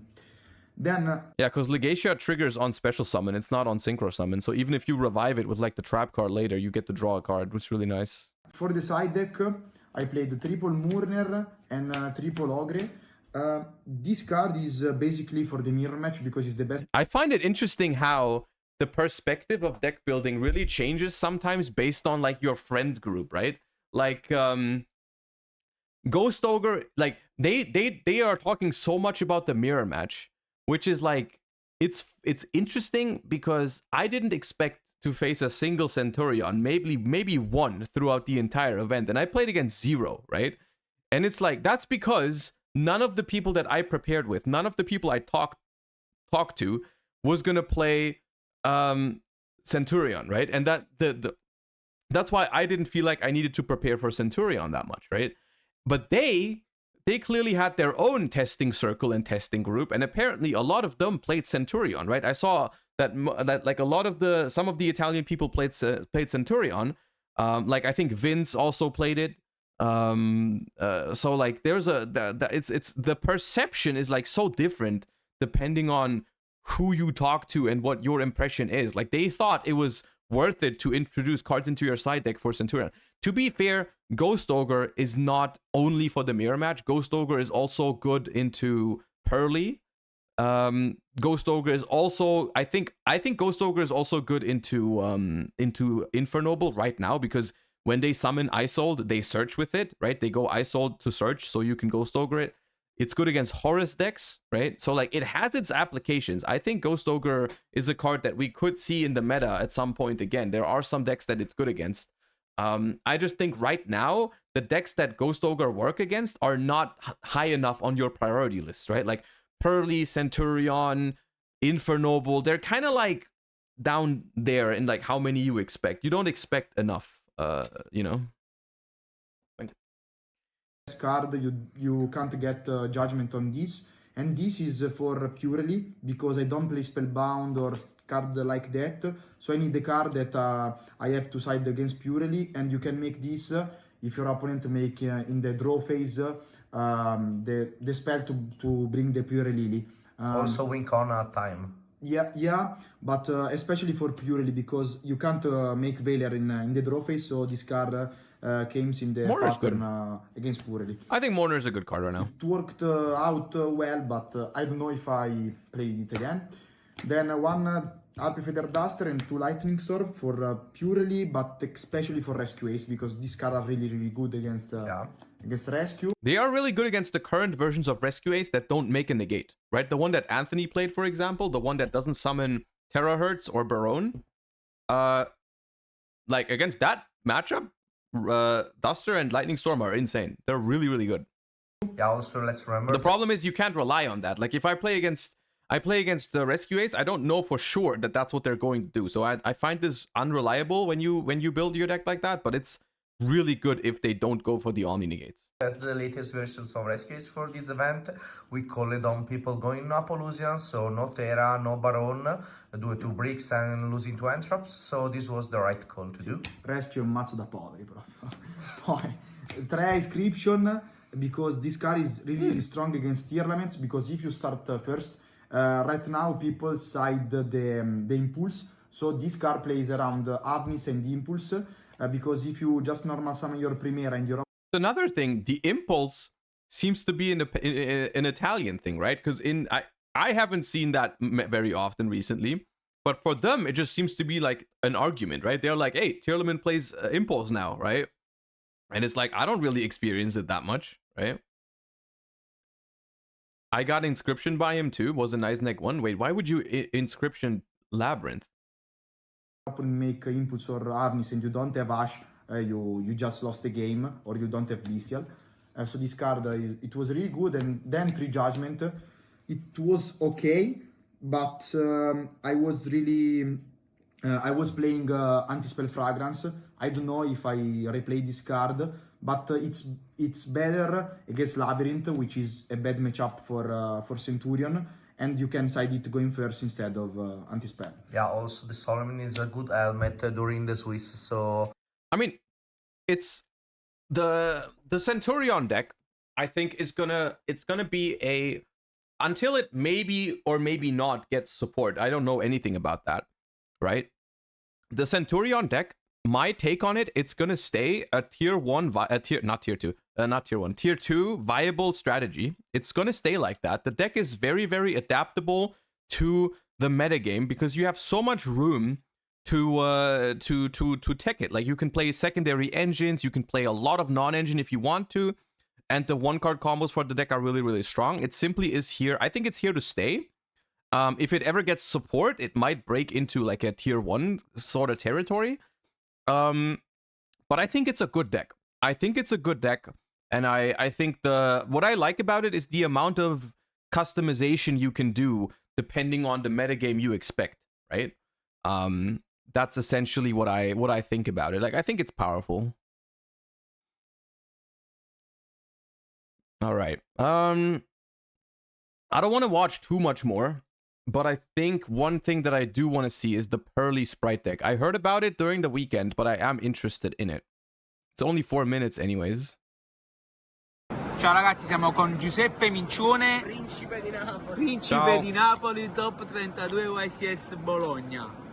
Ciao Giuseppe. Ciao, ieri sono partito 1-2 e poi ho fatto la scalata con il mazzo It's always funny to me because ciao in German means goodbye, but they say it as hello. Napoli, adesso vi faccio vedere. Come si chiama questo mazzo? Mazzo Napoli, Ok. pure display. Allora ho giocato per il core Purrely, 2 Lili, 2 Purrely e 2 Lili, perché di più non servono, e poi maxate tutte le spell, 3 per...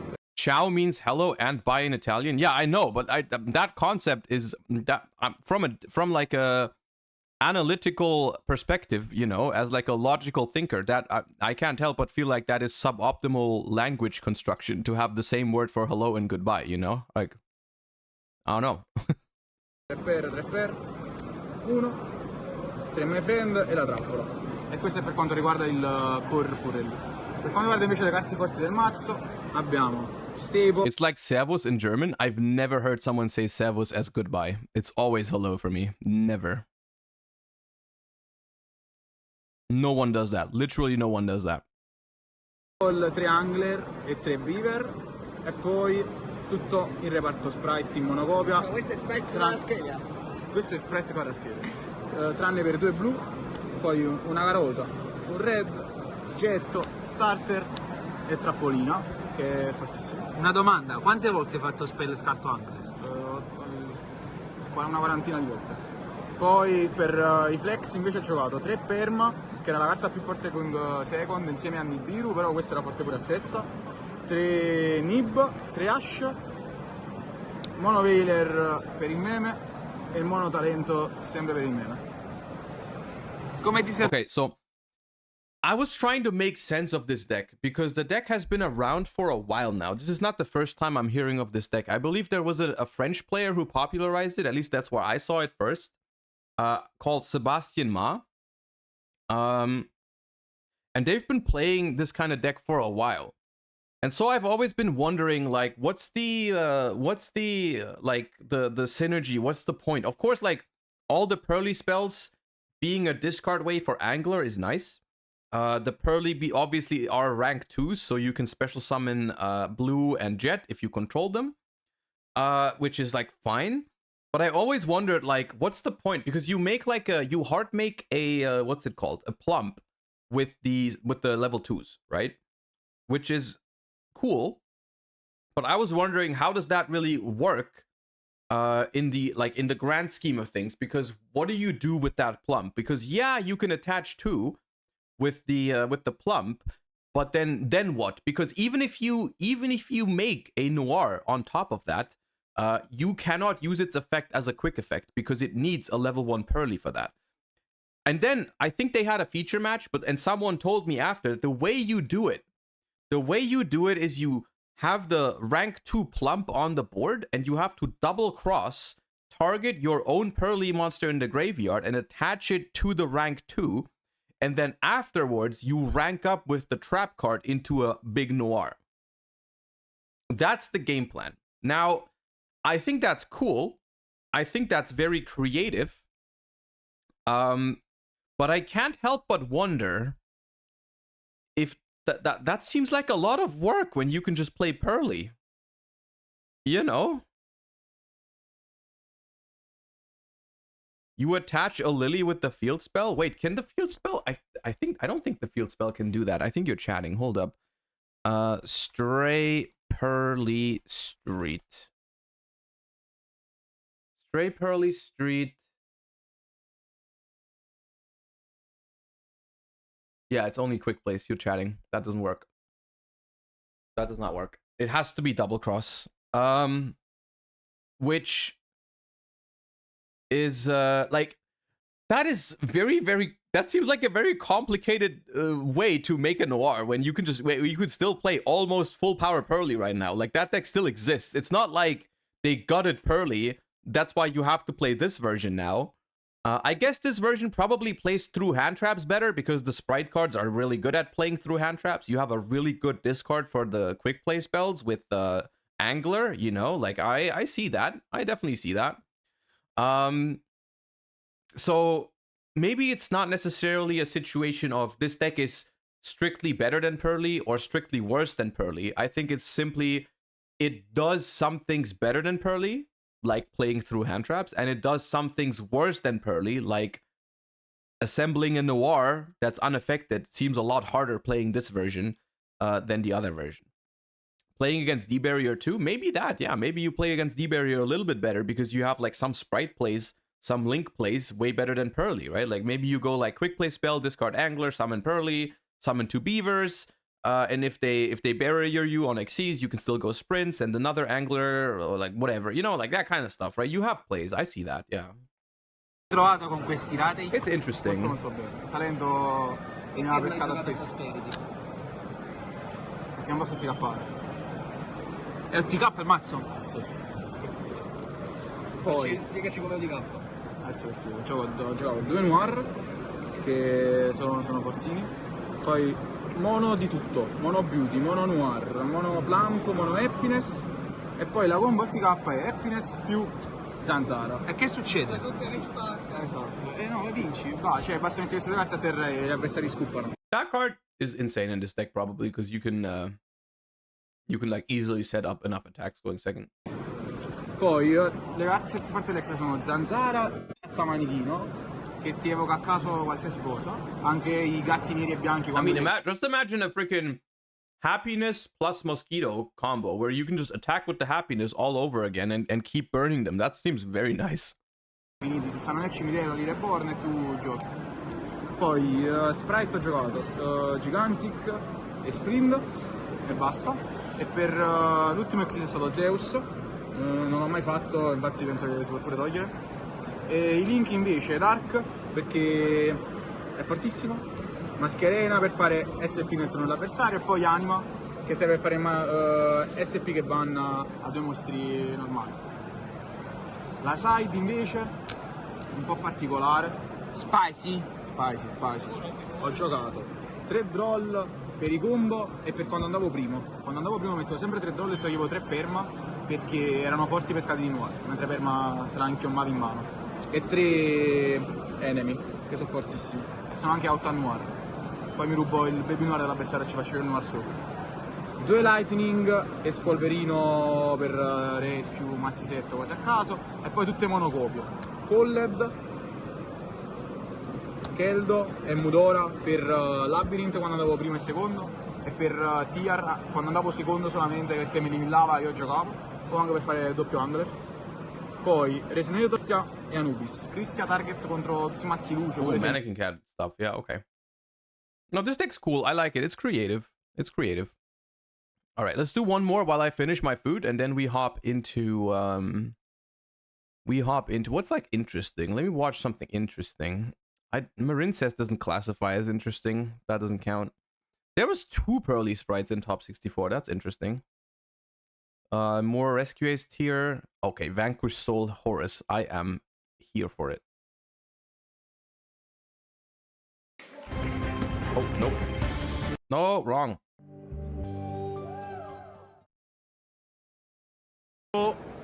Allora, siamo qui a un torneino piccolino a Bologna con Emilio Simonutti che ha fatto.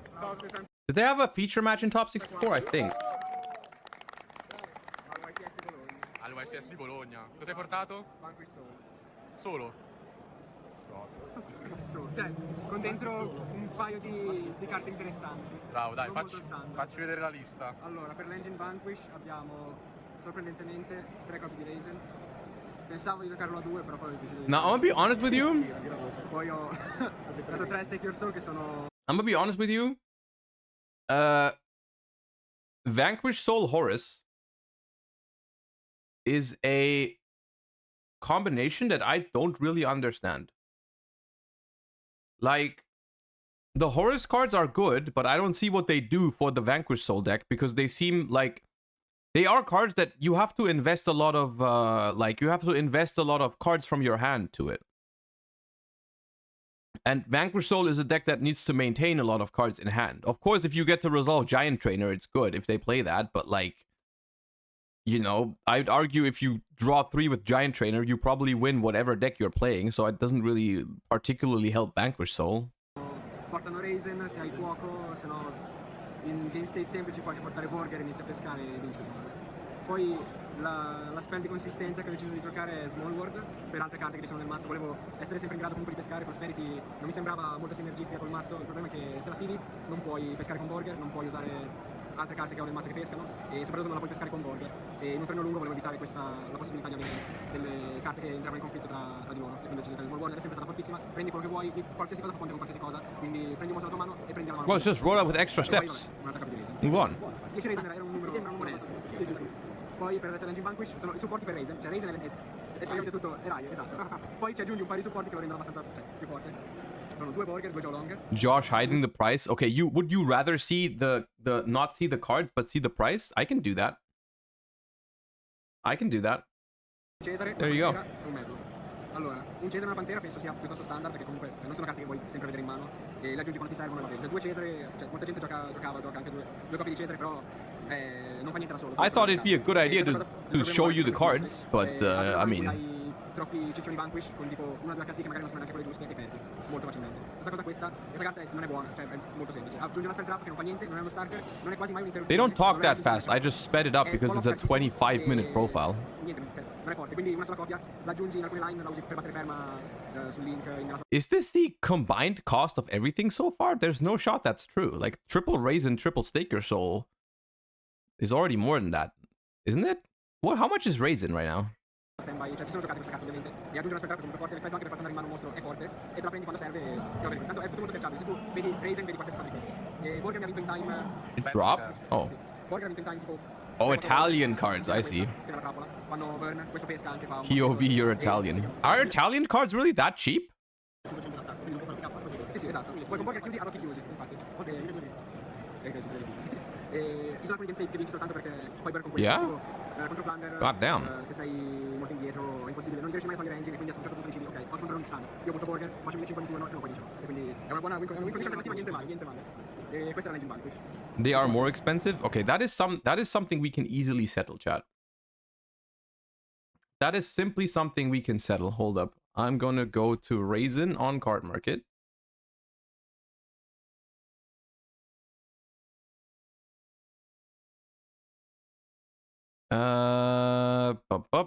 We go language Italian.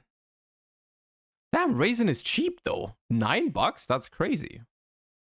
All right, Italians are the Italians are like $8, and German ones are also $8. They're just the same. There's like 1 or 2 more for 7, but they're like pretty much the same. I think English is more expensive. Yeah, English is slightly more expensive. Okay. Di lei no, soltanto la trappola. Niente da Devil e niente continui di lei. Perché fanno schifo. Il problema è che da Devil è tipo sarebbe l'interruzione che il cerco con Medlov, però questa è sempre molto più forte. È troppo più forte la trappola perché ti estende un mostro la mano, quindi perma o qualsiasi cosa si becca in culo, non importa perché estende. Do not look at the price of French Yu-Gi-Oh card. You know what I do when you say something like that. I'll look at it immediately. Huh? Why is that so expensive? What the? Why is this? What is going on there? We only have one distributor? Oh, is there just like not enough? Like, oh, okay, well, I mean, just play English then. Oh, they refuse to use any other language. Okay, well, that's maybe not the smartest thing to do then. It's almost the opposite for me. Like, if I can, I will always try to play English cards because everyone can read it. Check Portuguese. Okay, I'm not going to check every single language on the planet now.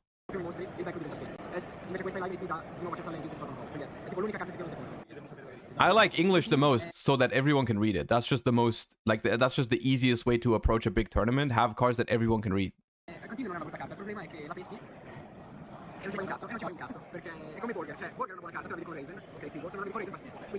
Check OCG prices, yeah. That's the one thing we can agree on. If I check OCG prices right now, we're all gonna feel bad. We're all gonna feel bad. Every single one.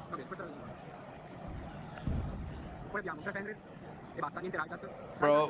Il problema di Ryzard è che non ti serve sempre, perché se tipo apri Ash, Jolong, qualsiasi cosa, fare comunque le combo con Jolong, Raisin, Jolong, standard, e non ti serve cercare Ryzard. E altrimenti giochi Ryzard, ma ti becchi Ash, Raisin, Jolong in risoluzione, e quindi stai giocando un brick per delle combo che succedono, non dico di rado, però non sempre. E quindi non mi è mancato neanche una volta, c'è già stata una volta che ho pensato avrei dovuto aggiungere Ryzard con questo. E fare il rango 4 da primo, cioè Ryzard non fortissimo, ti mette questo, ti dà pressure, un trainer, di K, ti pesca una carta, cioè. Okay, I just realized I don't understand what they're saying. I could also just do the same thing as earlier and look at the link. I think that's better. I don't know, man. Make it make sense.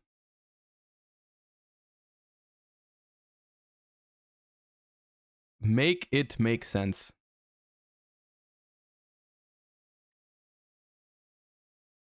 Doesn't even play the draw 3. So is the plan legit just if I don't draw Raisin, I'm gonna go with the Horus cards to make a zombie vampire and surely I'll mill my Raisin?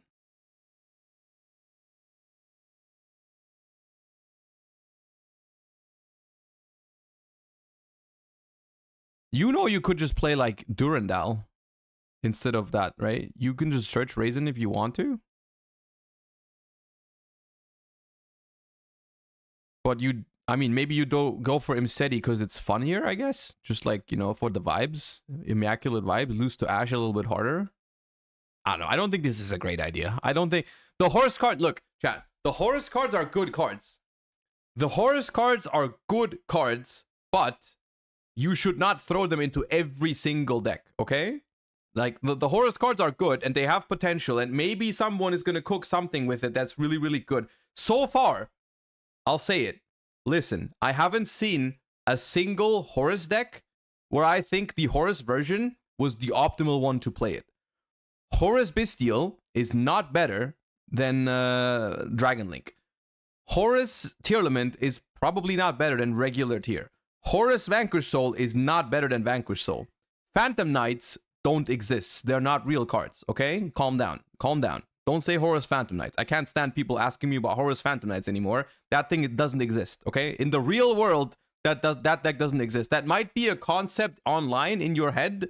It's not real, okay? It's not real. So far, I have not seen a Horus deck that's actually, like, better with the Horus cards. Simple as that. It might exist at some point, maybe you're gonna play Horus cards at some point, but right now, I don't think there's a good reason to play Horus cards in anything. Because simply the engine, the design of the Horus engine is simply not that good, because it has 3 good cards, and the rest is just pretty much bricks. King Sarcophagus is like fine to draw, but not very good. They have Imseti that enables everything, and everything else is just not very good.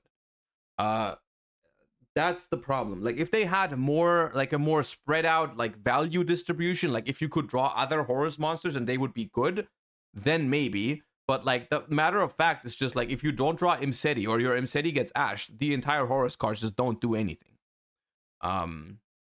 So I don't know, man. I'm not a big fan of the Horus package as of now. I think they need more, like, consistency cards, more support before I feel comfortable putting them into a deck. Like, because right now you're just, like, basically putting, like, 3 Imsetis and a bunch of bad cards into your deck to resolve a zombie vampire sometimes. I don't know. I don't like it. I don't like it that much. Okay, and that is all I want to look at for the current like the Bologna deck lists. I'm sorry if there was any list in here that you wanted me to react to, but I haven't. But we need to move on. We have some other stuff to talk about today, and we're gonna do that in just a second. I just need to go to the toilet really quick, and I'll be right back. I'll leave you with some music. Dalmans, thank you for the 14 months. Appreciate the support. I'll be right back, chat. I'll be right back.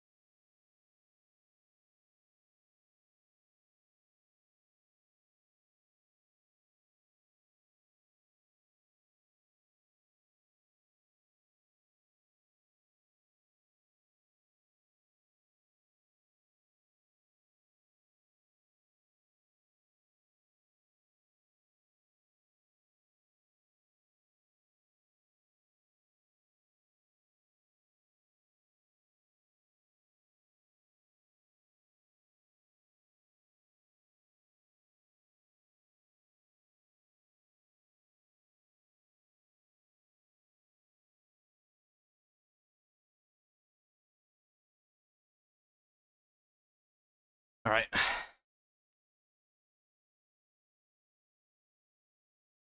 All right. Are we watching 2012 recap? We will. Not today though. We're not gonna watch it today. But at some point we will, for sure. But I have other plans for today.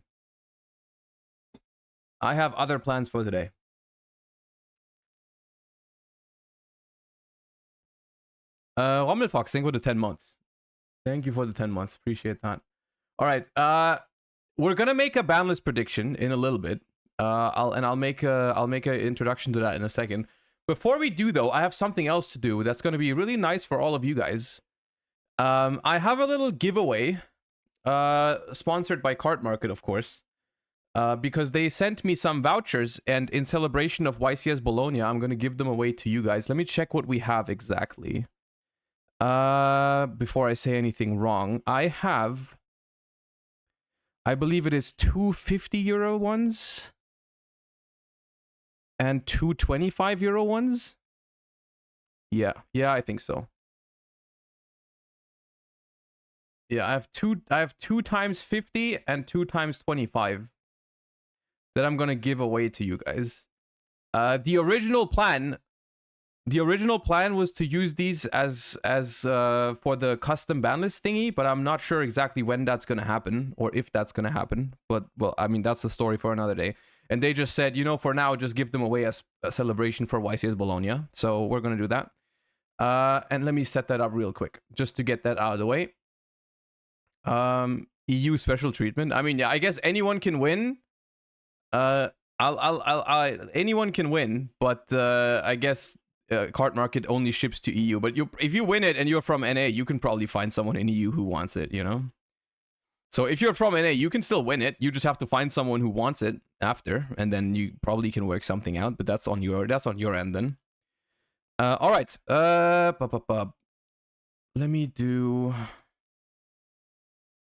Let me set it up. Okay, so we're gonna do a 25-euro one first.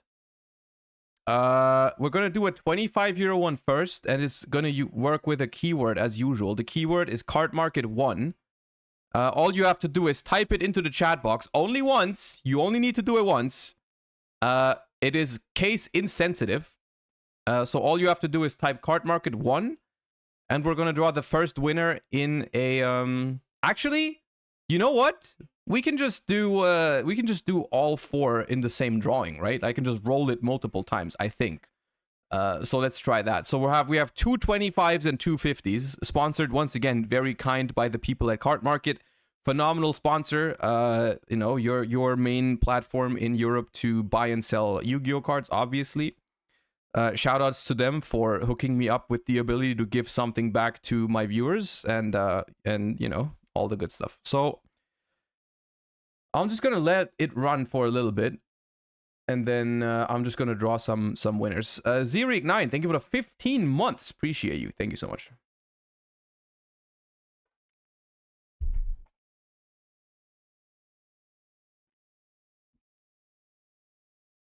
I'll draw the winners at 3:08, so like in a minute.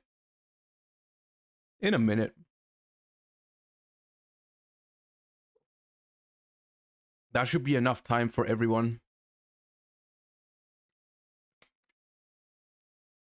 And once again, just before anyone says rigged again, there's no extra luck for subscribers, there's no extra luck for regulars, and it's everyone included, not just subscribers or anything like that. Everyone is eligible. Okay, it is 08 right now, so I'm gonna roll it. Lucas in Bologna. I'm just gonna write that down. That's the first one. And that's a 25er for you. Can I just roll it again? I think I can just roll it again. Avon Fallen for another 25. And then we do 50 and 50 now. So we roll again. The 13th Falco for another 50. Congratulations. And the last and final 50 bucks go to Dark 7 Phoenix for chill. All right, well, there we go. Congratulations, you four. All you have to do is drop me a message on Twitch or Discord. Twitch or Discord, message me and I'll send you guys the code for Cart Market. And congratulations. And everyone else, stop saying rigged and say congratulations instead. Be more wholesome. Be happy for what other people got, even though if you didn't get it. There's you know. Congratulations to the 4 winners. I'll send you the vouchers as soon as you drop me a message on Twitch or Discord. I'll do it after the stream. So, you know, yeah. There you go. Congratulations. And once again, thank you for the opportunity to do this cart market. All right. Luke Tyler, thank you for the raid. Welcome everybody. Welcome, welcome. You have arrived just in time for a little bit of a format discussion. Let me go in full screen first before we hop into that. The format is coming to a close. We have just talked about most of the important stuff to look at from YCS Bologna. Holy shit, Jane, thank you for another 5 gifties. Appreciate you. Thank you. It's about time. We kind of the year is coming to a close. The format is coming to a close. We're gonna be here for a while now without any more huge impactful releases, you know, until the end of January. I don't believe we get anything at all, even but until Maze of Memories or Maze of Millennium or whatever it's called. So we are basically towards the end of the current format, and I think it's a good time to recap and look at the game right now and like, you know, I don't want this to turn into a huge discussion of is a diverse format good or not, because that's kind of the big deal right now. You know, the format is very diverse and some people are happy about that, some people are not happy about that, you know, shout outs to Pack. I personally am somewhere in the middle, just to like, I don't want to talk about it too long, but I'm somewhere in the middle, you know. I definitely understand why people are frustrated with not being able to properly prepare for an event, because there's like so many different decks you need to be prepared for, and nothing feels like a really good solution to the format, you know. And entering an event as someone who tries really hard, entering an event with a deck that you don't feel 100% comfortable with because you know it has a bunch of bad matchups doesn't feel great, right? But I also, on another hand, I understand even more after freaking winning YCS Bologna with one of my favorite decks in the format. I appreciated the opportunity to just play what I liked, you know. That's something I can definitely see why people like. Just being able to play their favorite decks or have a lot of options. I get it a lot more now, especially after YCS Bologna. So I think it has pros and cons, the diversity at all, but I just wanna like talk about the specific decks and how a potential ban list could look like. Now, to be clear, we have no idea when that's going to happen. We have no idea if they plan on releasing one in December, in early January, if they want to wait until even Phantom Nightmare. We have no idea. Just based on the fact that it's been like a solid 3 months now, I think, since we've gotten one. There's a lot of powerful decks in the format right now. I would say the power level currently is decently high. You know, most of the decks in the format right now are at almost full power. So I think it's about time that we talk about like how they could potentially tackle the current format. Whether it happens in a week or in a month or in 2 months, not really that relevant. I just think it's interesting to think about how they could tackle the current format, because the very interesting and tough part about this current format and making a ban list for it is that there's a lot of decks that you could argue are at a very similar power level, right? At least in terms of representation, we have like 3, 4, 5, 6 decks that are very close to each other, you know? The one event, Rescue Ace comes out on top, the other event, it's Tier, then it's Unchained, then maybe it's Lab, maybe it's Pearly, all those kind of decks. And it's like, if you hit only some of those, then the other ones are gonna, like, you know, like, what do you do if...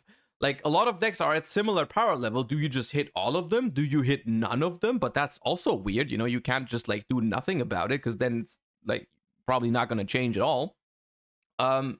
So we're just going to go through, and we're going to structure it in a couple of ways. We're going to talk about some of the top tier decks, and if I would do something to them, and if so, what I would do.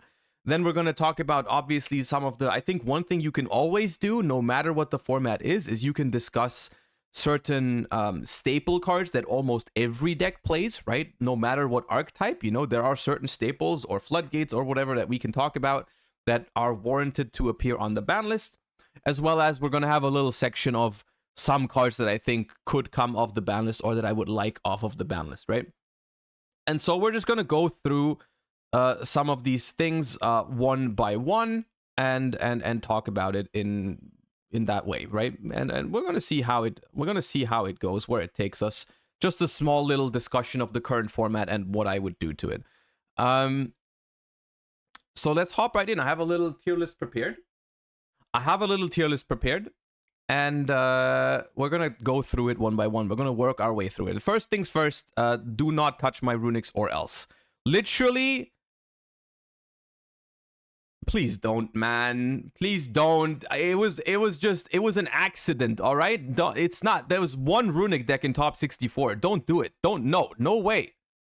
Like, actually, no way. You cannot argue that those cards need to be banned or no. If anything, bring my fountain back to 3, you know? Like, we've suffered enough. We have unironically suffered enough. Yeah. Do not... please, I'm begging. Okay, anyways. I on a serious note, though, I don't think they should. Completely unbiased, believe it or not, I don't think they should. The cards are not problematic right now. One spot in top 64, no shot. There were 4 times as many Centurions and 4 times as many Fire Kings than Runic decks in top 64 at YCS Bologna. There's no shot you can make an argument that Runics should be on the ban list. Cannot. Impossible to make that argument. Okay. I figured we would start this off by talking about Rescue Ace is very weird right now. At least in my mind, it's very weird to talk about Rescue Ace because Rescue Ace is the most, I mean, all the results speak for it. Rescue Ace is the most powerful deck in the current format overall. Even though a lot of decks are viable, Rescue Ace keeps performing better than other decks, right?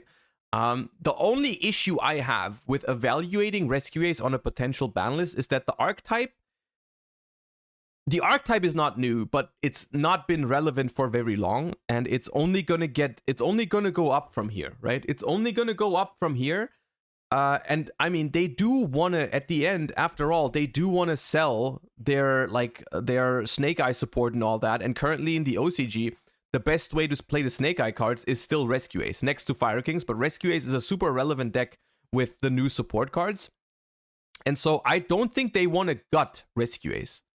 I do not think they are interested in gutting Rescue Ace completely, but I also don't think they have to. Like, I think they are in a kind of a good situation where they can hit Rescue Ace in a way, but they will not kill it. Like, Rescue Ace is still going to be pretty good, even if they do something small to it. I don't think Airlifter to 2 is the correct way to do it. Like, that's what the OCG did. I think I'm more of a fan of, like, limiting emergency and not doing anything else to the Rescue Ace cards. I think that's cool because that makes it so you can still one card combo with so many cards in the deck, right? But it's just like if they open like with Airlifter or anything like that, you can just hand trap the Airlifter more consistently with like an Imperm or a Veiler, and they can't dodge it as easily, right? Something like banning Turbulence just straight up kills the deck, right? Turbulence to 1, I don't know if that's good or not. I haven't really thought about that. Limiting emergency to me is a fair way to do it. I think that's a fair way to do it. People are saying Headquarters could also be an interesting ban, to which I say, you're right, it would be an interesting ban because it would ruin the grind game. The problem is, in order to keep it realistic, I don't think that's going to happen. I don't think that's their way of tackling a deck, just hitting the turn 2 follow-up. I don't think that's what they're going to do. I think that's way too unrealistic. It would be too smart in a way. It would be very atypical for a ban list to just ban Headquarters. I don't think that's realistic, even though I do agree it would be interesting. That Diabellstar package. I want to talk about the Diabellstar package. Obviously, it's very, very new. And it's expected to be meta for, I want to say, at least 6 or 7 months from now or whatever.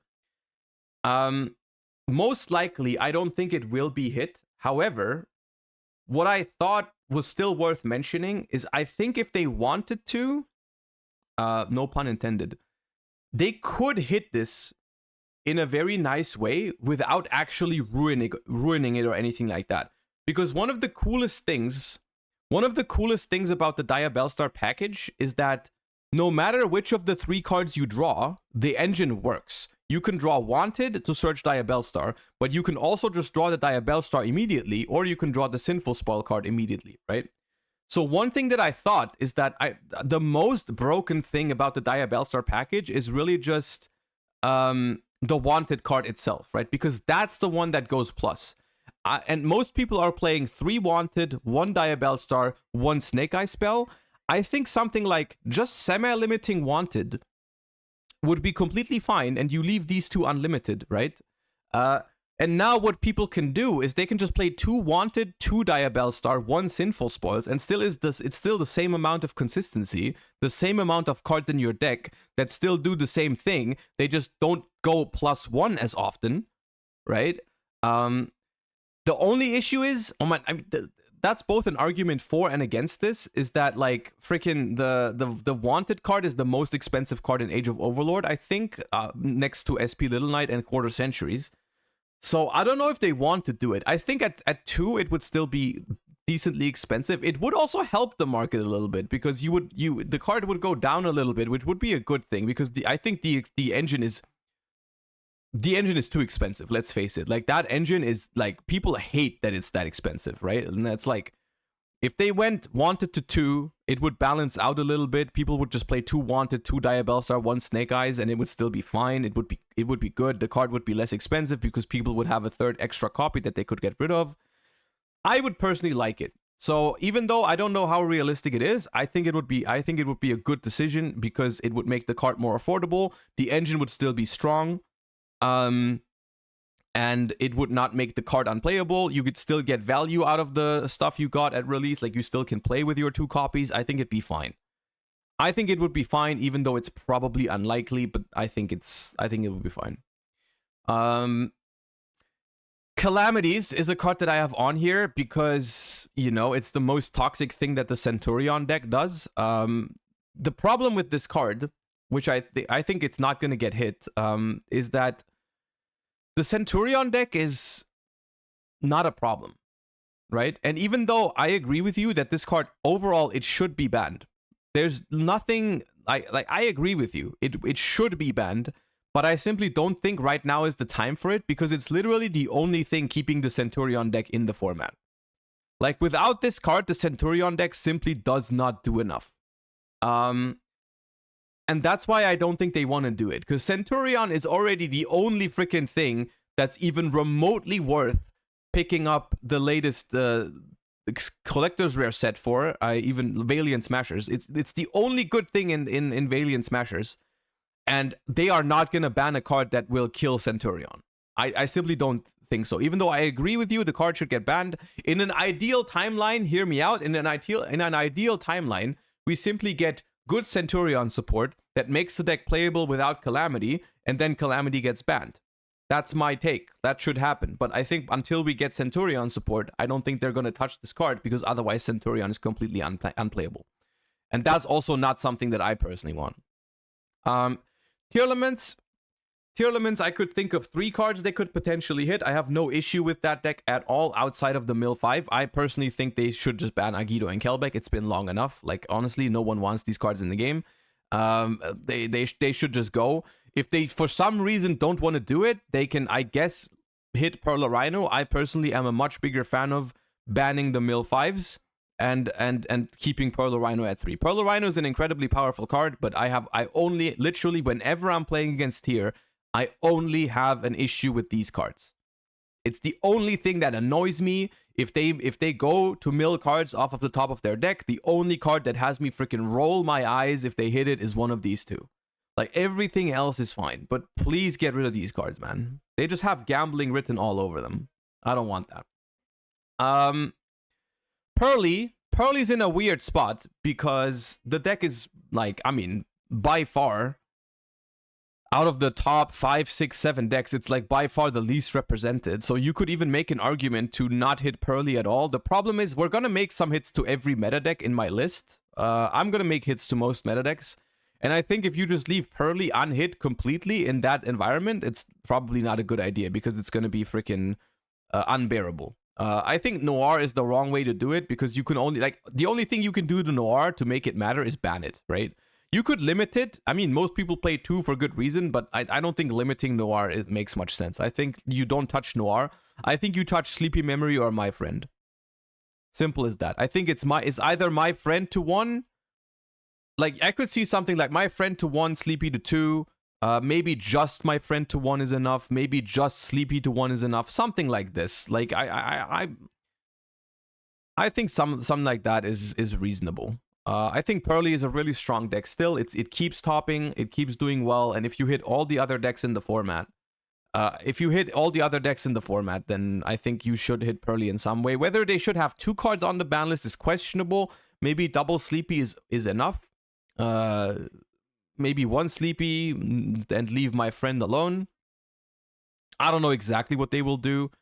But I like Pearly. I just don't like how, as long as Pearly is in the format, every deck needs to run out to a freaking Towers monsters. I think that's not a very good like environment to be in, you know. But I think I can live with just one change to it. If they limit Sleepy or My Friend, I can live with that. I think that'd be fine. For Unchained, it's weird because I think Unchained is a really cool deck. And I couldn't really think of any one hit that was really good for Unchained. So I decided to, I think my suggestion for Unchained is to limit Sharvara. Simply because that makes it so you have less ways to outplay cards like Imperm or Veiler. Simply, like, the deck is still good. It loses a little bit of consistency. But quite simply, you just have, like, a little less ways to dodge with like to dodge imperms and veilers and stuff like that. You could ban the Caesar guy, but that's very weird. I think banning Caesar, I wouldn't hate it. I would not hate it. Don't touch Caesar, says the person called DDD Purist in chat. Okay, I get it. No bias. Yeah, I see you. I think banning Caesar would be okay. I just quite frankly don't think that's what they will do. I would be pleasantly surprised if they did. Like, honestly, if they just left Unchained full power, just ban Caesar, I'd be fine with that. I'd be okay. But I think the more realistic one is 1 Sharvara, and that's also fine, I think. I'm not gonna discuss this. Plans should not exist. I'm not gonna. This is not up for debate. Okay, we're not gonna spend more time. I just want Jasmine to. I just want that Jasmine to go. All right, I just want Jasmine to go. That card needs to be gone. Labyrinth is another weird one. Labyrinth is another weird one because the deck is getting huge support. Right? Aroma will get support. Yeah, this is not gonna happen. Okay, just to be clear, this is not going to happen. I'm just not that lucky. They're not going to do it. I'm just saying, because this is my ban list, somewhat wish list, I'm going to put it on here and you can't convince me otherwise. Labyrinth is getting huge support with transaction rollback. Labyrinth is going to be meta, and I don't know if they want to kill it right before that, or if they want to really touch it right before that. However, I think leaving Labyrinth completely untouched is also incredibly dangerous because you risk it being just way too dominant. I think Big Welcome going somewhere on the ban list is fair. I honestly think even with 1 or 2 Big Welcomes, which is a big hit. Big Welcome to 1 or 2 is a big hit. But even with that, dude, Transaction Rollback is such a good card that I think Labyrinth is still going to be fine. It's going to survive. Like, it's going to survive, but just based off the fact that Lab has, out of a lot of the top decks, Lab has been one of the least dominant in the TCG. I don't know if it's quite time to limit Big Welcome. I think I'll put it to 2. I think I'll put it to 2 right now. Well knowing, though, that if they only put Big Welcome to 2 and nothing else, Lab is going to be meta. Like, Lab is going to be top tier in January. Even with 2 Big Welcomes, you know? Branded Fusion, I don't even know why I included Branded. This is still here from the last Branded doesn't really need a hit. Branded, I mean, this deck's like tier 5. Well, jokingly, it's not terrible, but it's not a problem at all. I still want Gimmick Puppet to be banned. Even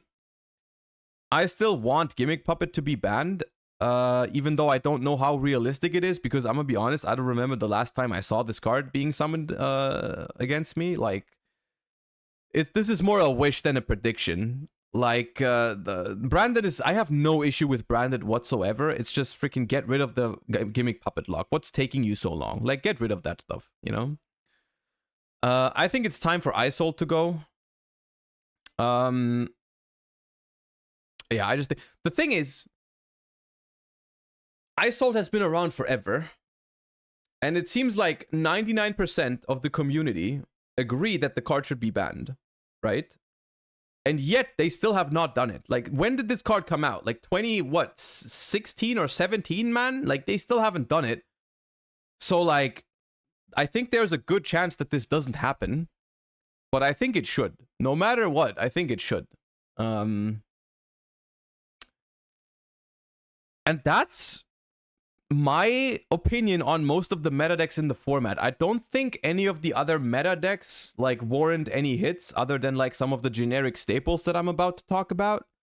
I guess one deck I'm a little bit worried about, but I thought about it this morning. And I couldn't really think of a really good hit, and that's Mannadium. I think Mannadium is a deck that is potentially really scary if they hit all of the other decks.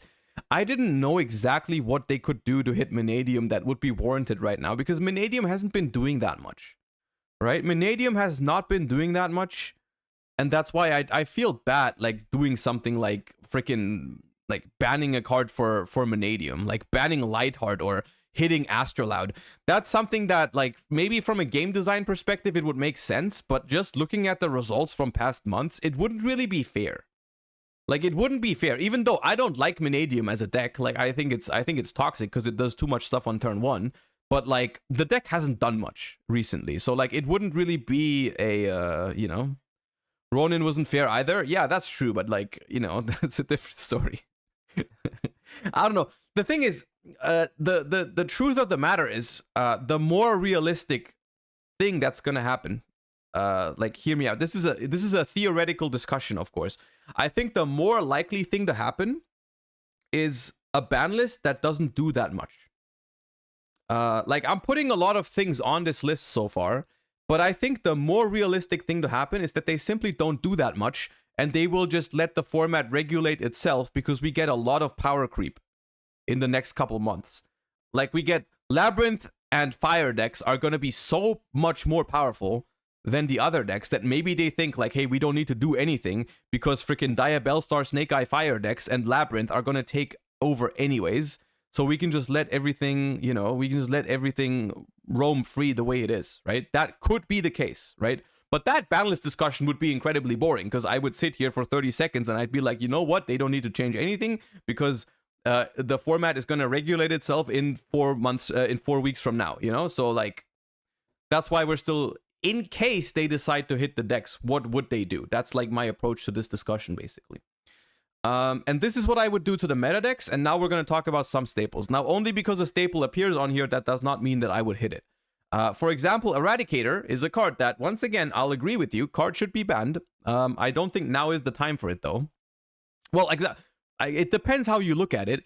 Technically, with Labyrinth coming up as like one of the next best decks, it would be the perfect time to do it. At the same time, the card hasn't done as much recently, and so from that perspective, it's not the right time to do it. The card should be banned. My personal prediction is right now, it's not going to happen.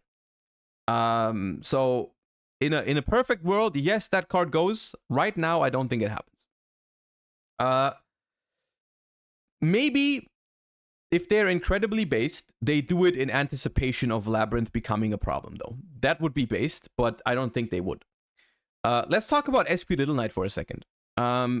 Obviously, SP Little Knight is not going to end up on the ban list. I just want to say that. I don't believe this card is going to be on the ban list, but I still think when I make a ban list discussion, I view it more as like a, you know, discussing the current power level of the game and which cards need to be on there and which card, like in the long term, like which cards are too powerful. And there is no doubt in my mind that SP Little Knight is a very, very overpowered card that eventually could end up on the ban list, right? Right now, there's no way they could do it because people have been spending $100 on SP Little Knights and like the card has just come out. On top of that, I don't even hate SP Little Knight. Only when I say the card is overpowered, I don't even hate it. I actually enjoy a lot of the back and forth gameplay it provides, because one thing that I really like about SP Little Knight, which is it's a subtle thing, but the card is much better for going second than it is for going first. And it's not as simple as like a Baron or whatever that just is like an Omni Negate or an Appaloosa. Those kind of extra deck staples I find a lot more boring than something like SP Little Knight, which SP is like a very, like, it's a very freaking dynamic card. It creates a lot of, like, you know, very interesting interactions in grind games, and it helps almost every deck in a similar way. Like, there's almost no deck in the game that doesn't take advantage of SP Little Knight. Of course, some decks do it better than others, but I think SP Little Knight is a very, like, it's a very powerful card, but it also has a lot of nuances to it and a lot of back and forth gameplay, a lot of niche interactions, a lot of like stuff that is like hard to maneuver. I like the card. I am a fan of SP Little Knight, even though the card is by like all standards completely busted. I'm a fan of it. So like way more than I like something like Appaloosa or Baron or whatever, right? Because it's just not as simple in how it interacts with the opponent. I'm a big fan of SP Little Knight. I don't think it's going to be on the ban list. I don't think it should be right now. And that's that. Fenrir is a card that I think it's about time we talk about Fenrir. I think it's about time. I've been a fan of Fenrir for a long time. I like the card. I never even thought that they would like. It's banned in the OCG, right? It's banned in the OCG. I don't think I would go that far, but I think I'm starting to get a little bit tired of, you know, every single time first action is special summon Fenrir. I think they have two options for Fenrir. The one is they could semi-limit it, which would be fair. You know, you can still play Fenrir in a lot of decks. You would still play two Fenrirs in a lot of decks, and you can still search itself, which I guess makes sense. However, I kind of think it's about time we talk about the potential of limiting the card, because even if you put Fenrir at 2, you can still play freaking 6 copies of it with 3 Wraithsoth and Terraforming. You could still play 6 of them.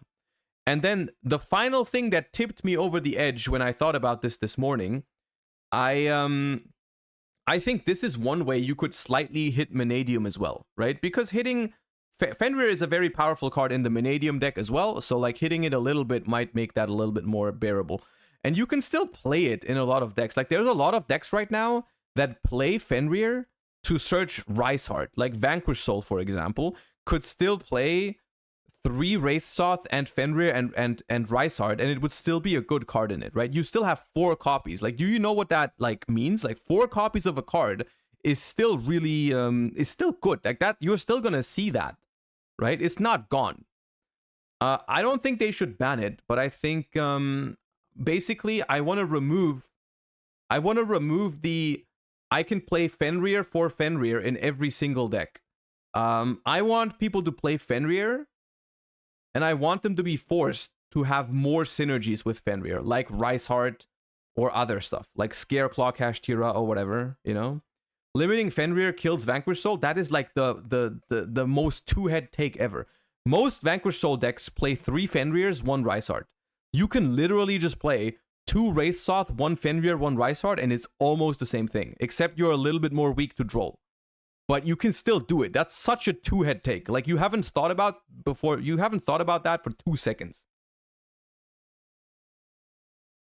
Like, if anything, Vanquish Soul is one of the winners of the limiting of Fenrir, because every deck that wants to search a fire monster has still no problem playing Fenrir. The decks that lose out the most from it are the ones that just wanted to play only Fenrir, nothing else. It hurts those decks, which I think is good. Right? Talents. There have been times in the past couple months where I was sitting here and I was like, I think Talents should be on the ban list. Talents is an incredibly powerful card. And I honestly think it would be warranted for them to limit Talents. I simply think I'm going off of some other logic here, which is that if they didn't hit Talents on the last ban list, hitting it now makes almost no sense, because Talents in this format is so much worse than Talents was like during Cash Tira format, for example. Like, do you remember Cash Tira format? Remember the first Unchained format? Everyone was playing like triple thrust, triple Talents. It was everywhere. Right now, it's like some people play it, but it's not nearly as popular as it used to be, right? And so, like, from a logical standpoint, if Konami thought Talents should stay 3 months ago, by that logic, right now, they're not going to hit it. Right? Even though I agree with you, I probably would like to see the card at 1. Probably. But I don't think it's going to happen right now.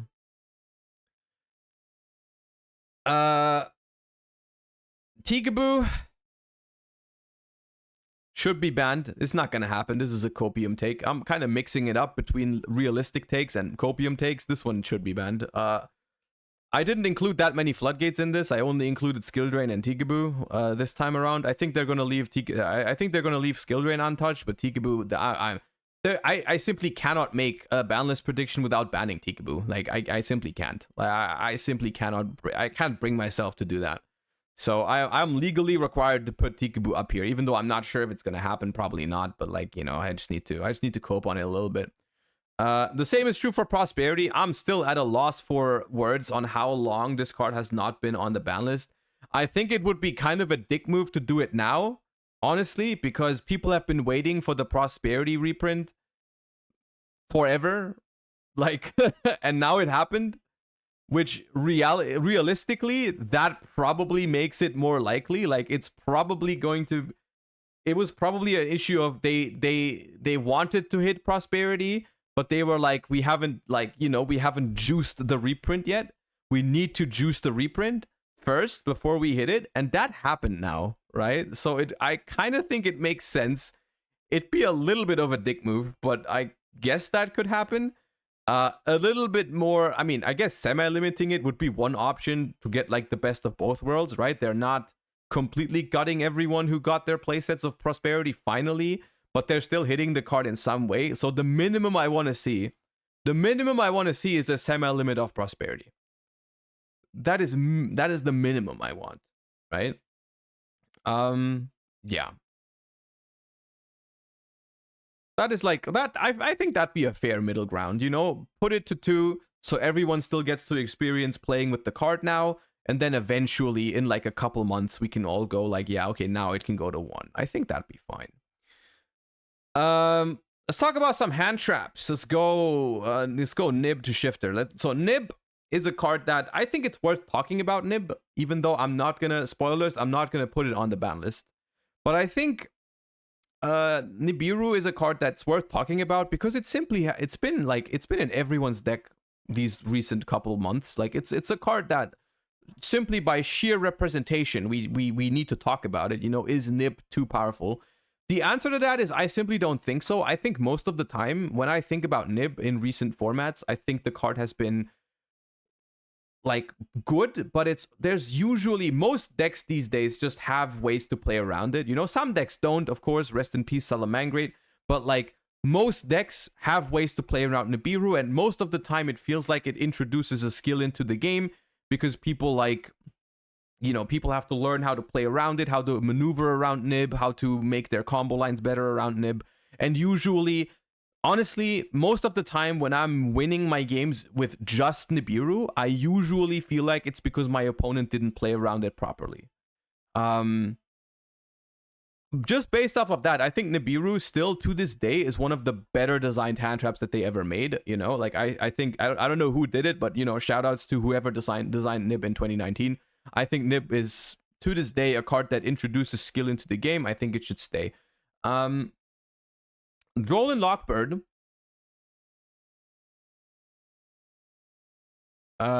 needs to stay. This is probably a hot take. People are gonna disagree with me on that, probably. I am not a fan of Droll and Lockbird. But I just simply think Droll and Lockbird feels like a necessary evil. When I'm looking at, there are so many decks that I simply don't want to imagine having to go up against without the opportunity of having Droll somewhere in my deck, right? It's like Mannadium, Dark World, Infernoble, those kind of piles, you know, some plants, right? There's like so many decks that I'm thinking of, and I'm like, if they ban Droll, they have to do something about all of those decks. Is that realistic? No. So I'm like, okay, I'd rather have Droll in the game to have a countermeasure to those decks, because I think right now, especially, I think Droll is in a fine position, because the way I want Droll and Lockbird to be, in an ideal world, is I want Droll and Lockbird to be not good in the main deck, but I want it to be good in the side deck, right? And that's the case right now. Most people don't main deck Droll and Lockbird because it's not good against every deck. Like it's good against some decks, bad against others. People are siding Droll, right? But you have the option to side it against like the really, like the decks that just do too much, right? And so I think that's, as much as I don't love Droll. I'm not trying to defend the card design on Droll. I don't think it's the best card design, but until we have another alternative, I think cards needs to stay, right? Because I'm not out here trying to get full comboed by Mannadium and Rika and all that without them having to fear Droll at all. Like, I don't want that to happen. So like, you know, maybe they can, if they wanted to, they could probably take an effort and try to design a more balanced way to hand trap these kind of decks, right? But until that exists, you know, I think we need that card. I simply think we need it. Shifter, on the other hand, I'm not going to defend. I'm not going to defend it. I that shit should be banned. Like, that shit should go with the quickness. That, I don't want to have Shifter in the game anymore. Like, come on. It's not going to happen, probably, once again. Like, but, look, if you're watching this and you're working at Konami, if you don't want to ban it, okay, I get it. Actually, no, I don't get it. But, like, I guess, you know, please, at least limit or semi-limit it. I'm still going to put it in banned. But if you, like, you know, if you don't want to ban it, at least put it to 1 or 2, man. I don't want to have to play against 3 of them things. Pankratops. Now it's the fun portion. Now it's the fun portion of the thing where we talk about the cards that, in my opinion, should come off of the list, and that is Pankratops. Pankratops is a phenomenal card. There is no universe in which you can tell me we should have 3 Fenrir, 3 Planet Wraithsoth, and only 1 Pankratops.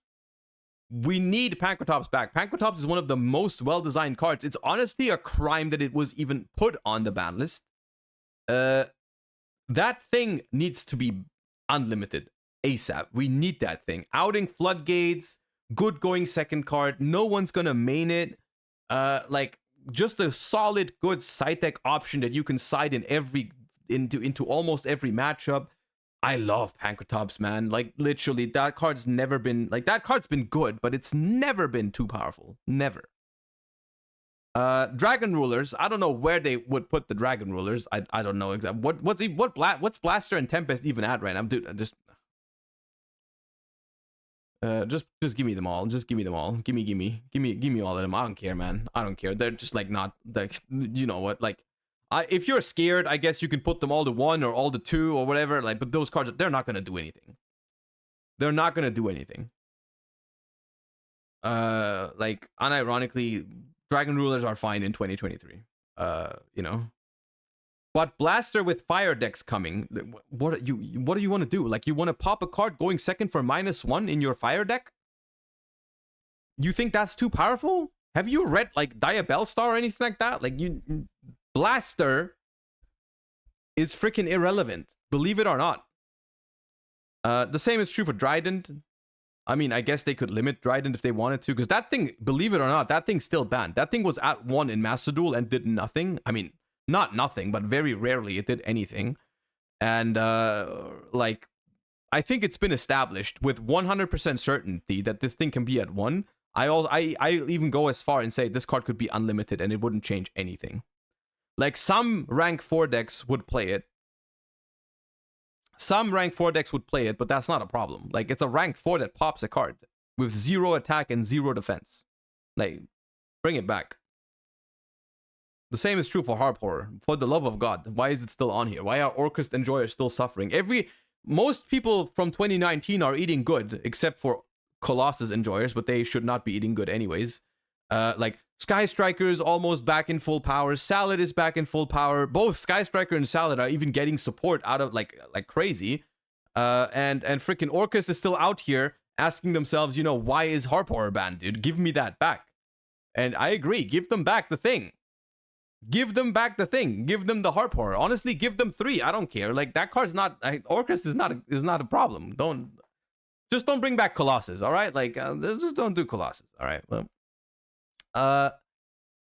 There's probably other things you could bring back from the ban list. Those were just the first ones I thought of, especially because I believe at this point that specifically Master Duel is like a good testing ground for these kind of things. And all of these things have already happened in Master Duel, right? Master Duel has Harp.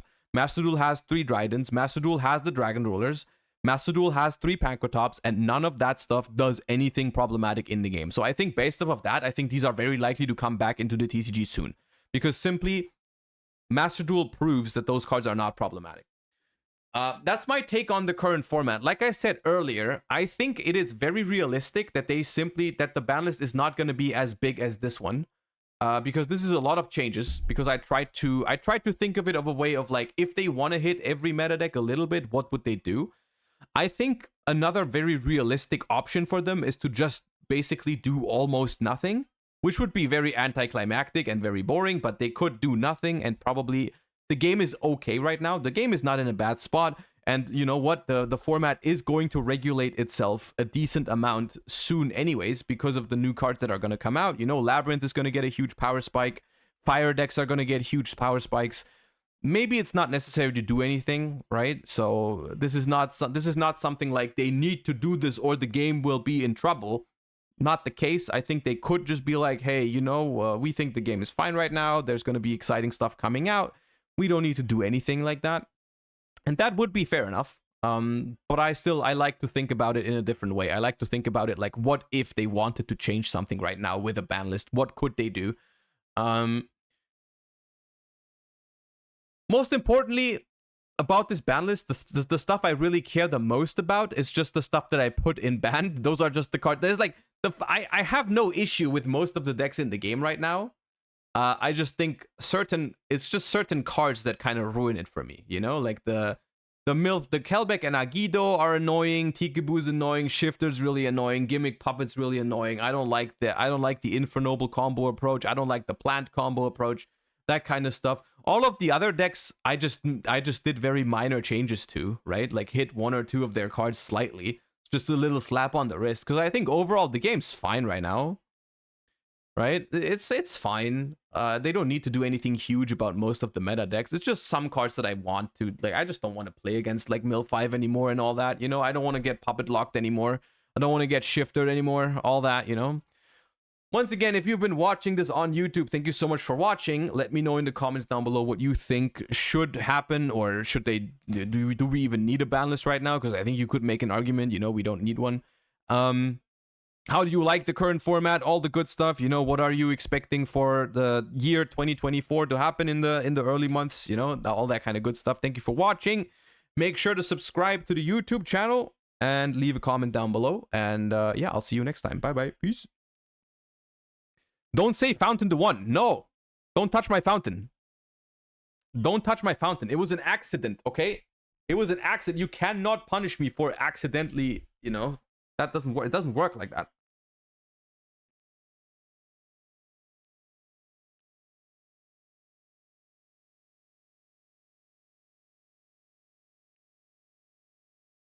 Have you still not got your pod collection? No, I haven't. Have you? Have people gotten their pod collections? I haven't.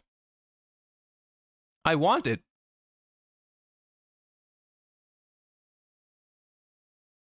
I believe it's only been shipped in the US and in the UK. Is what I know. I've heard of people in the UK and I've heard of people in the US that got it already. I haven't heard of anyone in Germany who got it. I had to contact Konami support to get my tracking number, but where are you from? Like, is there anyone from Germany who already got it? The pod collection, Galzo.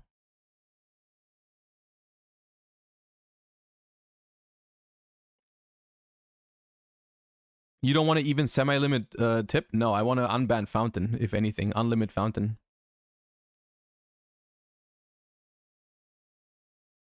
Are you going to try rulers on Master Duel even if they are not at full potential? Here, that's the thing. That's the thing.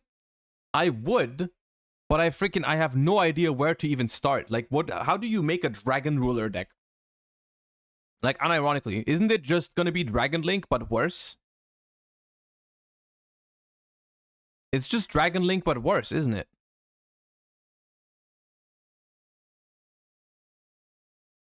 Or, I don't know, Tomahawk Turbo? I mean, yeah, okay, you can make a Tomahawk Turbo deck, but that's just worse than Kashtira, like Tomahawk pile. And I already don't like that one. I don't know, man.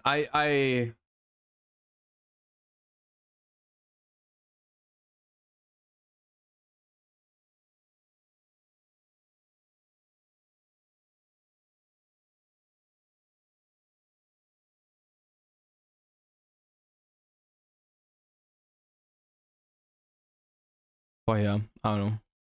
All right.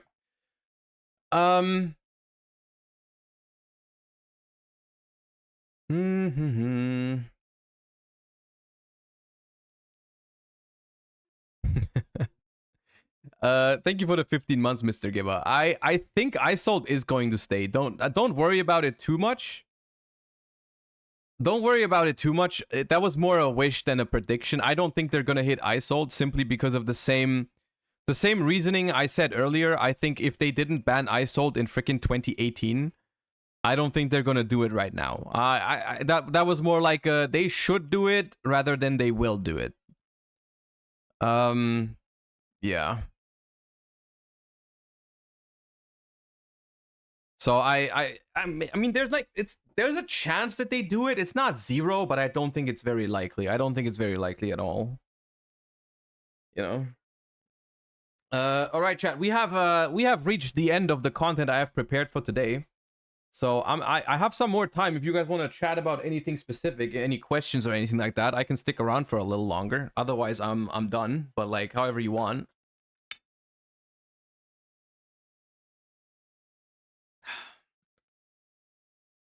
Watch the law recap. I don't have that much time. That's over an hour, and plus my pauses, it's gonna be like 2. That I wanna watch that when I have enough time for it. That's not gonna work.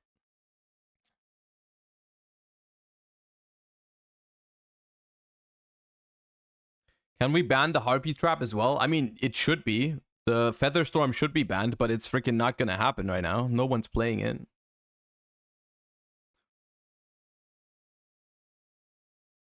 Thoughts on unlocking the shock? No.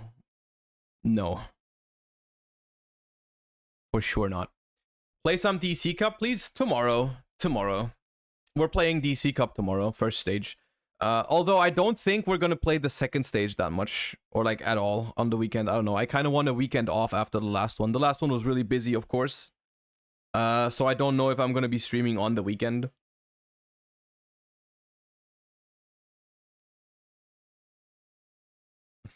Mittens, thank you for the 3 months. Appreciate that. Thoughts on putting Chaos Space to 3? Nah, they're not gonna do that. The card just went to 1.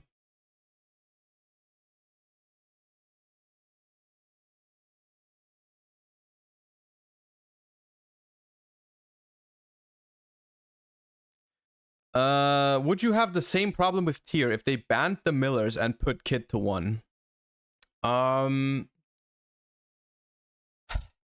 Probably not, although I think that's not gonna happen. I think the more likely timeline for this, like, that's not gonna happen in one ban list. Like, I think one thing that could happen is they ban the millers and then eventually, like some months or years down the line, they're like, okay, now we can bring back kit. They're not gonna do it in one ban list. They're not gonna be like, yeah, we hit tier by banning the millers, but then we immediately bring it back by giving it kit again. Because tier with 1 kit and no millers is still meta.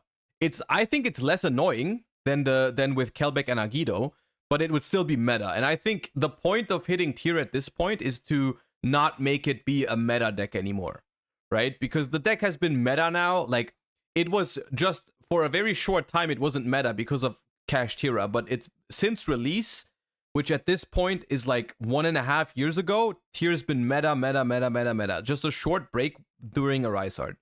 Right? And so, like, if they want to hit tier right now, I don't think they want to do something that keeps it meta. Like, they would just go, like, ban Kelbeck and Agido, and then it's, I think then it's curtains for a while, you know? And then eventually they'd be like, okay, maybe we bring back this deck that people really used to like back then. Right? Can Snow come back if millers are banned? Maybe, but I still don't want it. I don't think Snow is very well designed.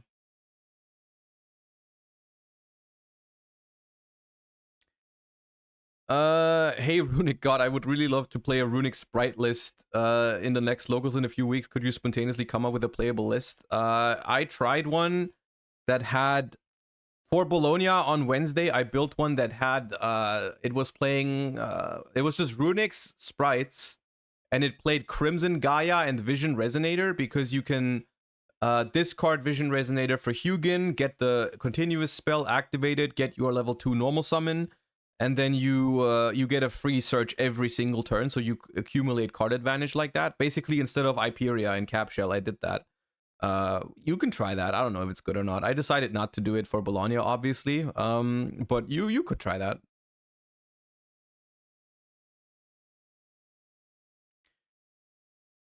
They should unban Sekka's Light. I'd be down for that. I never understood why they even hit Sekka's Light in the first place. I like Sekka's Light. I think it's a fair card.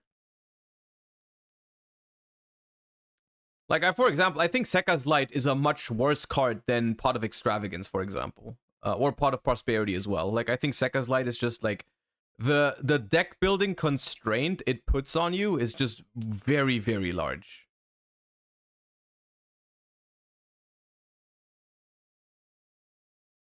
Like, that card could come back, I think. Do you like Maxi? It's... The obvious answer that everyone wants to hear is I hate Maxi, but that's not entirely true. I think Maxi should be banned, is the simple answer. The more convoluted answer is, I think that in a universe where Ash, Called By, and Crossout don't exist, I think Maxi could be interesting because it would actually stop people from playing the stupid combo decks, right? The only reason, for example, why I think Maxi is so toxic in Master Duel is because it just creates this stupid mini game where everyone, they still play the combo decks, but you just play some outs to Maxi and then you just gamba. You just hope your opponent doesn't have it, or if they have it, you try to stop it with a card, right? With Called By or Ash. And if Called By, Ash, and Crossout didn't exist, you couldn't do that, right? When you build a deck that doesn't lose that loses to Maxi, and you cannot play outs to it, your deck is gonna be bad, right? Your combo deck is just gonna suck, right? So if Maxi basically wouldn't be negated as often, then Maxi would actually stop people from playing those decks. The problem, though, is that obviously Ash, Called By, and Crossout are always going to be a card, probably. Like, they're not going to get rid of those. And also, Maxi doesn't only kill combo decks, it also kills all of the, like, a lot of the mid-range decks that are really, really cool. Like, I don't know, Unchained, Salad, whatever, you name it, right? Like, those kind of decks, they would also suffer from Maxi. I think my overall take is that theoretically, maybe there could be a world where if Maxi resolved more often, it would be okay. but that's not the world we live in, so it's better to be banned. And overall, it would probably be better anyways if they just tried to design a different card. There's no need to bring back a card from 2011 to save the game. If you want to quote unquote, I mean, not that the game needs saving, but if you want to introduce a card like that, you can just make it. Like, Konami can just print a new version that solves the issue, right? Honestly, for the OCG, I think it's mind-baffling that they haven't tried to do that, right? Everyone hates Maxi in the OCG, I feel like. At least that's the vibes I'm getting. Most people hate Maxi. But people are scared of what could happen if the card was banned. They're like, okay, but if we ban Maxi, so many combo decks are going to be unhindered and all that, you know? They could simply make a different version, you know? They could make a new anti-special summoning hand trap, and maybe that would solve it, right? Maybe you can just ban Maxi if you print another version that's more balanced, right? Not as overpowered, not immediately kills your opponent, right? It's kind of what they tried to do with Nibiru, right? Nibiru in 2019, and Nibiru helped a lot, right? I mean, Nibiru helps a lot for the current format. Like, Nibiru is a great card design that helps a lot to not get overrun going second, right? Nibiru is a great card. And Nibiru alone isn't enough though, because it's too easy to play around if it's like the only thing, right? But I think a much better approach would simply be and just make another good hand trap. It's been a while since we've gotten even an attempt at making a new good hand trap. You know, when did the last freaking Ghost Sister come out? Right? Like, when did that happen? I don't remember. Like 2019? What is it? What even is the last Ghost Sister? Is it Mourner? It's probably Mourner. 2020. Yeah, that's 3 years. 3 years since we've gotten a good hand trap. You know, like, it's just like, you know, Bestials don't count because they're not generic enough. They're good, but it's not a hand trap in the classical sense. Like, yeah, you're technically right, but like, I mean something else. I mean something that just, like, in general, like, it would have to be a hand trap that every time you would play Maxi, you would play that card instead. So it has to be generic enough so it's basically good in every format, but it just cannot be as broken as Maxi. But it needs to somehow punish your opponent for special summoning a whole lot, you know, rather than, yeah, I don't know. It's hard. It's a hard task to design, right? I'm not saying it's easy, but I'm just saying they haven't really been trying, because a lot of the hand traps that have released, like freaking Sneaky C or whatever, those all just, you read them for the first time and you can immediately tell, yeah, that's not going to be good, right? That's not going to be good. So I don't know. But I think it's just kind of like they just need to just think of a way, I think. And that could be one way to make the game more fair going second and more balanced overall and slower overall. Just make like a hand trap that encourages you to do less on a turn, right? That'd be fine.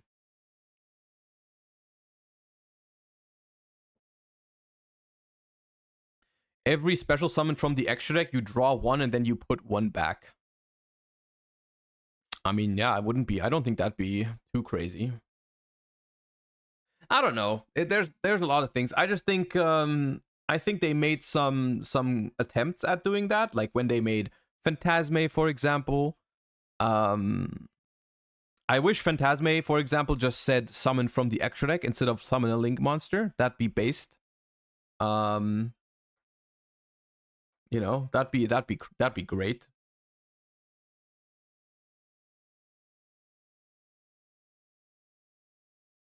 I don't know. Phantasme felt like an actual, like, Phantasme, I don't know. I just love the card design of Phantasme. So I guess more than that, you know, more like that, I would like to.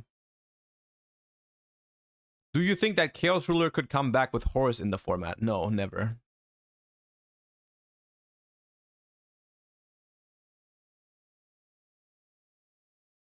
What do you think about Mikanko? I think the Mikanko combo deck is kind of cool.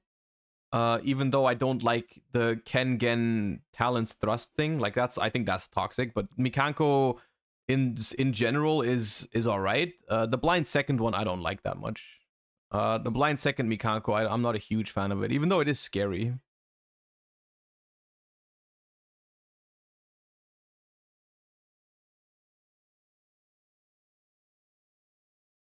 Have you seen this channel? Yeah, I've seen it. I just like I find it's the guy that makes the what's it called? I think the channel is really cool. Hold up.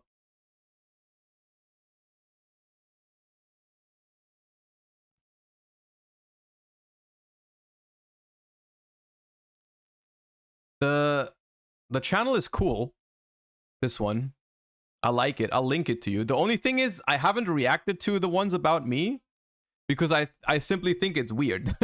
I simply think it's weird to react to a video like going through one of my feature matches and explaining like why I played well or whatever, or what mistakes I made. Like I think it's kind of awkward, you know? Like the freaking the content is good. I've seen some of the other videos. I think we've watched this one together as well.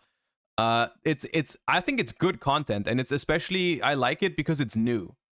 It's like something that a form of content that we don't really have in Yu-Gi-Oh as much. I think it's good, and I talked to him a little bit about, like, he messaged me about the about some of the stuff that happened in the Bologna finals, and I told him it's a good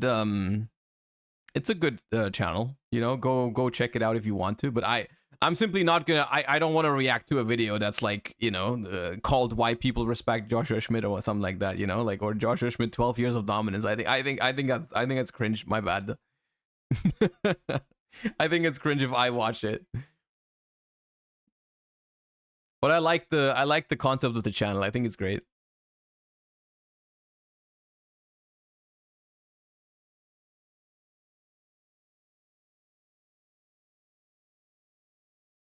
How many hours a day do you practice for an event? That is very dependent on how much time I have. Some events it's more, some events is less. I will say, like for YCS Bologna, it was not as much. Like I spent a decent amount of time during the last week, but beforehand, it was just one of the combination was just, I wasn't super motivated for Bologna because like there was just so many options and it felt overwhelming to me. And I was like, I looked at all the decks and I was like, this deck is cool, but it has some weaknesses. This deck is cool, but it has weaknesses. This deck is cool, but it has weaknesses. And it didn't feel super motivating to me. And it was just like a matter of a couple weeks before the event. It's been busy, you know. I've been busy. I've been sick also for a couple days. You guys knew that because, you know. And I don't know. I haven't done that much testing for YCS Bologna overall, which makes it even more like, you know, incredible that it worked out the way it did. But I will say one big deal for me is that the fact that I do stream these days, simply it helps so much. Even though I obviously, like, I don't show you my exact deck list on stream because that'd be like I would put myself at too much of a disadvantage. And that's why I don't test my exact list or build my exact list on stream. Still, the amount of time I spent with the game, just in contact with the game, is honestly one of the best preparations you can have, right? I feel like since I'm streaming, I'm so much more like up to date on what's happening, what kind of new decks are around, what kind of text people are playing, what the trend in the meta is, you know, all that kind of stuff. And it's also just practice. It's practice. Even if I play Master Duel, which is a different game than the TCG in like some ways, it's practice. It's just practice. And it's the most important thing, even after having played this game for how long has it been now? 20 years? It's probably 20 years since I've started playing this game. Practice is always the most important thing. And experience also. You just need to freaking accumulate more and more and more experience. And honestly, there's a lot of things. There are certain skills that are like they carry over from format to format. but there are also a lot of skills that you have to reset every time when there's a new deck in the format. When the format changes, it resets. You need to learn the new decks. It doesn't matter that you can be the best player during tier limit format. If you don't learn the new decks, you're not going to be good in the next format, right? And so it's like you need to work on both of these. Like there's a set of skills that are just like overall, you know, the way you think, the way you approach the game. That is something you can like train over the course of years. And then there's a lot of work you have to put up every single format over and over and over and over again. Like that, it resets. It resets. New ban list, new set, reset. Start from zero, right? Some people are gonna be faster at it than others. You know, like I think I personally are someone who at this point in time I learn relatively fast when it comes to Yu-Gi-Oh. You know, like because of 20 years of experience. But still, I still have to go back every single format. I have to learn the new decks. I have to practice the new decks and so on and so forth. So it's hard to answer like what exactly you do. Just it's just like mostly a thing that you work on for like years and years, and you have to start over every format.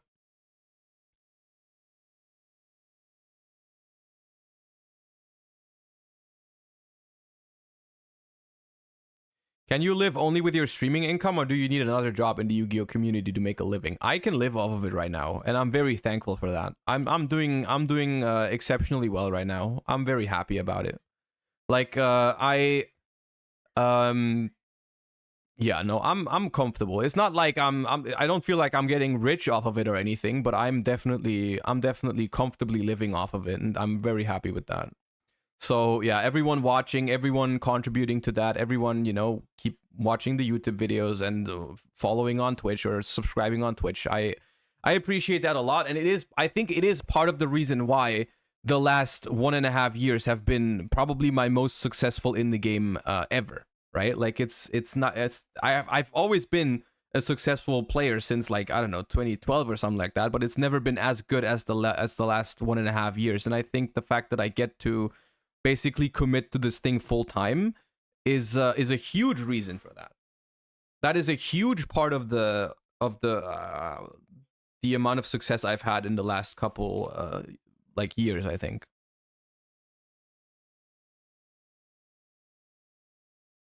I think it's because they invented Runics. I mean, maybe. It is also, I will say it is true that Runics are a deck that I think they favor me as a player a lot. I think I'm probably exceptionally good at playing with Runic decks because they just have a lot of player agency. And it's funny because I have 5 wins now if you include the Master Duel World Championship, and 3 out of those 5 wins have been done with Runic decks. Well, at Worlds it was only half of my lineup. It was only 1 Runic deck, but like it's freaking 3 out of 5 are with Runic decks, which is kind of crazy. But yeah. Don't say Bedge! Runics are based, man. Runics are based. Would being good at card guesser help? Well, you tell me. You tell me that. I wouldn't know. I wouldn't know. I'm like slightly above average, I would say, at card guesser. Well, you're way better than I am.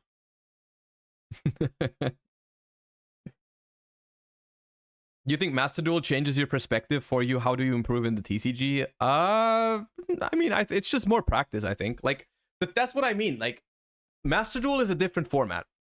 Master Duel is basically a different format, but it's the same game, pretty much.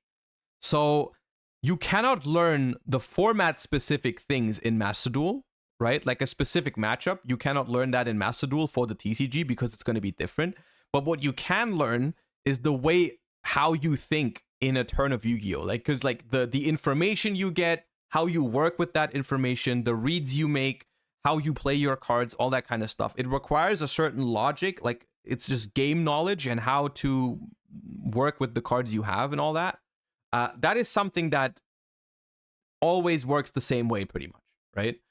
So like whether you play Master Duel, whether you play current TCG, whether you play a Time Wizard format, it's always like, you know, learning how to make the best decision possible with the information that you have, with the cards that you have, all that kind of stuff, right? Like that is something you can practice in Master Duel as well, and it carries over for the TCG. You can even play other card games right? You can I've played other card games in the past, and it freaking like it carries over. Like I've had during COVID, I had a really good year in Legends of Runeterra.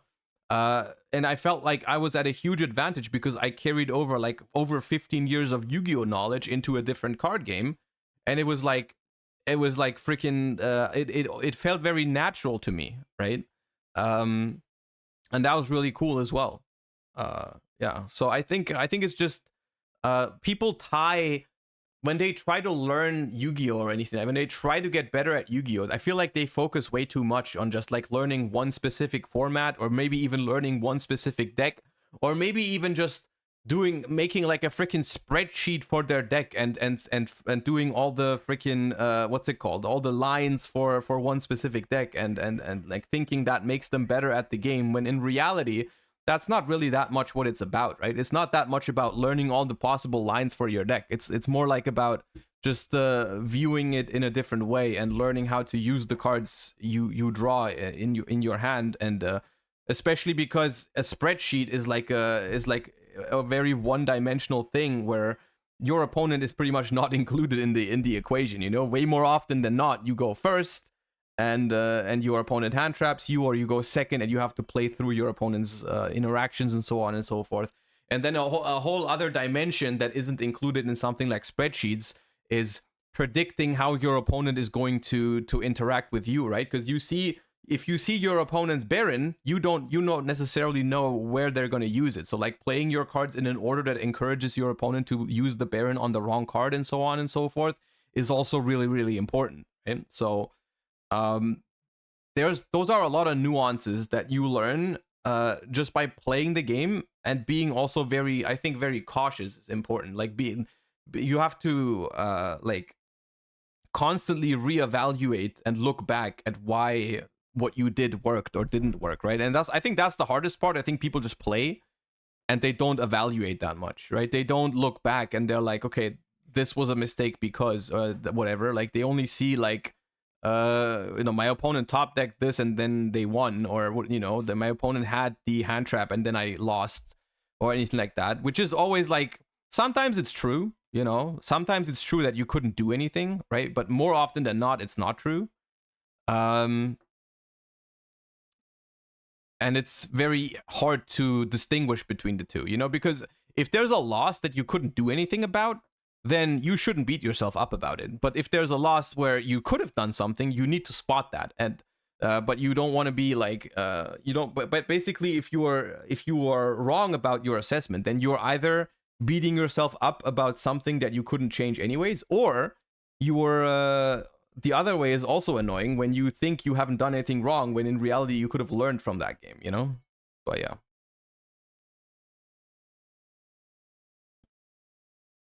That sort of thing, I think you would think it takes a lot of time, but then in reality there's also a lot of people that have done this incredibly well without like spending 10 years to do it or whatever. There's just some people that are very naturally gifted at it. Like the one that comes to mind that people always mention is like Pac, who's been like playing the game for like 3 years now, not even, and has already won 2 YCSs and is one of the people that grind the most, I think, and play the most and simply get rewarded for it. Because I think he's learned instead of learning one specific deck, he's learned how to basically evaluate the game as a whole very well, I think. So that's impressive, I think.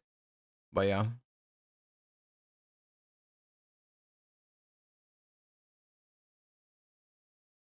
Money helps though. I don't think money is a big factor in who's doing well in the game. I mean, of course the cards are expensive, but most people have like they either have the cards or they borrow the cards. If people are very like active in the community, they will also have the opportunity to borrow the cards. Like I before I was a freaking adult and had a job and the money to get the cards, which I thankfully do now, I used to always borrow my cards back in the day, right? And that was never a big factor for me.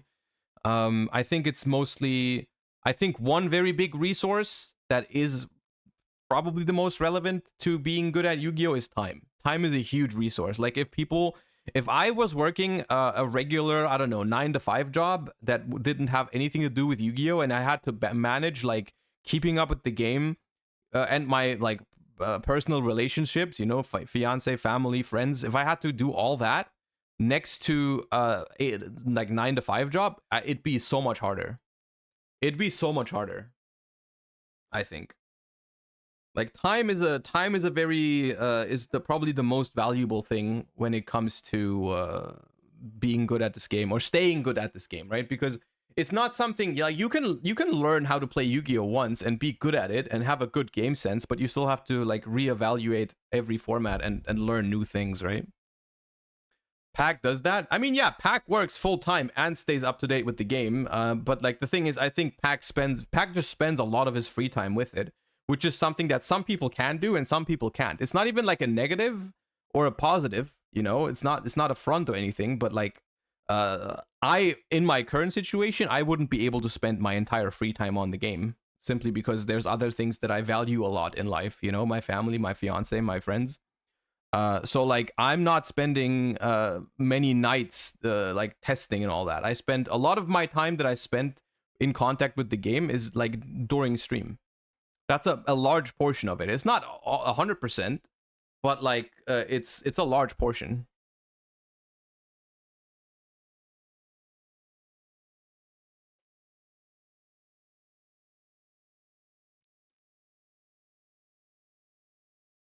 Thankfully, your job is your hobby. I am very thankful for that. Like, unironically, it is one of the best things that happened to me. That the day that I started streaming when Master Duel released, I still view that as one of the best things to ever happen to me personally. Because I'm like, you know, would you say that your computer science degree knowledge kind of helps in critical thinking and optimizing sequencing? Maybe. I think it's the other way around.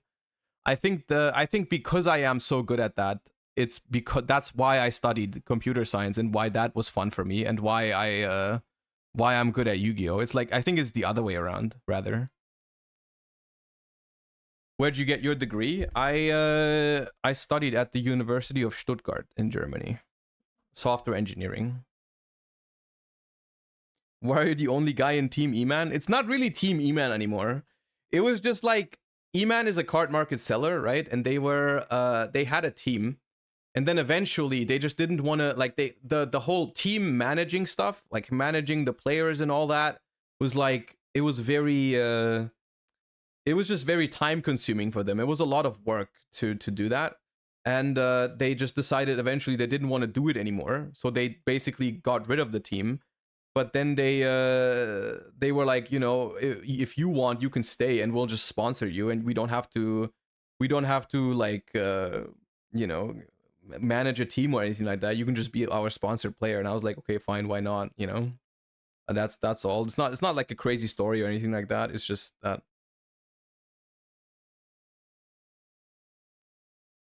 Yeah.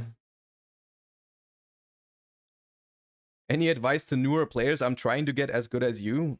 I would suggest to take it one step at a time. Maybe that shouldn't be your first goal. I think that's like I'm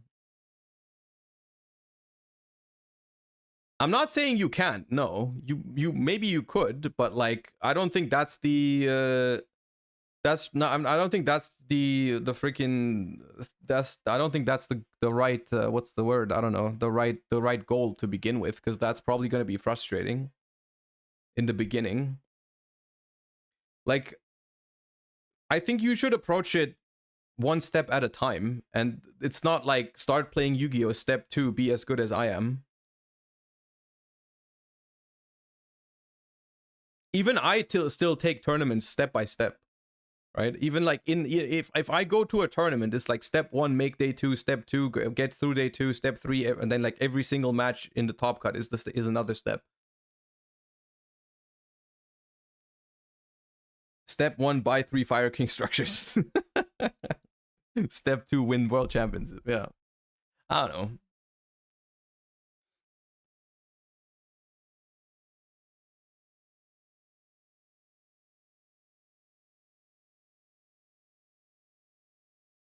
I just have a great time playing Yu-Gi-Oh! And have fun with my friends and my local community. That seems like a much better way to start, yeah. That seems like a much better approach. Because that's honestly, the reality of things is that's how I started as well, right? I never started this game with the intention to even play competitively, with the intention to win a big tournament or anything like that. Because when I started playing this game, we didn't even have that. We didn't have big tournaments. Like I started this game freaking like Playground, and then I went to locals for the first time with like at the age of 10 or anything like that. And from that point on, I always only played the game because I liked it. It was never like, oh, I'm gonna win a YCS because I want to do that. I've been playing the game, and so I just my natural progression just eventually, you know, it brought me from Playground to locals, and then I was having fun at locals. I made friends at locals, and then eventually I started winning locals, and then we went to like bigger tournaments like regionals or console tournaments, and I started doing well at those, and then eventually I was like, okay, I was old enough to go to like nationals and so on and so forth, and then the first YCS happened in Europe, and so on and so forth. So even that was like a step-by-step development where I never started playing this game with the goal of playing competitively, with the goal of winning a YCS or with the goal of being the best or anything like that. It's just always been, I just like this game. I've loved this game in 2003, and I still love it to this day, and I think that's where it comes from, because the rest is natural. The rest is a natural development, right? Because I never feel like I'm forcing myself to play the game to get better at it. I play the game because I want to. But yeah. All right. You know what? I appreciated that just chatting session. That was fun. Let's call it a day for now. Let's call it a day for now. I'll be back tomorrow. ZV, thank you for the last minute sub. Appreciate you. I shall send you guys over to Mr. Commentator, Mr. Farfa. Thank you guys so much for watching. I appreciate you. I hope you enjoyed the stream. And I will see you guys again tomorrow. If you're not followed to the channel yet, make sure you follow. If you haven't seen my YCS Bologna deck profile yet, make sure to go !YouTube in the Twitch chat. Until then, thank you for watching. I'll see you tomorrow. Bye-bye, everyone. Have a wonderful rest of your day. Peace.